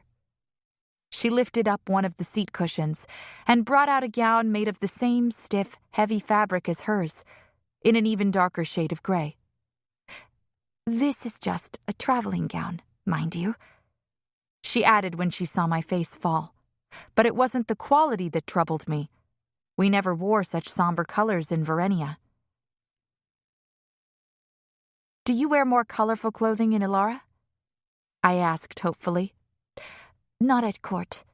We wear mourning colors. For the lost princess," she said. But there was no emotion in her voice, as if this were as obvious as the fact that the sun rose in the morning and set at night. "We just need to get you into your undergarments first." I cocked my head, and she laughed a little, covering her mouth with her fingertips. She had a kind laugh, and I realized that even though I probably seemed childlike to her and Captain Osius, they weren't making fun of me. They just didn't know what to do with me. "I'll help you," she said. She produced a short-sleeved shift and slipped it over my head. The white fabric was so thin, it was nearly transparent, far finer than anything I'd ever owned, and fell just below my knees. Afterward, she helped me into a pair of long silk stockings, followed by a pleated petticoat, and finally the dress, which fastened up the back with tiny hooks that Ebb clasped with remarkable speed. The neckline was square and severe, and the bodice was so tight that I found myself taking short, rapid breaths as my rib cage was prevented from expanding fully by the fabric. The entire process seemed to take ages, and we were both sweating by the time she was finished. I sat back on the bench, hardly able to believe I would have to go through this process every day. "That will do for now," she breathed. "It's stuffy in this carriage." "For now?" She smiled again. "Try not to worry. You'll get used to all of it in time." I wasn't convinced, but I nodded weakly. "Can I please get some air?" "You're not allowed to leave the carriage, but we can open the windows."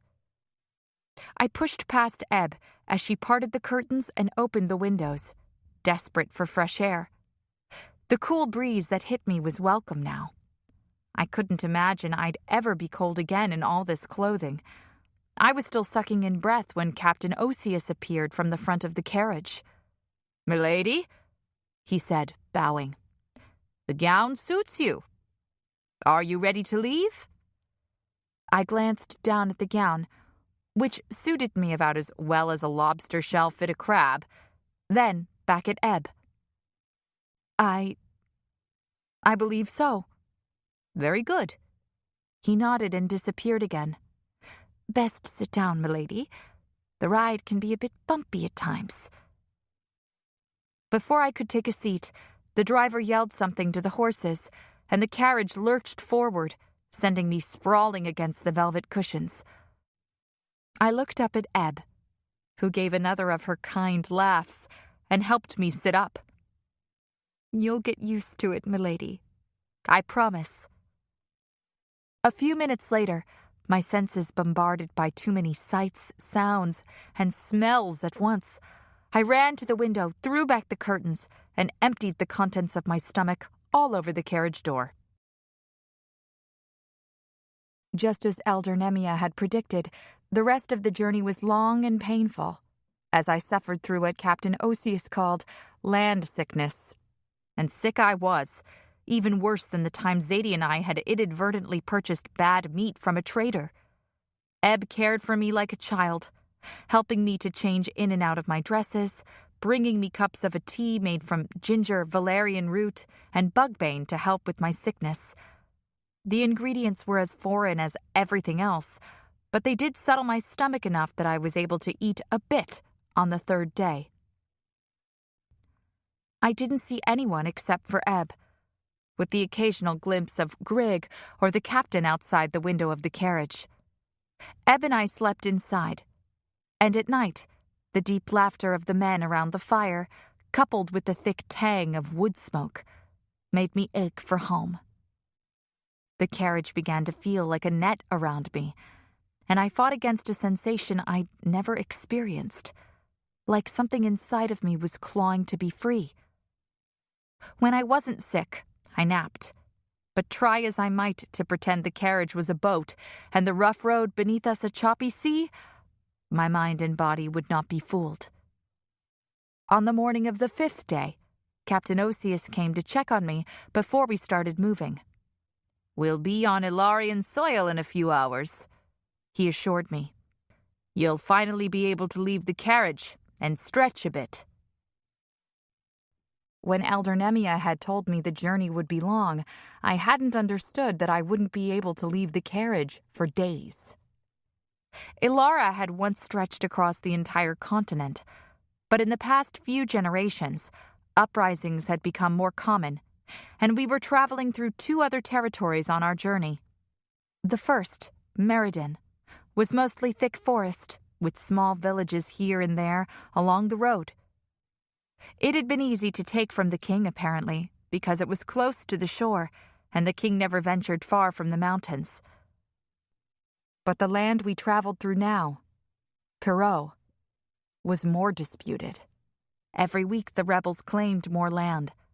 A large river was the last physical border protecting Ilara from invaders, Ebb explained. When will we reach the castle? I asked Captain Osius, trying not to sound too desperate. But I didn't know how much longer I could last without fresh air and sunlight. Not until sunset, I'm afraid. But don't worry. Soon the road will be nothing but a distant memory. He smiled, but even he looked like he was ready to be home. His beard was becoming unruly, and there were dark circles under his eyes. We rattled to a stop a few hours after breakfast, and I flew to the window, ignoring Ebb's pleas that I remain in my seat. We were stopped at the foot of a large wooden bridge that spanned a shimmering mass of water so vast I at first mistook it for the ocean. The River Ilara, Ebb explained, joining me at the window. Does that mean, yes, milady, just across the river is your new home? I peered farther out of the window. Home. The word would always evoke Verenia for me, even if I spent the next 100 years in Ilara. Captain Osius was speaking to a man standing at the foot of the bridge. He was dressed similarly to the captain. Ebb had explained that the thick leather plates the men wore were called armor, designed to protect them in battle, but the crest painted on his chest was a white tree framed by a black and silver shield. Who governs Perot? I asked. King Cyrus would argue that he is still the ruler here, but these soldiers wear the crest of Lord Clifton. She lowered her voice. He's actually just a commoner who made himself a lord. These are his soldiers. Sammy had mentioned talk of war in the south, but this wasn't the south. Did he know the disputes reached this far north? The chatter grew louder and more animated, and Ebb tugged on my sleeve. Best to wait inside. I'm hardly outside, I started to say, when a man's face appeared next to the window. He was the same man Osius had been speaking with. He was shorter than the Ilarian guards, with a body the shape and size of a water barrel, and his breath stank of alcohol. So, this is to be your new queen? He asked Osius. He examined me so fully, I felt the scar on my cheek burn. I'd been careful to keep it covered, reapplying the stain whenever Ebb left the carriage, but I wasn't sure I'd ever stop being conscious of it. The most beautiful girl in all of Verenia. He licked his lips. I bet your commander wishes he were the firstborn instead, eh? The captain strode over, looking furious. To prevent us from crossing is an act of war, Riv. Steady on, Os. The man leered at me before returning to the front of the carriage. Let him cross, he called to someone I couldn't see. Are you all right, milady? Osius asked me. I took my seat. I'm fine. Don't worry about him, Ebb said. He's an ignorant mercenary. Most of Clifton's soldiers came from the south to escape the Woman King. I raised my eyebrows. Woman King? Don't you mean queen? She calls herself a king, and they say she's amassing an army. These men fled to escape conscription, preferring to work as sellswords instead. But they don't belong here. King Cyrus will drive them back as soon as he's well. Is the king ill? She caught her lip in her teeth and glanced at me sideways. I misspoke, milady. He caught a chill recently, but he's on the mend. As healthy as any man of 40. 40? My father was 42, and he was even more fit than Sammy. 50 was considered a Verenian male's prime. But since we lived longer than the Ilarians, perhaps 40 was considered a bit older here. Still, how unhealthy could a man be at that age? A king, no less. The wheels bumped over the wooden planks of the bridge, but my eyes were on the water beneath it. I'd never seen a river before. The water, so clear I could see the rocks and stones on the riverbed, rushed toward us faster than a wave. I scrambled past Ebb to the other side of the carriage and threw back the sash. Farther downriver, the water became white and frothy as it swirled over larger rocks, tumbling toward some unseen destination. "Where does it go?" I asked Ebb. But her eyes were closed and her normally hollow cheeks were puffed out, as if she were holding her breath. "Are you all right?" She didn't respond until we finished crossing and were back on the road. Her eyes fluttered open, and she exhaled noisily. I eyed her curiously. "What were you doing?" Ebb looked a little sheepish when she answered, "Keeping out the water spirits, milady." "The what?" "It's nothing. You should rest up." "We have water spirits too," I said, thinking of the ocean around Verenia, how sometimes I'd speak to the spirits through the cracks in our floorboards, asking them to guide me to the best oysters the following day. "But we don't try to keep them out." I fell asleep for several hours and awoke to sunlight on my face. Ebb had insisted on keeping the curtains shut for most of the journey due to the dust on the road, but she'd pulled them back now to reveal the captain riding alongside us. "Is everything all right?" she'd asked him. She'd been worried about robbers and vandals before we'd reached Ilara's borders, but she seemed more relaxed today. "Yes, all fine. We're just—" "The castle!" I yelled, startling Ebb. I pointed past her to the large stone edifice in the distance. It was massive, the size of 100 houses at least. Crimson and gold Ilarian flags waved from towers that stretched up toward the clouds. It was surrounded on all sides by gently rolling hills covered in purple and yellow wildflowers, and a small river shimmered in the valley between them. It was even more beautiful than I'd imagined, and for a moment, all my discomfort faded. "I'm sorry, milady," Oseus said, "but that is the old castle. We haven't reached Newcastle yet." My smile broadened. If this was the old castle, the new must be even more magnificent. "Are we stopping?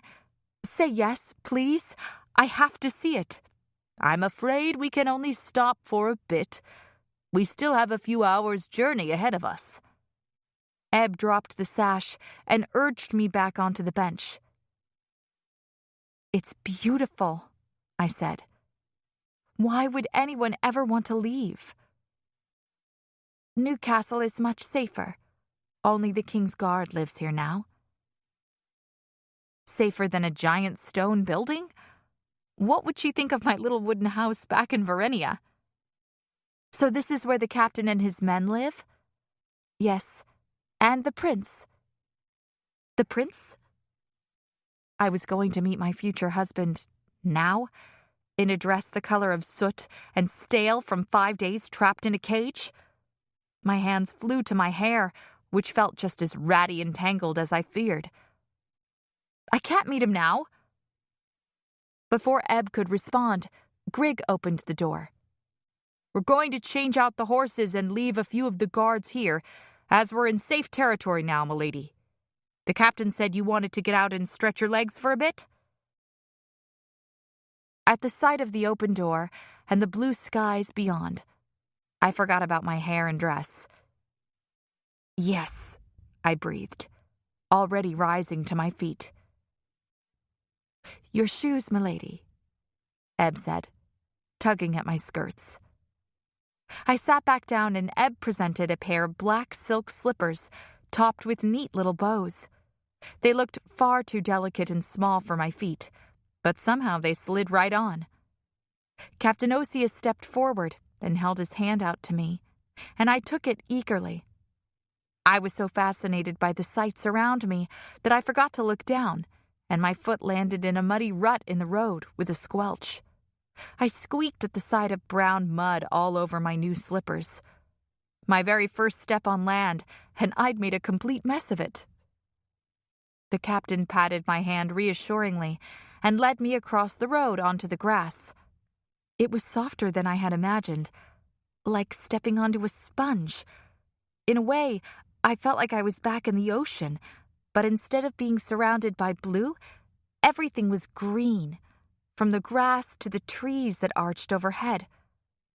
I started to smile over my shoulder, excited to see Zadie's reaction to all this. We had imagined the castle when we were small, but never had we dreamed up anything like this. She must be as stunned as I was. My smile fell as my eyes landed on Ebb instead of Zadie. Somehow in my excitement I'd forgotten. I was so used to sharing everything with my sister. Now, every time my gaze landed on the empty space where my twin should be, I felt an ache in my heart at the realization that we would never share anything again. "Don't worry, milady," Ebb said, taking my other arm. "No one will harm you." She had mistaken my sorrow for trepidation. A small party of guards was riding out to meet us, and 2 men on foot led 4 black horses so large they dwarfed their handlers. As the riders came closer, I noticed that the young man in front was wearing metal armor, which glimmered in the fading sunlight. One hand held the reins, while the other rested on the hilt of his sword. His horse was a silvery gray, with a white mane that flowed down to its muscled chest. When the young man stopped and dismounted, the guards bowed, and Ebb dropped into a deep curtsy. I lowered myself shakily next to her, my eyes downcast in respect. But to whom were we bowing? Surely not the prince. I couldn't imagine Ebb would allow me to meet him in such a state. My heart hammered in my chest as the young man reached for my hand. I didn't even know what to call him. Prince? His Royal Highness? Though we'd been traveling together for 5 days, Ebb hadn't prepared me at all for this first meeting. But when I glanced up, the turquoise eyes that met mine did not belong to a stranger, and the lips that brushed the back of my hand were all too familiar, though his mouth was set in a grim line, very unlike the amused smile I'd seen in Verenia. Talon's gaze held mine for 10 heartbeats that felt both like an eternity and not nearly long enough. "Welcome to Ilara, my lady. I believe we've already met." Chapter 12. For a moment, I wondered if I would faint like Zadie had when Governor Christos toasted my engagement. Talon had told us he was an emissary. Why was everyone bowing to him? And for the love of Thalos, did he know who I really was? "Talon," I said, and the people around me gasped. "I'm sorry. Sir Talon? This is Prince Talon," Ebb murmured next to me, and I glanced over at her with wide eyes. Oh gods. Was Talon my fiancé? Had he come disguised as an emissary, just so he could see his future bride for himself? Did Governor Christos know? Did Mother? No, that was impossible. She would have had some kind of fit if she'd believed she was in the presence of royalty. Then I remembered the circumstances of our first meeting and flushed so hard I was sure he would be able to read my thoughts. "I'm King Xyrus's second son," he clarified. "Prince Seren, my older brother, awaits you at Newcastle." I should have felt relief, but a strange sense of disappointment washed over me instead. I realized I was staring at him and dropped my gaze again. If he knew who I was, he showed no sign of it, but that didn't mean he wouldn't come to realize it eventually. Talon was supposed to be an emissary I never saw again, not my future husband's brother. I didn't notice he'd kept hold of my hand until he dropped it and the warmth of his touch disappeared. He turned to Osius. "Please, get our future queen to the castle. She's clearly overwhelmed and exhausted from her journey." I curtsied again, not daring to look at him, and followed Ebb back to the coach. "I don't understand," I murmured as I sat down. "I'm sorry," Ebb said. "I ought to have explained everything. This is all my fault." "It's all right, Ebb, but please, could you explain it to me now? Prince Talon is Prince Saren's half-brother, and the commander of the King's Guard. He lives here at Oldcastle. His mother was sent here from Verenia, like you." "The last Verenian bride was Talon's mother? And the crown prince?" "Was born to an Ilarian queen, milady. Prince Saren will explain everything when we arrive. I promise." I leaned back against the cushions, my mind racing with unanswered questions. What had happened to Saren's mother that Talon was born to another woman? Was Talon's mother the king's mistress? The thought was horrifying. All this time, we'd been sending our women to Ilara with no idea of what was really happening to them. What were our elders thinking? For the past few days, I'd been so overwhelmed by exhaustion and sickness that I hadn't had much room left to spare for nerves or even grief. But now I wished more than anything that I was back in our house with Zadie, singing songs with made-up words that drove our mother out of the house, muttering in annoyance. I could face anything with my sister and would do anything for her, but I didn't feel brave now. I felt sick and tired and very, very frightened. Even the most gripping tales need a moment of rest. Let this pause refresh your senses.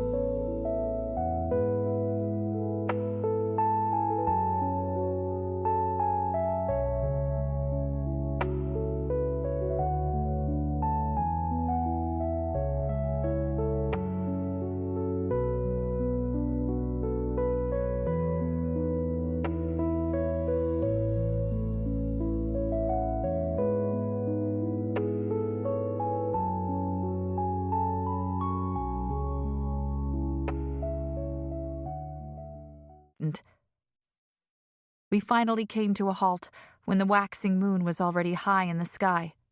I climbed out of the carriage facing west, toward home. Then I turned around. I found myself staring at a wall of darkness, far blacker than the sky itself, which was studded with stars.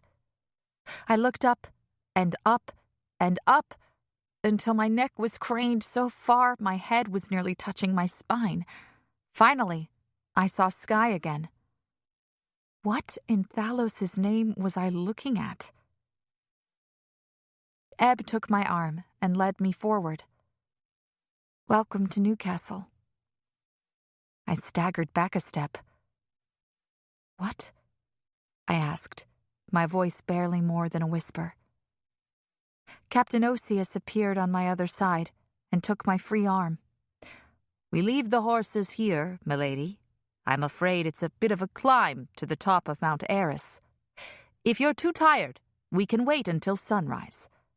There's an inn at the bottom of the castle. I could send word to the king." "No," I said, not wanting to put this off any longer. "I'll climb. It will be nice to stretch my legs after the long journey." Several men in Ilarian livery appeared from somewhere in the base of the mountain and took the horses. Others handed torches to the guards, who surrounded me. Now that I could see better, it started to make sense. The mountain was the castle. Or the castle was the mountain. Sammy had once described mountains as giant waves made of stone, but I saw nothing here that reminded me of the ocean. As my mind adjusted to what I was seeing, I noticed narrow slits in the sheer face of the mountain. Windows, Faint lights glowed behind some of them. There were stairs carved into the very stone, which we began to climb in a line, one by one. Someone had fastened a rope to the cliff's face with giant metal spikes, and I used the rope to haul myself up when my leg muscles started to burn. I'd always considered myself strong, but I could barely breathe, my chest heaving against the bodice of my gown as I struggled to fill my lungs. I wanted to tear the dress open and kick my worthless slippers over the side of the mountain, but I didn't have the energy. Eb was breathing hard as well, but she didn't complain. "How much farther is it?" I wheezed when it felt like we'd been climbing for hours. The stone stairs were jagged and uneven in height, forcing me to pay attention to every step. The wind blew my already faint words away so fast I was afraid Eb wouldn't hear. "Halfway," she called over her shoulder. My knees buckled at the reply, and I would have fallen backward if not for Grigg's hand in the small of my back. "Easy does it, milady. We can call a halt if you need to rest." I shook my head. "I'm fine, just a bit dizzy." "We all have a hard time at the beginning. You'll get better at it." Twice more I faltered, and Grigg's hand was there to steady me. When I was queen, I would see to it that Grigg got some sort of promotion. Finally, when my muscles were shaky with fatigue, the stairs leveled off, and I found myself on a wide platform. "Who built this?" I asked Grigg. He at least had the decency to appear winded. "The entrance to the castle is the mouth of a cavern. Princess Ilara's brother, King Malden, built the walls." An iron door as tall as 5 men, standing on top of one another, loomed above us. A guard called out, and a smaller door swung in, admitting the guards one by one. The cavern inside was massive. The ceiling soared so high above us, I half expected to see clouds. But someone had polished the stone ceiling until it was as smooth as the inside of a seashell, then painted it with elaborate scenes in reds and blues, cream and gold. There were multiple fireplaces along the sides of the hall and lanterns hanging from the ceiling high above. Beneath my feet, the floor was made from the same dark gray stone as the mountain, and its polished surface helped reflect the glow of light from above. At the far end of the room, if one could even call it such, sat a throne carved from the dark stone. It was tall and wide enough for 2 men, the stone cut and polished in a way that made the facets shine like black jewels. I had imagined a throne before, but it was nothing like this thing jutting from the floor, as dark and imposing as the mountain itself. It was also empty. I turned to Eb. "Where is the king?" "We'll meet him in his chambers, once you've had a bath and a chance to change." I'd never been so excited about the prospect of bathing in my life. I followed Eb across the room to one of the many corridors that split off from it, taking care with my steps, as the floor was slippery and my shoes provided hardly any traction. As soon as we entered the corridor, I realized how dark it was in the castle. Yes, it was nighttime, but I hadn't spotted a single window yet. The ones I'd seen from outside must be for lookouts. Here, the only light came from a few flameless torches, the ends wrapped in what appeared to be some kind of algae. It glowed pale blue, like a maiden's hair jellyfish. "What is it?" I asked, pausing to get a closer look. The light was as bright as blue flame, but there was no heat. "Lunar moss, from the forest," Eb said. "It glows when the moon is up. It works best on a night like tonight, when the moon is almost full. Servants harvest it once a month for the torches." "And when there is no moon?" I asked. "We use a fungus called foxfire, but it doesn't give off quite as much light as the lunar moss." I shuddered at the thought of even less light. "What about the daytime?" Aren't there windows? In the places with adequate ventilation, like the Great Hall, there are fires. No windows, I'm afraid. It does tend to get a bit darker as you go farther into the mountain, but your eyes will adjust. Without fire, it wasn't just dark. It was cold. The heat of my exertion during the climb had left me, so I wrapped my arms around myself and followed Eb. Ah, here we are. She paused in front of a door where a guard stood watch. He opened it silently at our approach and stepped aside to let us enter. Inside was another smaller corridor with several doors leading off from it.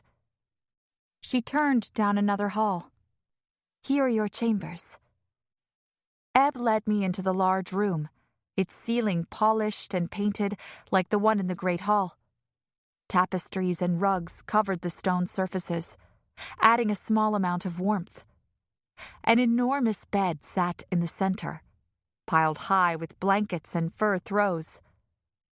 The only other furniture was a large wooden wardrobe with doors carved into strange swirling shapes.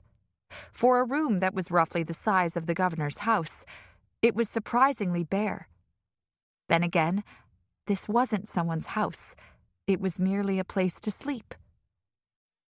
A bath had been prepared in a stone tub carved out of the wall. A folding screen of painted silk stood next to it. Now then, shall we get you bathed and changed? Eb asked. I'll have a light supper brought so that you can eat while I fix your hair. It's very late, and the king will want to get his rest. I felt the same way. My eyelids were heavy, and my muscles ached from the climb. What about the prince? Will I meet him tonight? I don't believe so, but I'm sure he'll be here tomorrow. That was a relief, at least. I undressed behind the screen and climbed into the stone tub before the cold air had a chance to seep in. This was my first hot bath ever, and after so many days without washing, it felt wonderful. My aching muscles immediately began to relax. Eb undid my braids and washed my hair with some kind of perfumed soap that lathered and foamed, then rinsed it all out with more warm water. I began to worry the water might rinse the stain from my cheek, but Eb didn't seem to notice anything amiss.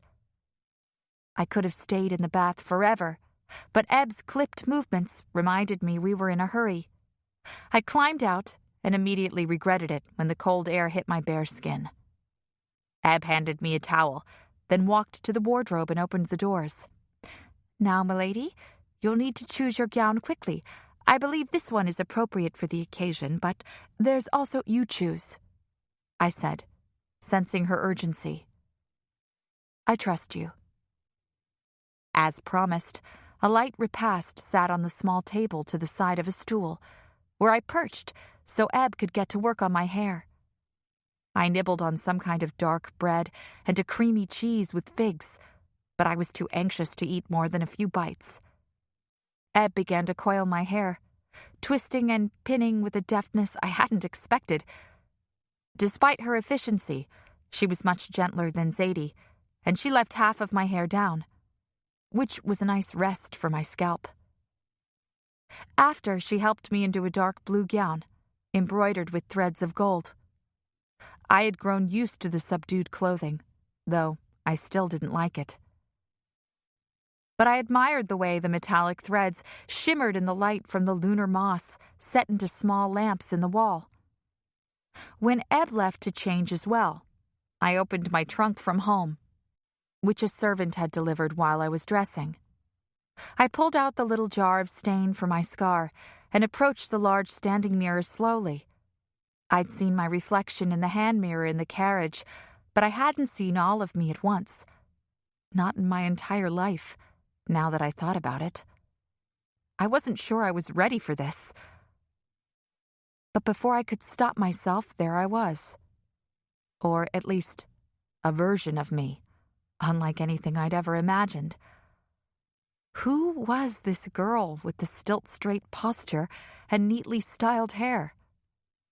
The fabric of the gown was richer than all the others I'd worn, and I ran my hands across the flat plane of my stomach and the curves of my hips, accentuated by the corset. Even my face was that of a stranger. My cheekbones appeared more pronounced, though that could just be the shadows in the dark room playing tricks on me. And the way Ebb had pinned up my hair made my neck seem long and graceful. I looked a little like my mother, I realized, with her golden eyes and proud mouth. The scar was still covered by the stain, but I reapplied it anyway. Without the mark on my cheek, I could almost pretend I really was Zadie. What do I do? I asked my reflection, as though my sister were there with me. Square your shoulders, I imagined her saying. Chin up. The elders wouldn't have chosen us if they didn't believe we could do this. I heard the door open behind me. I turned to Ebb, my heart suddenly beating faster. This was it. I was going to meet the king. You look lovely, milady, she said, handing me a short capelet made of the softest black fur. It's cold in the corridors, milady. This will help keep you warm. Are you ready? I nodded and strode past her down the corridor, as though I'd been born to do this. In my mind, Zadie walked just behind me, assuring me I had. Our company grew as we walked to the king's chambers, far from the great hall. I noticed Grigg and the captain fall into line behind us, and multiple servants seemed to appear out of nowhere, wearing dark, nondescript clothing under shawls and gloves woven from some kind of animal fiber. We came to a stop at a pair of tall stone doors, painstakingly carved with horned beasts and roses, reminding me of the little buttons Sammy had traded for.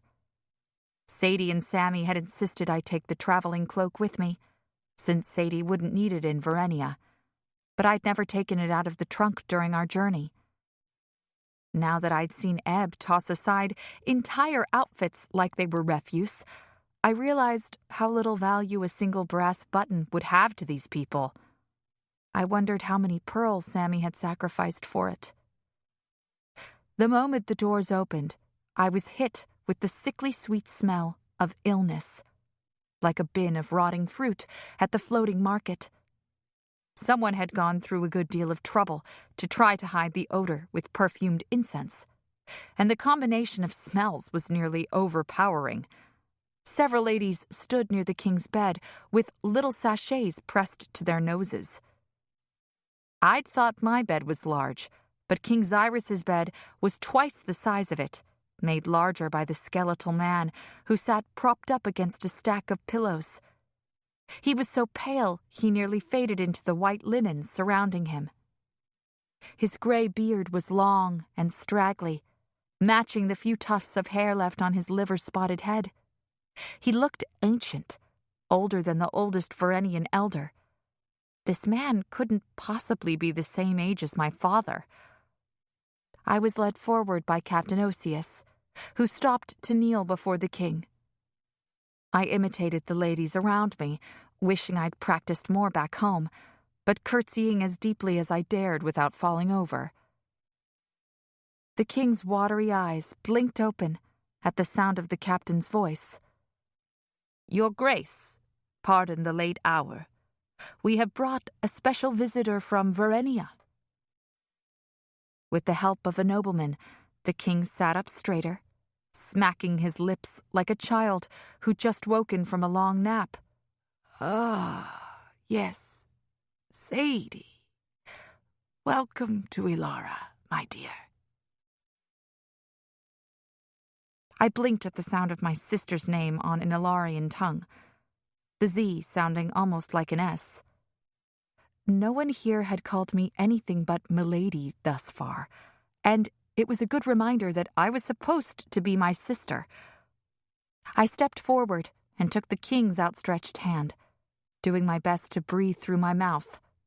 I nearly jumped when he started to cough suddenly and violently, his entire withered frame shaking from the effort, and released his bony hand as gently as possible. How could this be the man controlling the Varenians? If the governor knew about the king's condition, why didn't he stand up to him? And if he didn't know, I would make sure Sammy passed along the information, if I ever made it to the port market. I waited patiently for the king to sip his wine, sloshing some of the dark red liquid onto the white bedclothes. I expected him to speak again when he finished, but he settled back down among his pillows and closed his eyes.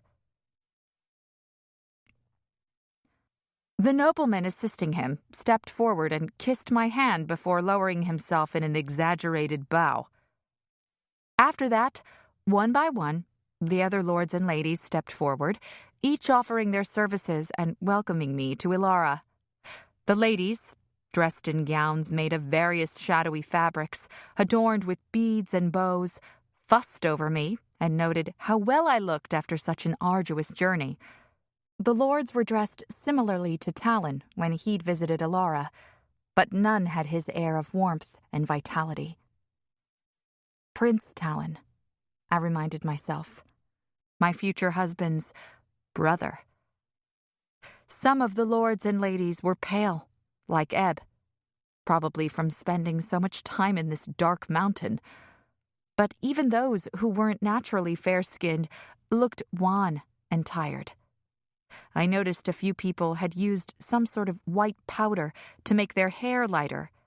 I'd never felt so alone in my life as I did there, in that chamber, surrounded by all these otherworldly strangers. Finally, when I was sure I would faint from exhaustion, Ebb found me and whispered in my ear that we should retire for the evening. Back in my chamber, she helped me undress for the night and prepare for my first real rest in days. The bed was so tall, a small footstool had been provided to help me climb in. Once among the blankets and throws, I felt ridiculous. Why would one person need so much space to sleep?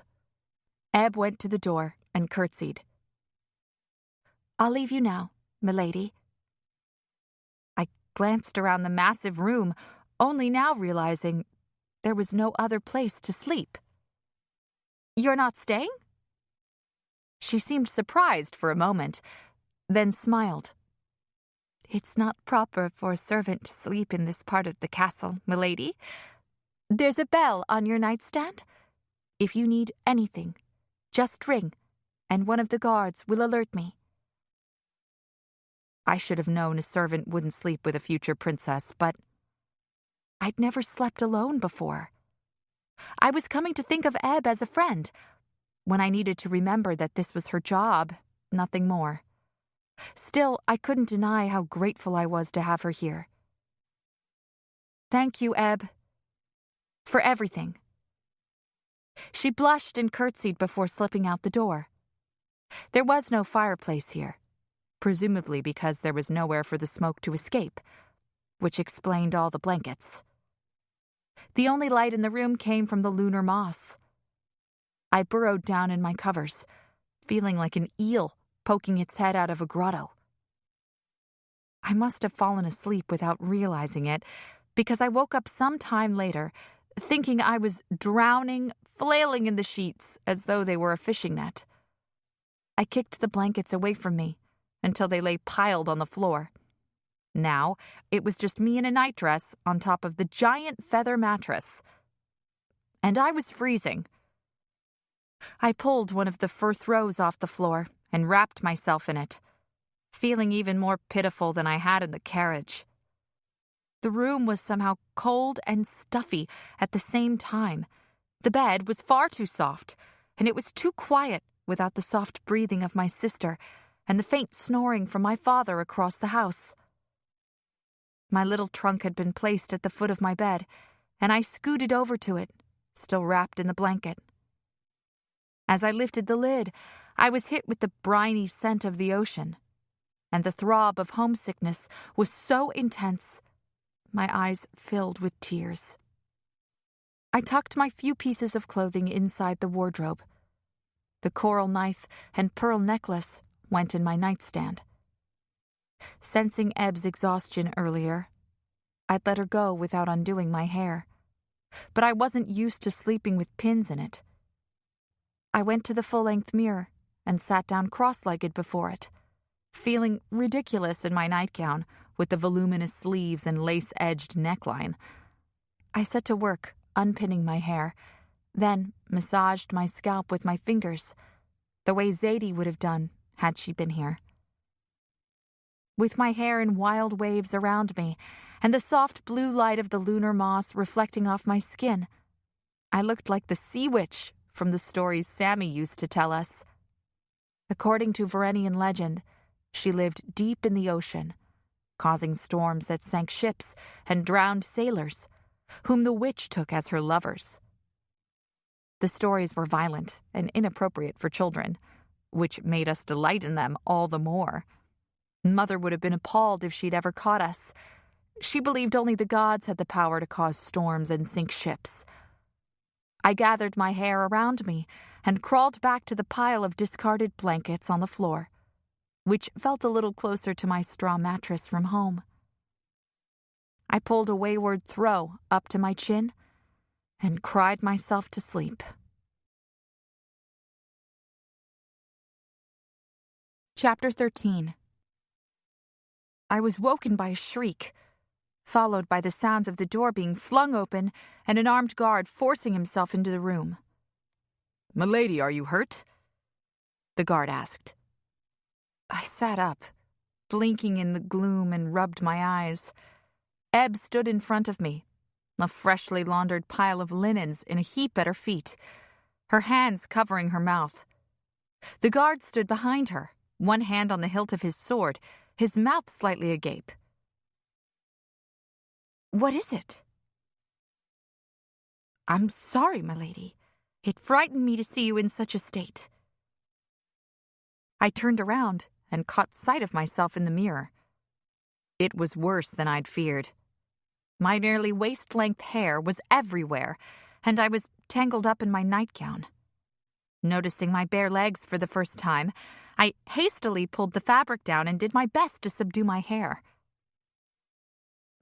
"You may go," Eb said to the guard, who was still frozen in place. He snapped his mouth shut and made a hasty retreat. "I'm sorry, Eb," I said, my cheeks burning.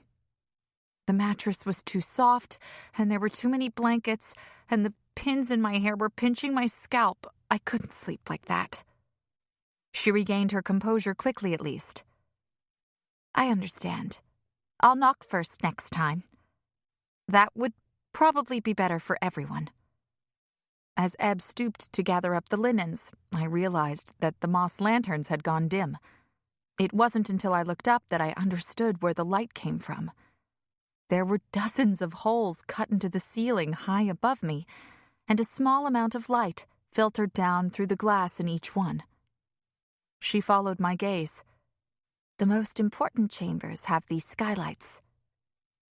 As charming as the term skylights was, their existence didn't make me feel important.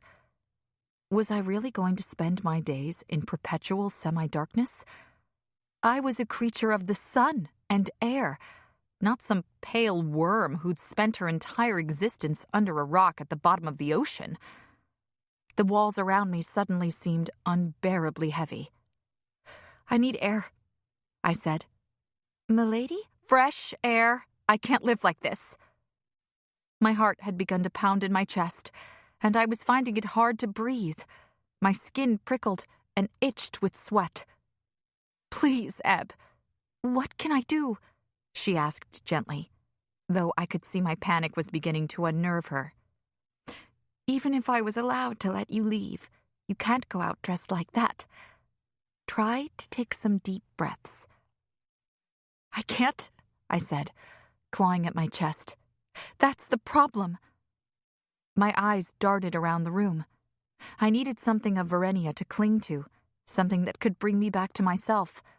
My eyes landed on the bath, which hadn't been emptied last night due to the late hour. Ebb had promised someone would take care of it this morning. Without thinking, I stripped off my nightgown and plunged into the tub, forcing my head under the surface. The water was freezing, but that actually seemed to help.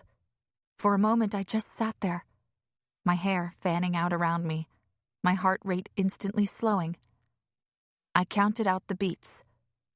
1, 2, 3, 4, all the way to 100. I had started counting from 1 again when I heard muffled shouts from above and opened my eyes. It was Ebb. I lifted my head from the water and pushed the dripping hair off my face. "What's the matter?" I asked, barely out of breath. "You were down there for ages. I was afraid you were drowning." Now that my senses had come back to me, I realized just how cold it was in the water. "Can you bring me a towel?" She brought over several and helped me out of the tub. "How did you do that, milady?" I smiled as I wrung my hair out over the tub. "It's easy for me. We do that from the time we're little in Verenia. I'm sorry for worrying you. I just needed to calm down, and I couldn't think of another way." "I understand. At least, I think I can imagine how I'd feel if I was taken from Ilara to live in your home. All that open water? From now on, I'll make sure you have a warm bath prepared every morning and evening, if you'd like." I couldn't imagine having access to so much fresh water, but the bath had helped immensely. "That would be nice, Ebb, at least until I'm settled." She helped me dress in a silky black gown that flowed behind me as I walked. Ebb said that everyone here was in mourning for Princess Ilara. Did that mean no one had worn anything but mourning colors for hundreds of years? I thought of my red dress, of how I must have looked to Talon in such a bold color. That alone must have been shocking. Ebb pinned up my hair in the same half-up style, which I quite liked. It wasn't as messy as wearing it all down, but it meant my neck wasn't bared to the chill. "Everyone is talking about you this morning. How lovely your complexion is. One of the cooks said it's all the sunlight that makes you Verenians so healthy. We don't get much sun here in the castle." "So I'm learning." I felt guilty for thinking Ebb looked ill when I first met her. I appreciated the loveliness of her white gold hair now, her fair skin. She would have burned to a crisp in Verenia, but it suited this place somehow. It wasn't her fault she had no access to light and fresh air. My stomach growled loud enough for both of us to hear it. It was impossible to keep track of time here in the mountain. "What time is it?" I asked, as Ebb fastened a long gold chain around my neck. A heavy black jewel hung between my breasts. It was cold and uncomfortable, but I didn't want to seem ungrateful. I'd never worn jewelry before. "Nearly midday. I'm afraid you slept through breakfast, but I figured you needed your rest after the journey you've had." I gasped and nearly knocked over my stool as I rose. "Midday? Is the royal family expecting me?" "Not to worry. The king was a little overwhelmed by the commotion last night and has decided to keep to his bed today. I'll take you down for luncheon, and then you'll have a tour of the castle." "And the prince?" I asked, checking to make sure that the stain was still covering my scar completely as I passed the mirror. "I'm not sure, milady." As Ebb led me back through the corridors, I tried to memorize our route. I noticed channels cut into the stone, with trickles of water running through them, and looked questioningly at Ebb. "Rainwater, from above," she explained. "It collects in the channels and gathers in wells throughout the castle." Clever, I thought as we walked past the great hall and down a flight of stairs to a smaller hall with a long table stretching nearly half its length. "This is the dining hall," Ebb said. "You may take meals in your room if you prefer. unless the king or prince requests your presence, of course." She gestured for me to sit next to the chair at the foot of the table, presumably where the prince sat, though I had the room to myself at the moment. Servants brought me 6 different courses. Some, like the olives and grapes we'd had in Verenia, were familiar and delicious, but others, like the cubes of bloody red meat on a silver platter, made my stomach turn. There was enough food for several families here, and I hated wasting it, but I couldn't eat this much food in a week. "Eb," I whispered when the server had left. She hurried toward me. "Is everything all right?" "This afternoon we need to go over a few things, like how to address people and what the 3 different sizes of forks are used for, and what are those little round white things that jiggled when the man set them down?" "Quail eggs, milady." "Yes, well, I need to know how to eat them, if they're any good." She smiled. "We will begin your lessons this afternoon. Oh, and I was wondering when I'll be able to meet the Queen. I would love to speak with her." The door at the far end of the hall slammed closed with a bang, and Eb and I looked up to see a young man in black walking toward us. Eb dropped into a curtsy before I'd even had a chance to stand. "You must be Zadie," the man said. His skin was the whitest I'd ever seen, even paler than Eb's, and his straight blonde hair, which was pulled back into a ponytail at his nape, had more of a silver cast to it than Eb's did. His eyes were a steely gray under elegantly arched brows. I couldn't stop myself from staring. Eb cleared her throat lightly. "Yes," I stammered. "And you are?" I thought I heard Eb groan a bit next to me. "I am Prince Saren," he said with a chuckle. "Your future husband. And I'm afraid it will be impossible for you to meet the Queen, my dear." This was the prince? I could have imagined the exact opposite of Talon and still wouldn't have come close. "Why is that?" I asked, my voice trembling, like the little white quail eggs. "Because, my lady," he said, his eyes never leaving mine, "the Queen is dead." A nervous laugh slipped out of me, and I turned to Eb, sure that the prince was choking. But Eb only gave an apologetic shake of her head. I faced the prince again. "I'm sorry for my confusion. I was told everything would be explained to me once I arrived. Is your mother the Queen?" "She was. She died in childbirth." His voice betrayed no hint of emotion. "Oh, I'm so sorry." Why hadn't Eb explained all of this to me? I didn't even know if Talon's mother had been married to King Xyrus. "And the last Verenian girl sent here?" I asked, hoping that sounded diplomatic enough. "My father's second wife is also dead. It doesn't go too well for queens around here, I'm sorry to say." I wanted Eb to tell me he was making some kind of sick joke, but she seemed as cowed by this man's presence as I felt. I forced myself to stand and dropped into a curtsy. "Your Highness." I almost recoiled when he reached for my hand. His fingers were long and as white as a ray's belly. He wore a dark metal ring on his right hand, set with a small red stone. I shivered as he brushed his lips across the back of my hand. There was something unnatural about him. His features were handsome, like his brother's, a straight nose, a strong jaw, and a sensuous mouth. But his smile was cold, and his pale eyes revealed no feelings at all. I pulled my hand away and tried to smile at him. He helped lower me back into my seat and settled into the chair next to me. "How did you sleep, my lady? Was the room to your liking? Was the bed large enough?" My cheeks colored when I realized how foolish I'd been to wonder why one person needed a bed so big. "Yes, thank you." "Good. I thought I might show you around the castle today, seeing as my dear father won't be making it out of bed himself." My eyes darted to his.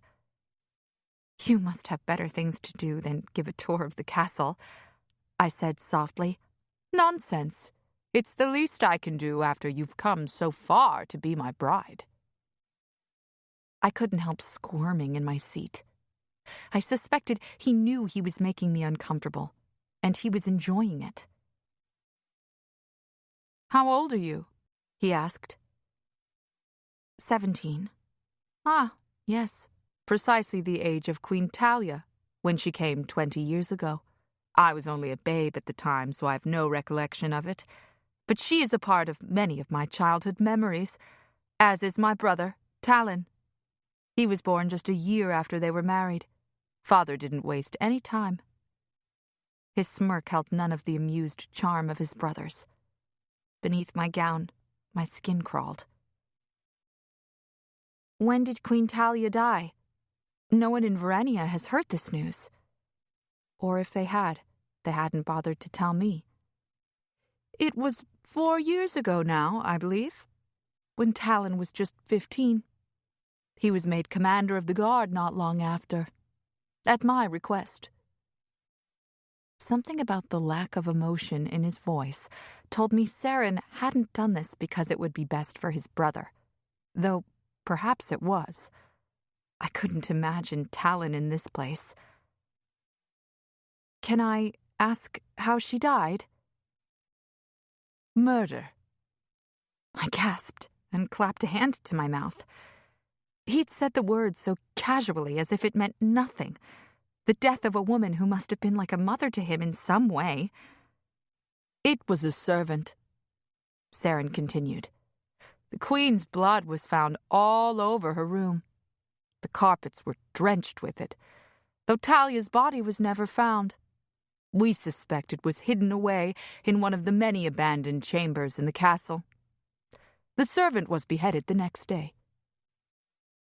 My meal began to climb its way up my throat. Everything I'd learned since coming here had been far worse than I'd imagined. But to discover that the last Varenian woman sent to Ilara had been murdered frightened me in a way I couldn't describe. As children, Zadie and I had spent hours pretending to be the Queen of Ilara, making crowns out of sea flowers and draping ourselves in Mother's dresses, a game she'd actually encouraged. She would lift our chins with her fingertips and help us practice our curtsies. They'd been lessons, I realized now, not games. I should have paid better attention. I swallowed when Saren brought his hand up and placed 2 fingers under my chin, just like Mother had. I was suddenly conscious of my scar, knowing if he looked close enough, he'd be able to see the raised skin under the stain. He slid his fingers down my throat and rested them in the hollow at the base of it. It was the strangest gesture, but I forced myself to meet his gaze. His enlarged pupils were as black as the mountain that surrounded us. His fingers trailed farther down until they rested just above my heart, near the black jewel. I heard Ebb's sharp intake of breath behind me. "Oh, don't sound so scandalized," the prince said to Ebb over his shoulder. "She's going to be my wife soon enough." His eyes flicked back to mine. "Your heartbeat is strong and steady. That's good." I swallowed the bile in my throat. "How does it feel, knowing you'll be queen of all this soon?" His voice was soft enough that only I could hear it, his fingers still resting above my heart. Could he feel how fast it was beating now? "I've never seen your home, but I can't imagine it can compare to the beauty and splendor of Ilara." I should have sunk my teeth into the flesh of my tongue to stop myself from speaking, but I didn't. "On the contrary, Your Highness." something flashed in his eyes, but he smiled. I see. You'll have plenty of time to tell me about it over the next. Well, I suppose how long you're with us remains to be seen. Terror coursed through me as he ran his fingers back up my throat. He was so much bigger than I was. He could probably snap my neck with his bare hands if he wanted to. Finally, Saren lowered his hand and stood, wiping his lips on a napkin, even though he hadn't eaten anything. I'll be at your room in an hour to take you on your tour. Perhaps you'll find something here to your liking after all. Chapter 14. Back in my room, I paced over the scattered carpets, my mind racing. Saren was cold and cruel. How could I marry someone who spoke so lightly of murder, who seemed to relish other people's discomfort? A small part of me wondered if the truth about my identity would get me sent home to Verenia. But I knew, deep down, that he would likely kill me, and worst of all, punish my people. I couldn't risk that. The only silver lining I could find in any of this was that at least I was here instead of Zadie. The thought of that man touching my sister made me want to destroy something. I settled for pummeling one of my 18 pillows. "Milady?" Ebb said quietly, placing a light hand on my shoulder when I'd finished my tantrum. "The prince will be here soon." I looked up. "I can't marry him, Ebb." Her eyes were soft and sympathetic. "Be careful," she whispered, glancing around the room as though someone might hear us. "Sound carries strangely in this mountain." She placed a finger on the wall next to a small hole carved into the stone. No doubt it led through to another chamber, where someone could listen if they chose. Let them hear me, I thought. What was the worst they could do? Stick me in a cave and force me to marry the most disagreeable man in history? Oh wait, they'd already done that. I smacked another pillow for good measure. "How could you not tell me the Queen was dead?" I asked, resuming my pacing.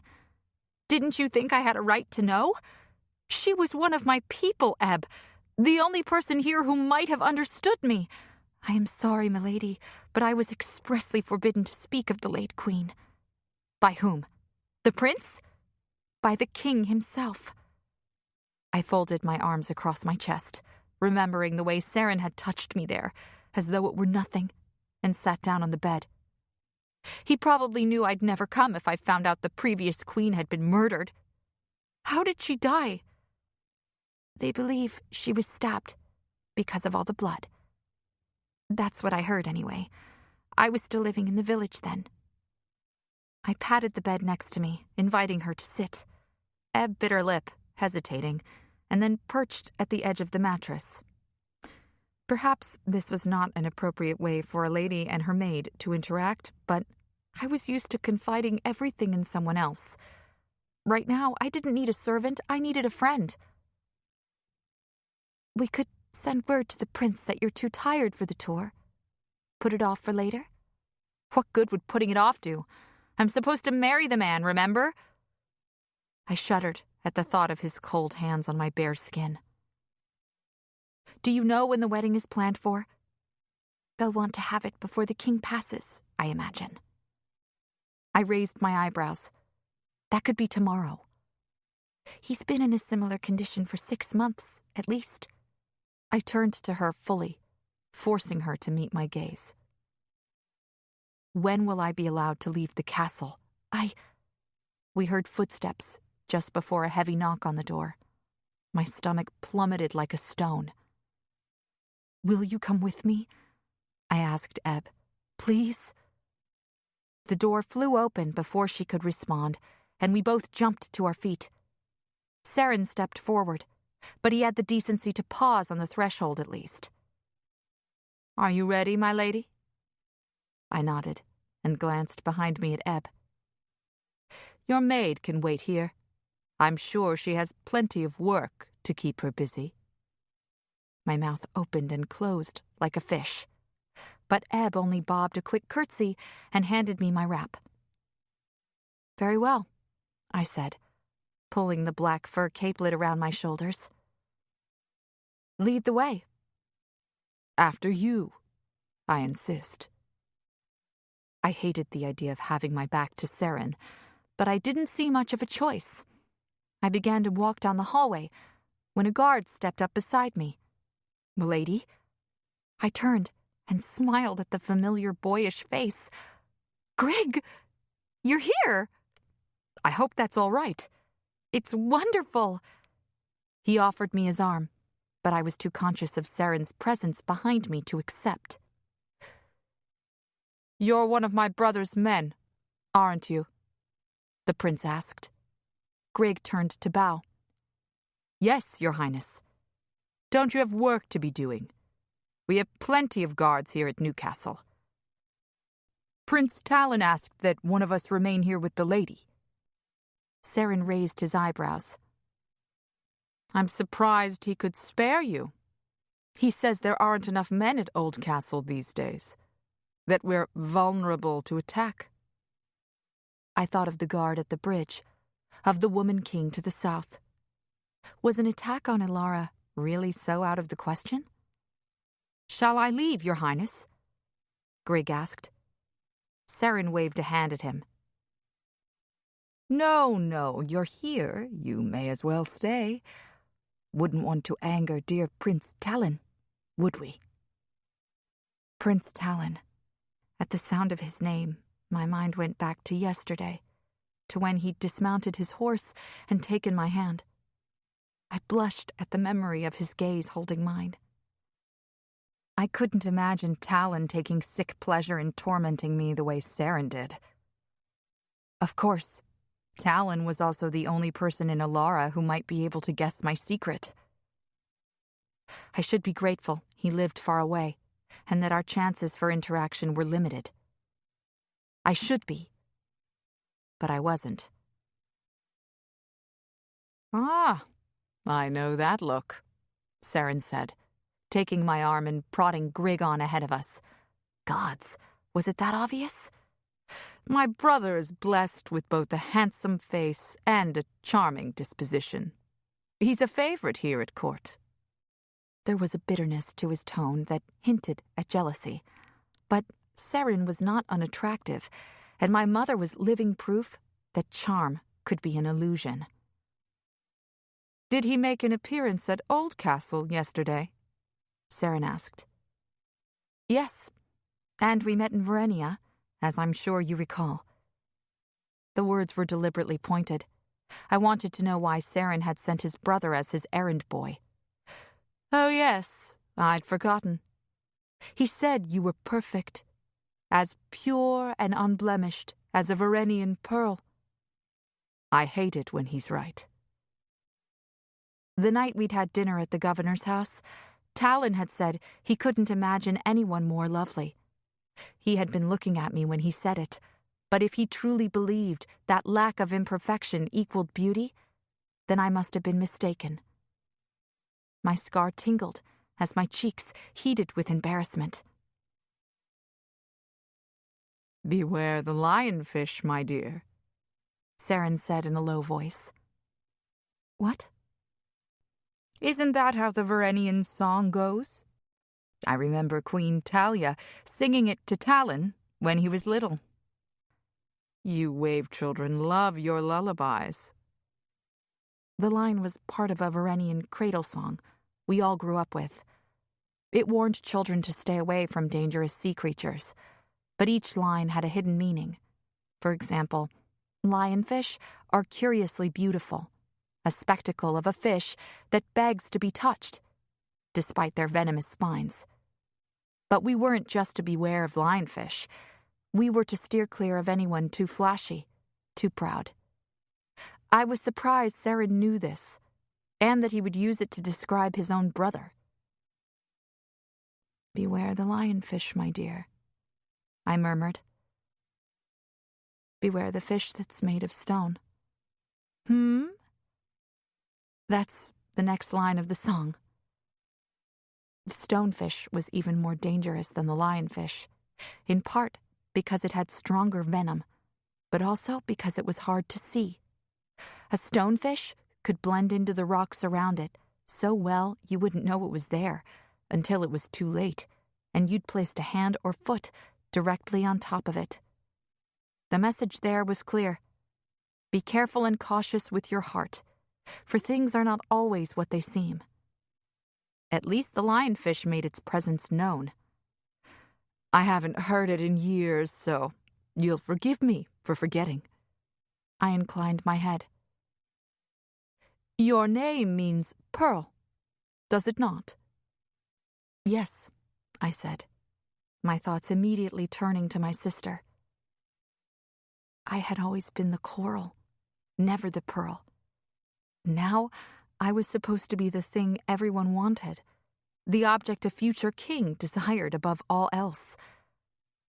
I had slowed my pace to match the prince's, and Grig was now almost out of sight at the end of the corridor. Saren moved his hand from my arm to the small of my back. There's something in here I'd like to show you, he said, reaching for a door I hadn't noticed in the dim corridor. I wanted to call out to Grig, but Saren ushered me through the door before I could say anything. We were in a chamber roughly the size of my bedroom, and for a moment I feared this was Saren's personal chamber. He went to the far side and lit a match from a small lantern, then touched it to a pile of logs in the fireplace. As the wood caught fire, more of the room came into view. It appeared to be a workroom, not a bedroom. There were 3 tables of varying sizes, all covered in glass bottles and bowls, as well as various objects I had no words for. On the floor in the corner lay what looked like an empty sack. A long hose was coiled next to it. This is my study, the prince said.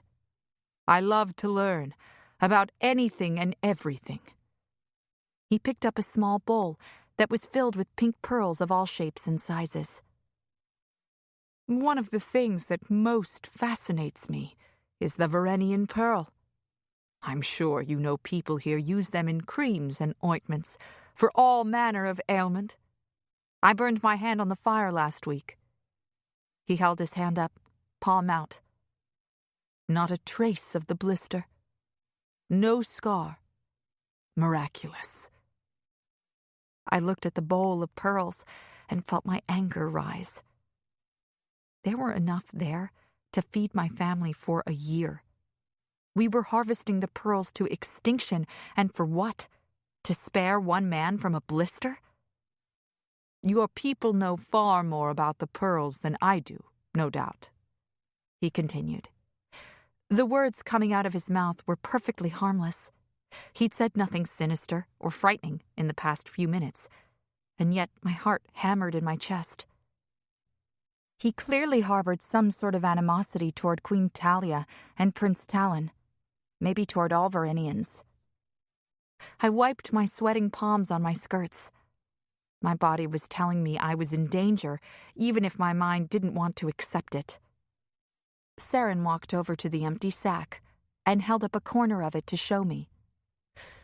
This will be my greatest invention yet. It's an underwater breathing apparatus. With this device, a man can stay underwater for 10 minutes, maybe more. But it's not ready, unfortunately. The test we conducted yesterday had rather disastrous results, I'm sorry to say. We lost a servant in the process.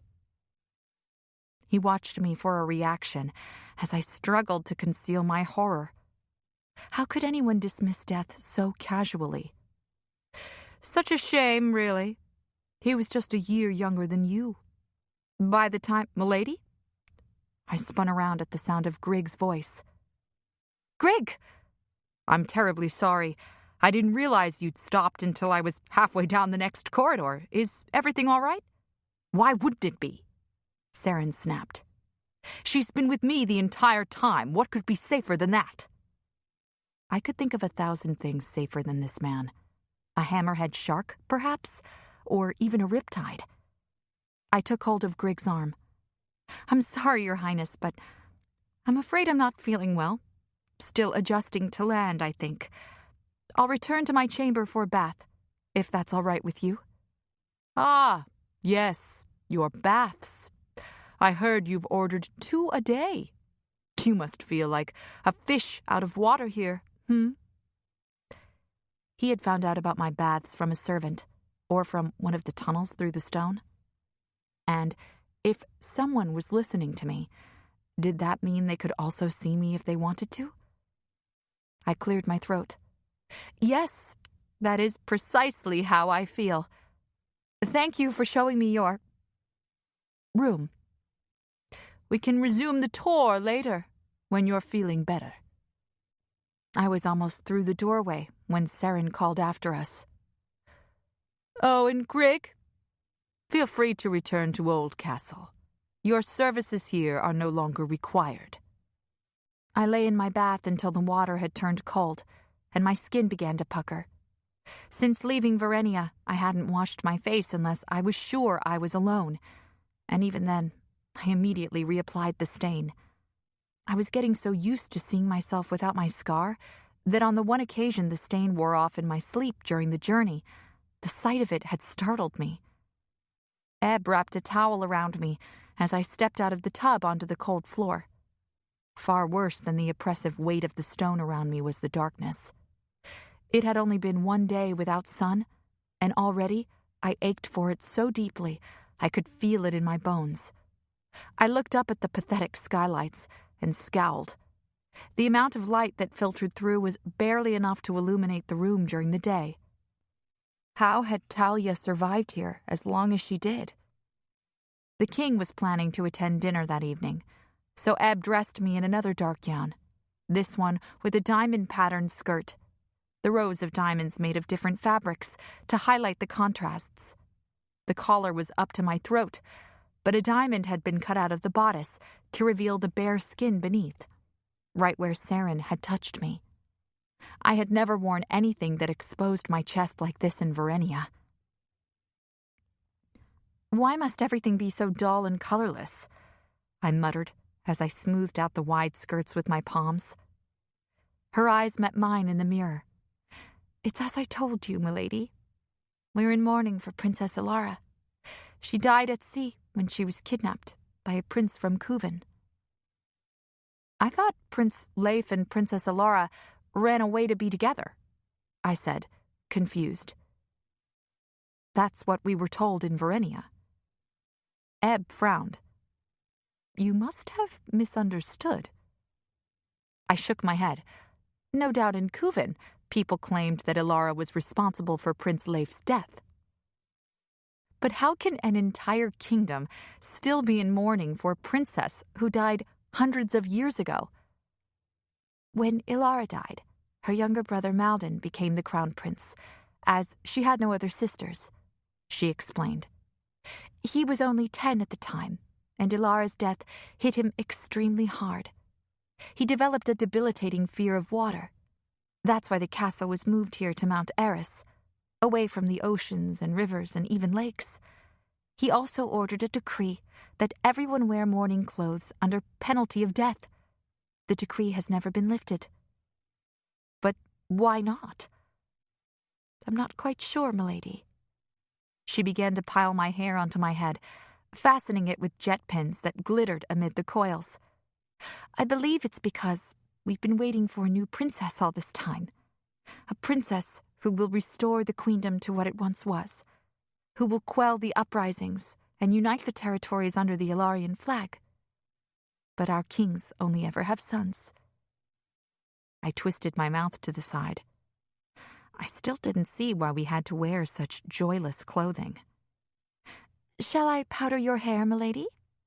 Ebb asked as she adjusted the final pin. I turned to look at her.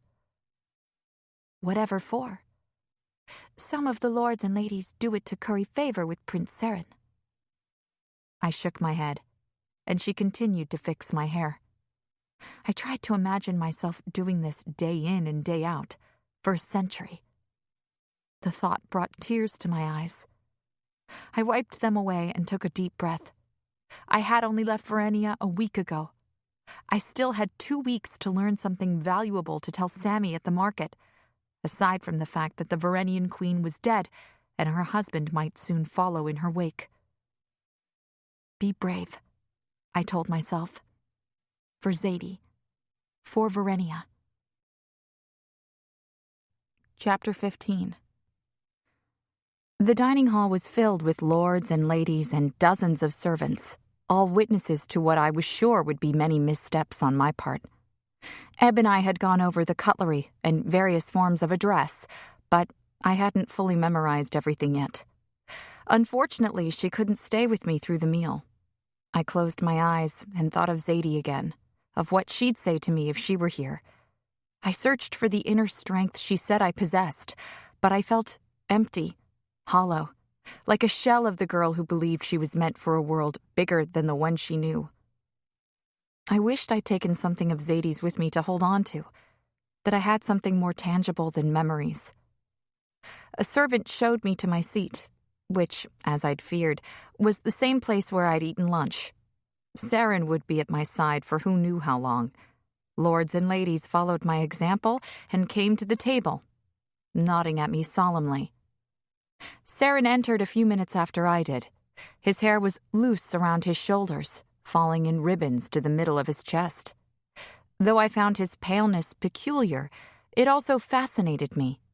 It was as if he'd been carved from a block of white stone.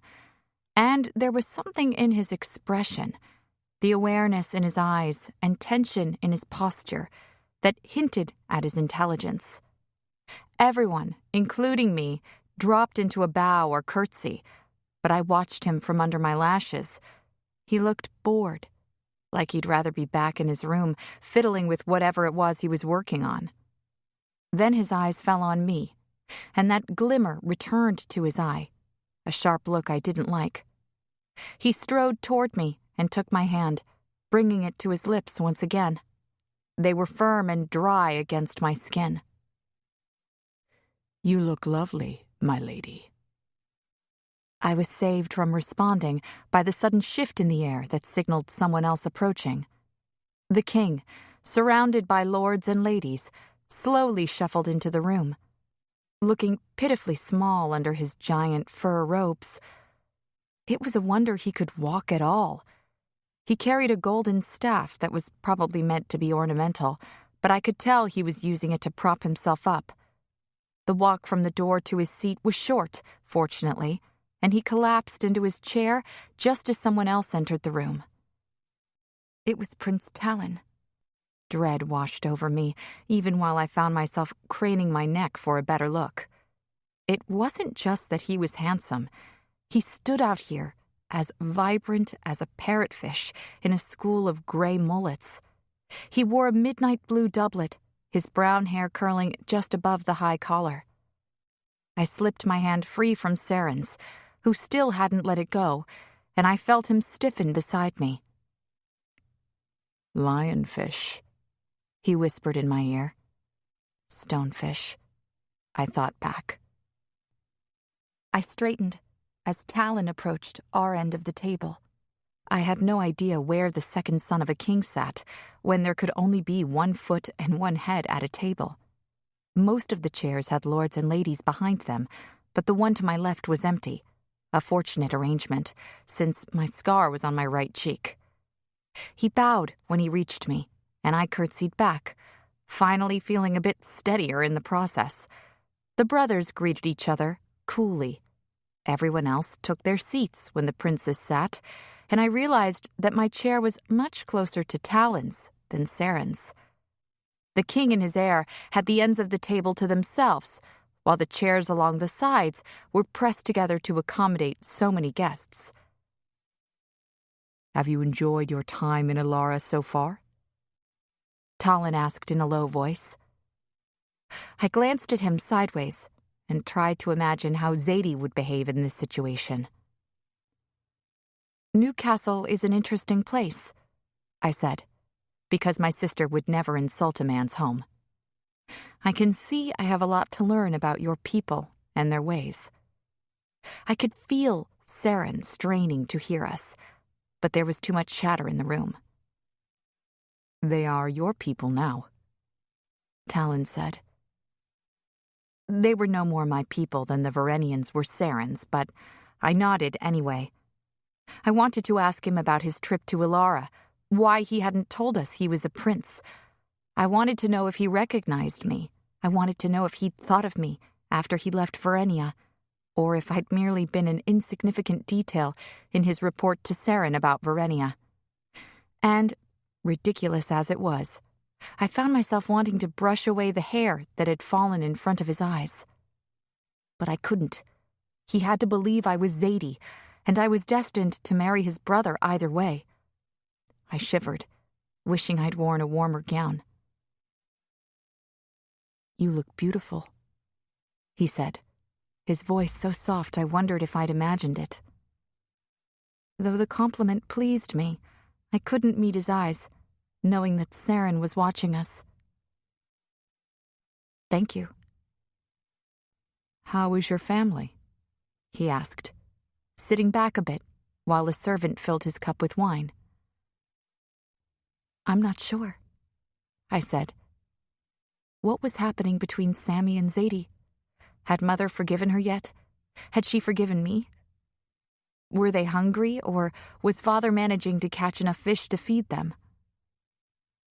"But they were well when you left." I shrugged.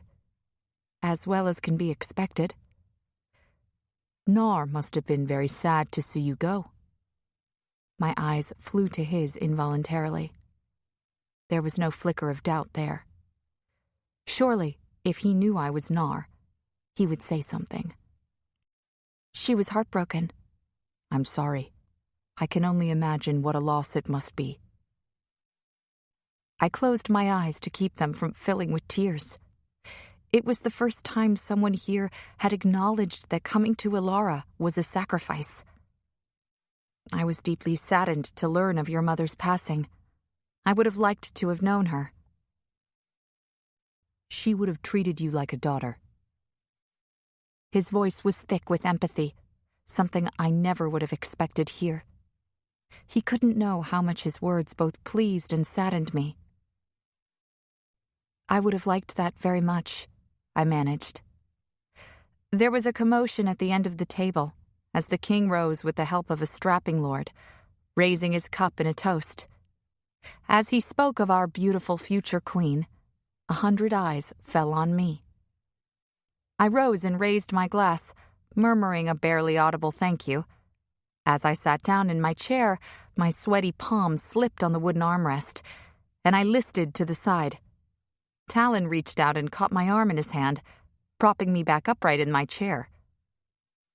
"I'd blame the wine, but you haven't tasted yours yet," he said. "I'm just nervous." I glanced at his hand, still lingering on my arm. All of this is so new to me. He leaned closer to be heard above the conversation, and I inhaled as quietly as possible. He smelled like sunlight, like fresh air and living things. "My mother used to feel out of place at these dinners as well. She didn't speak much about Verenia, but I could always tell when she was thinking of home." Home. The word was too small for everything it meant. The ocean, our house, my parents, Zadie. Why had I wanted to leave? "Did she ever feel at home here?" I asked, searching his eyes. "Did she ever belong?" He frowned. "I don't know the answer to that, I'm afraid." He lowered his voice further and slowly loosened his grip. His trailing fingers left heat in their wake, unlike the chill I'd felt at Saren's touch. "You would be wise to spend less of your time talking to me and more with my brother. He isn't pleasant when he's jealous." Is he ever pleasant? The words were out of my mouth before I could stop them. "I'm sorry, I didn't mean that." Talon's eyes crinkled as his lips curled in the tiniest smile. "This should be interesting," he said, before straightening in his chair and turning to the lady on his other side. I spent most of the meal listening to the conversations that bubbled around me. Unable to join the chatter because of where he sat, Saren sipped his wine and tasted his food, but it was clear he took no joy in any of it.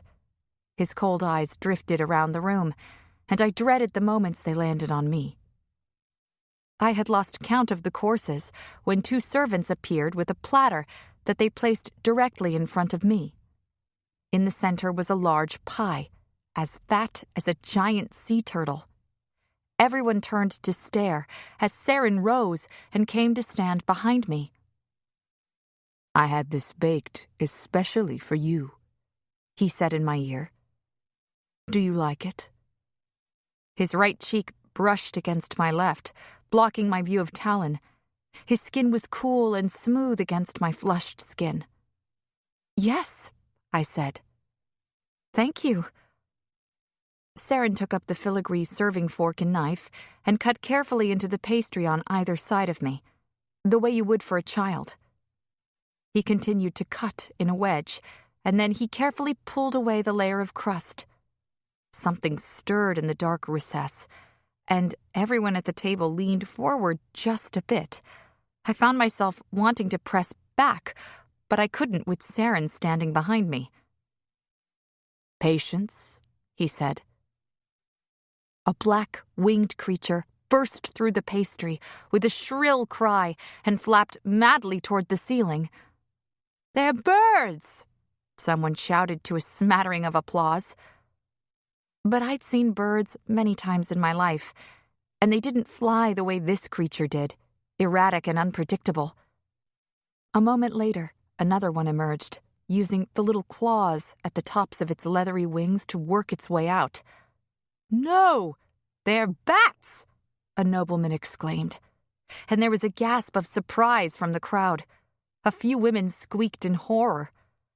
After the second bat flew away, an entire swarm of them, at least 20, clambered out of the pie, all flapping to be free. Several were covered in treacle, making it harder for them to fly. The wretched creatures rolled onto the table covered in the sticky golden syrup, sending howls of laughter up among the nobles. Most of the ladies screamed and ran from the table, and suddenly wine glasses were tumbling left and right. Saren stayed perfectly still, his arms on either side of me, trapping me in my chair. The king had somehow managed to sleep through the commotion. The servants did their best to clear plates and spilled glasses while dodging and dipping to avoid the bats. A maid appeared behind us and whispered something inaudible in Saren's ear. "I must attend to something. I'll return as soon as possible," he said. "I hope you enjoy your dessert." I slumped back in my chair the moment he left the room, finally releasing some of the tension I'd been feeling all evening. "Are you all right?" Talon asked, gently flicking a sticky bat away from his wine. I sighed. "I think so." "What was that all about? Is bat pie a traditional Ilarian food?" He snickered. "No. We may seem strange to you, but I assure you, we're not that strange. I imagine my brother was trying to get a reaction from you." "Why?" "He likes to push people, to test their loyalty." I stared at the collapsed crust of the pie. "My loyalty?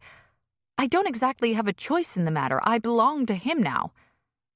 Talon drained his wine, but I didn't get the sense it was because he relished the taste. "Yes, well, my advice is that the next time he shows you something vile or repulsive, you pretend to be impressed. That's the fastest way to win his affection." I had no interest in Saren's affection, but I couldn't tell Talon that. Still, it was probably safer to avoid making my betrothed into an enemy. At the far end of the room, a man began to play a stringed instrument that made a sound I could only compare to whale song. Talon leaned toward me, and I had to resist the urge to move closer to him. "It's called a viol," he explained. It was my mother's favorite instrument. We have some stringed instruments back home, but they sound very different. I noticed that his eyes lit up whenever I mentioned Verenia. It's nice to hear more about where my mother came from, he said. I miss her stories about Verenia. They made me feel connected to it, even though I'd never been there. I enjoy talking about it. It makes everything feel more real, like this isn't just a dream. Or a nightmare, I added silently.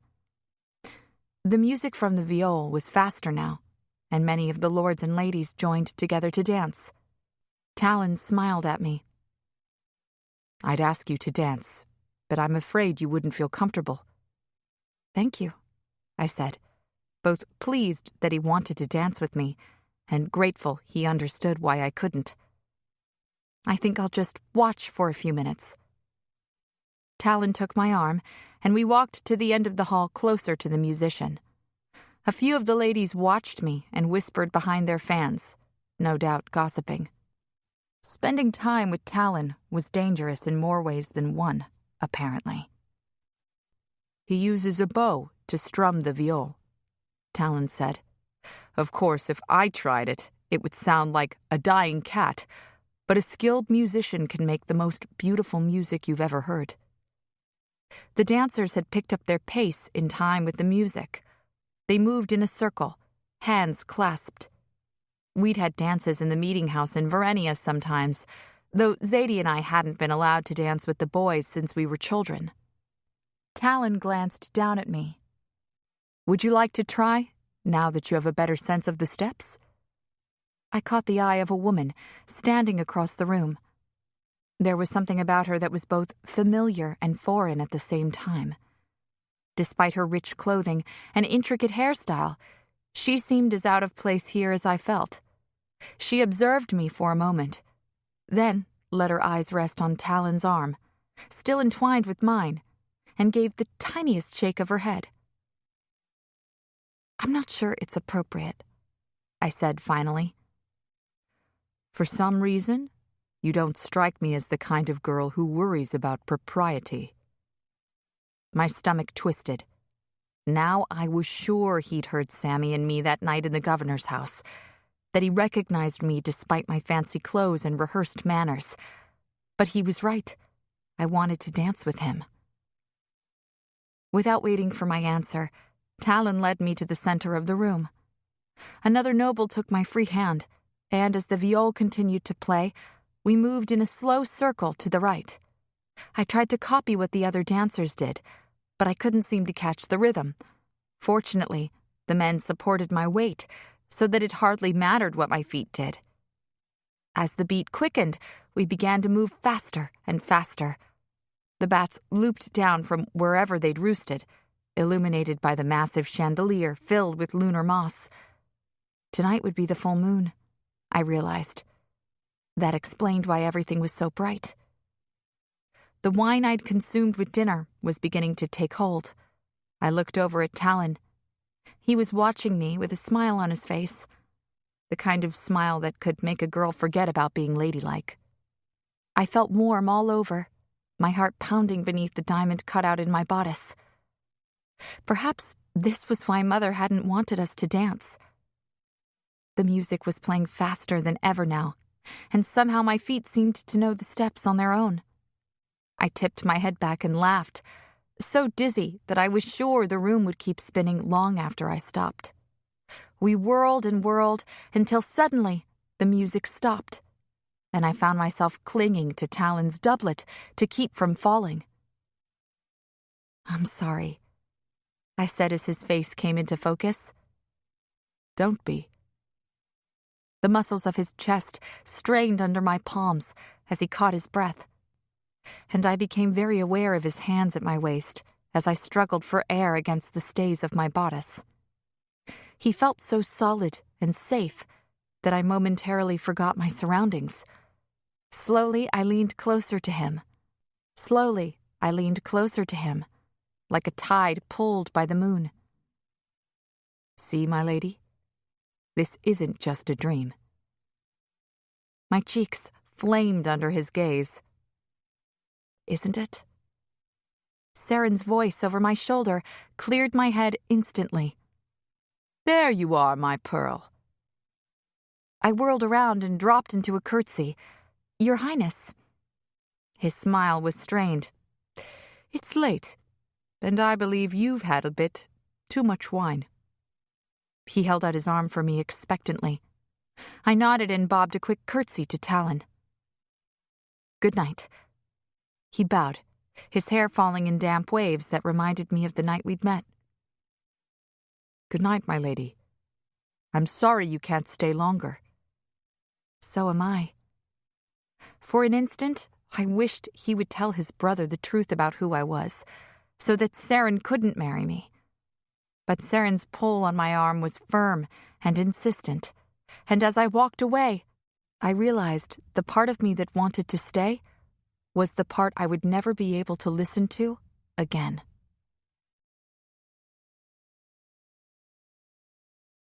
Chapter 16. Saren's grip tightened as he pulled me down the hall toward my chambers. What were you thinking? He demanded when we reached my door. Dancing with my brother in front of everyone before you've even danced with me? I'm sorry, I stammered. I didn't know. He told me. I don't care what he told you. Has all that seawater pickled your brain? Surely you could see the way people were watching you. My head was beginning to pound from the wine, and my arm ached from where Saren's hand still grasped it. He saw me wincing and released my arm. I took a step backward. I wanted to hurt him the way he'd hurt me, but I needed to imagine I was Zadie now, to behave the way Mother would expect me to. Otherwise, I'd get myself killed before I did anything useful. I bowed my head. Please, forgive me. He released a deep breath through his nose.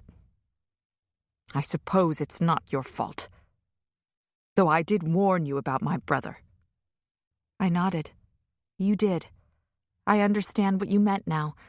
I'll be more cautious in the future. He took my hands in his.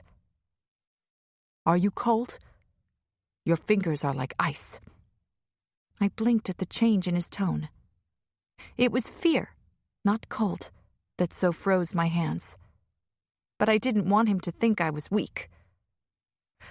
I left my wrap in the ballroom. I'll ask Ebb to bring it for me later. Very well. I'll leave you now. Good night, my lady. Good night.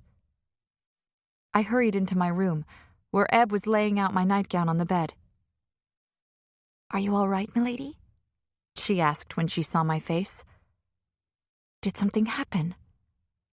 I did something foolish and paid the price for it. I'll know better next time. I took a seat on the stool in front of the vanity, and she began to unpin my hair. As she massaged my scalp, I felt some of my fear begin to drain away. Saren hadn't actually done anything to me, and I could imagine it had looked rather bad, me dancing with his brother while he was away. Why don't the princes get along? I asked. Did something happen between them? Ebb glanced at the small hole in the wall nervously. I found a handkerchief and stuffed it into the opening. Better? She sighed and waved me back down onto the stool. From what I've heard, Prince Saren was always a difficult child. His mother, Queen Serena, may she rest in peace, was a beautiful Ilarian lady who King Xyrus had loved from an early age. But Serena was frail and fragile, and Xyrus's father, King Lazar, urged Xyrus to choose a Varenian bride, despite not marrying one himself. King Lazar would have been the king who refused to marry the replacement girl from Varenia, the man who'd cut off our water supply. I raised an eyebrow at her in the mirror. What became of the Varenian girl sent to marry Lazar? She glanced down. It's not my place to say. My stomach soured. Saren had said it didn't go well for queens at Newcastle. I couldn't imagine a rejected princess had fared any better. Anyway, Ebb continued, King Xyrus defied his parents' wishes and married Serena, who died while giving birth to Saren. A year later, he married Queen Talia, who'd been living as a lady in the castle. But why was Talia sent here in the first place, if Cyrus was already in love with Serena? I asked. To tempt Cyrus away from her, I believe. Lazar's fear that Serena wouldn't survive childbirth had been well-founded. But everything seemed better after King Cyrus married Queen Talia, and she gave birth to Prince Tulin. Even the king's health seemed to improve. She was a kind and generous queen, often visiting the poorest villagers and offering them food and blankets. So she was allowed to leave Newcastle? I asked, surprised. Of course, milady. The king loved her so much he would have let her go anywhere.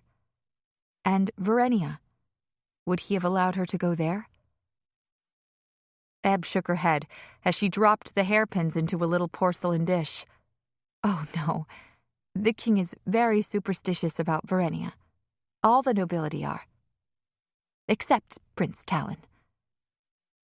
That must be why Talon was the one who traveled to Verenia for Seren. Why? Because of Princess Ilara. But that's ridiculous.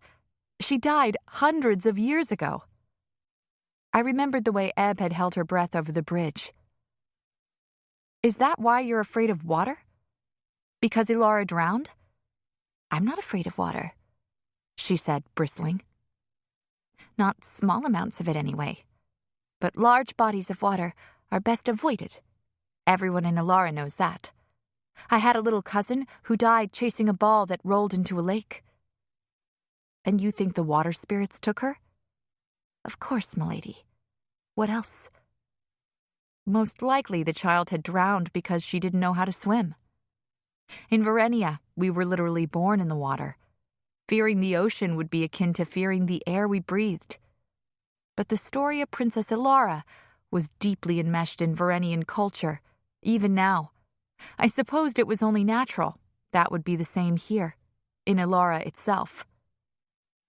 Who raised Seren after his mother died?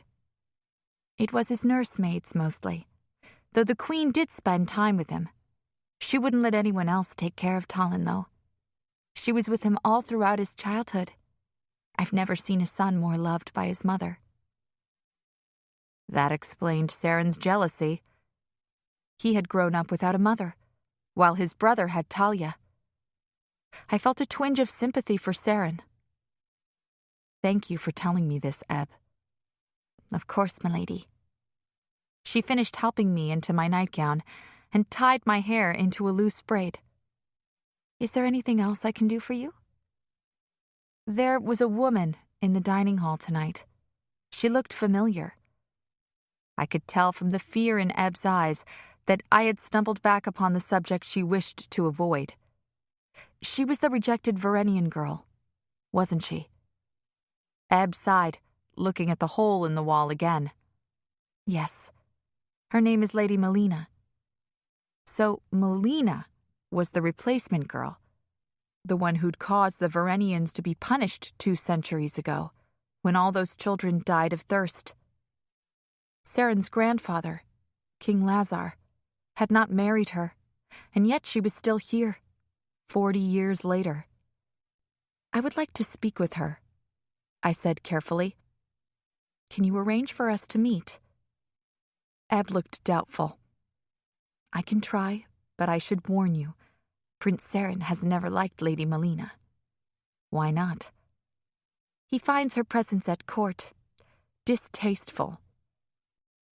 My face grew hot with anger. Why? Because she's Verenian? Eb shook her head and came to kneel before me. No, milady. She lowered her voice to a whisper. Because she was King Lazar's mistress. My anger soured to disgust. Melina hadn't been good enough to be queen, but she'd been good enough to warm the king's bed? That's hardly a reflection on her. I want to meet her, as soon as possible. Eb chewed on her thin lower lip. I can try, but it won't be easy. She keeps to the shadows. Sometimes she'll appear when you had no idea she was even in the room.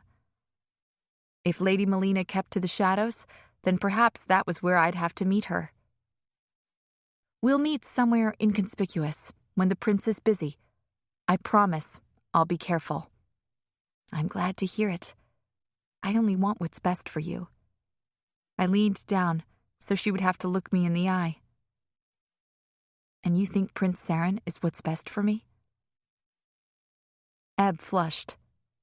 I think not angering him is what's best, milady. I couldn't argue with that. After Ebb left, I lowered the tiny curtains that hung over the alcoves where the lunar moss was placed in glass lanterns. It was too bright in here for sleep, and the light illuminated the strange creatures woven into the tapestries and carved into the wood. I picked up one of the lanterns and held it up to the tapestry closest to my bed. What I'd thought was an amorphous blob was actually a lake, embroidered with tiny blue stitches. A young woman perched on a rock near the water, combing her hair. Something dark and serpentine lingered below the surface of the water. It had a human's head, but its mouth was filled with sharp teeth. A loud knock on the door nearly caused me to drop the lantern. I laughed at myself for being so jumpy and set the lantern back down in its alcove. I was still smiling when I opened the door, assuming Ebb had forgotten something. But it was Saren who waited on my threshold, his face as pale as candle wax against the darkness of the corridor. Your Highness, I said, dropping into a curtsy. What are you doing here? He walked past me into the room, closing the door behind him. Your wrap. He handed me the fur capelet I'd left in the dining hall. Thank you, I said, pressing it to my chest to cover the thin fabric of my nightdress. Saren pulled back one of the curtains I had lowered, illuminating the room in the eerie blue light. It's a full moon, he said absently. They say strange things happen during the full moon. I stayed where I was near the door. Do they? He strode toward me, crossing the room quickly. I was pressed all the way against the door when he took my hands in his, causing me to drop the wrap. I'm sorry I mistreated you earlier, but you must understand that there are people watching us at all times. The lords and ladies. They like to talk, to gossip. If I'm going to be their king someday, they must respect me. His silver eyes glowed pale blue in the light of the lanterns. Of course, I said. I understand. He held on a moment longer before dropping my hands and stepping back. My breath left me in a rush. I stepped hastily away from the door and retreated toward my bed. Saren returned to leave, then whirled back around to face me, his long hair fanning around him. The pie. The pie? You never told me if you liked it. Talon had told me to act impressed if I wanted to earn Saren's affection. I had no more desire for his affection than for another bad pie, but I did want him to leave. Oh, yes, I said as cheerfully as I could muster. It was very unique. He nodded, seemingly pleased. Good. It wasn't easy getting all those bats together. As it was, we lost several during the baking. I covered my grimace with the back of my hand. I wasn't squeamish, but harming innocent creatures for entertainment was not something I could condone. Perhaps next time you could put something less alive in it? I smiled as sweetly as I could. The other ladies got a bit hysterical. But not you. You're made of stronger stuff than they are, aren't you? Saren sent me an admiring glance, then kissed my hand and slipped out the door, leaving me bewildered and more than a little unnerved. To my relief, Saren was gone the next day. A servant told Ebb he'd left Newcastle to collect more supplies for his experiment. I asked her to set up my meeting with Lady Melina immediately. As much as I wanted to hide in my room and avoid the stares of the court, I only had a little while to gather information for Sammy, and anything that might take my mind off the fact that I was going to marry Saren, possibly very soon, was welcome. Ebb was hesitant, but eventually I convinced her that there was no danger, since the king was still in his chambers and Saren was absent.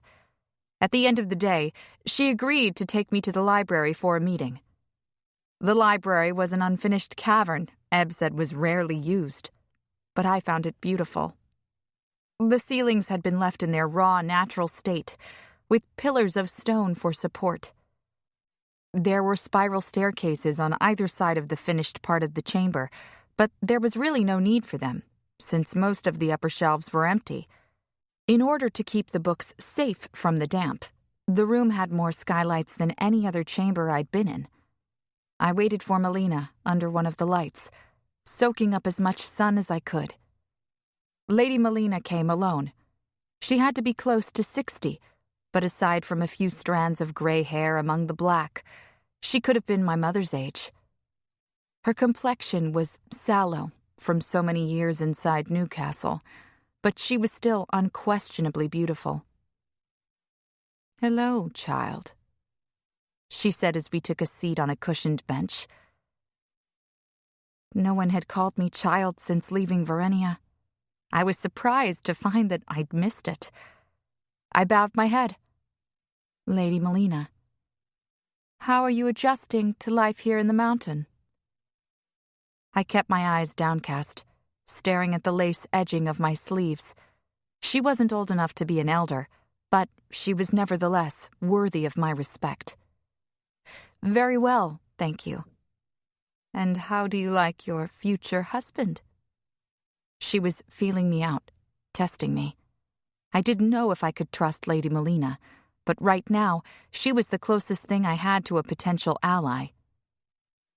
"He's very unusual," I said carefully. "I don't know what to make of him yet."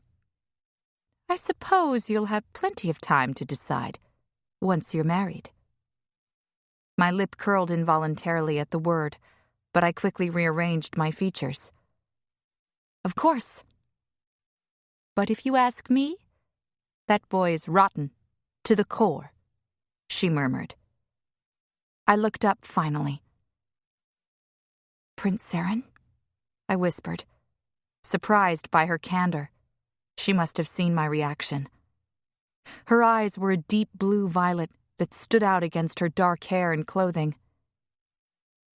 "He is violent, unpredictable. These little lords and ladies here, they think there is safety in numbers. They believe they're like fish in a school, in no danger from the shark circling around them. But one moment the shark will snap, devouring a fish before the others even know what has happened. I've seen it many times. A lord says something that displeases the prince, or a lady offends him in some way, and the next day, the person is gone, never to be seen again. It's all so clean and quiet, until you're the one being eaten." Her words stunned me. I was grateful for her honesty, but this was so much worse than I'd imagined. "Surely they're just sent back to their families,"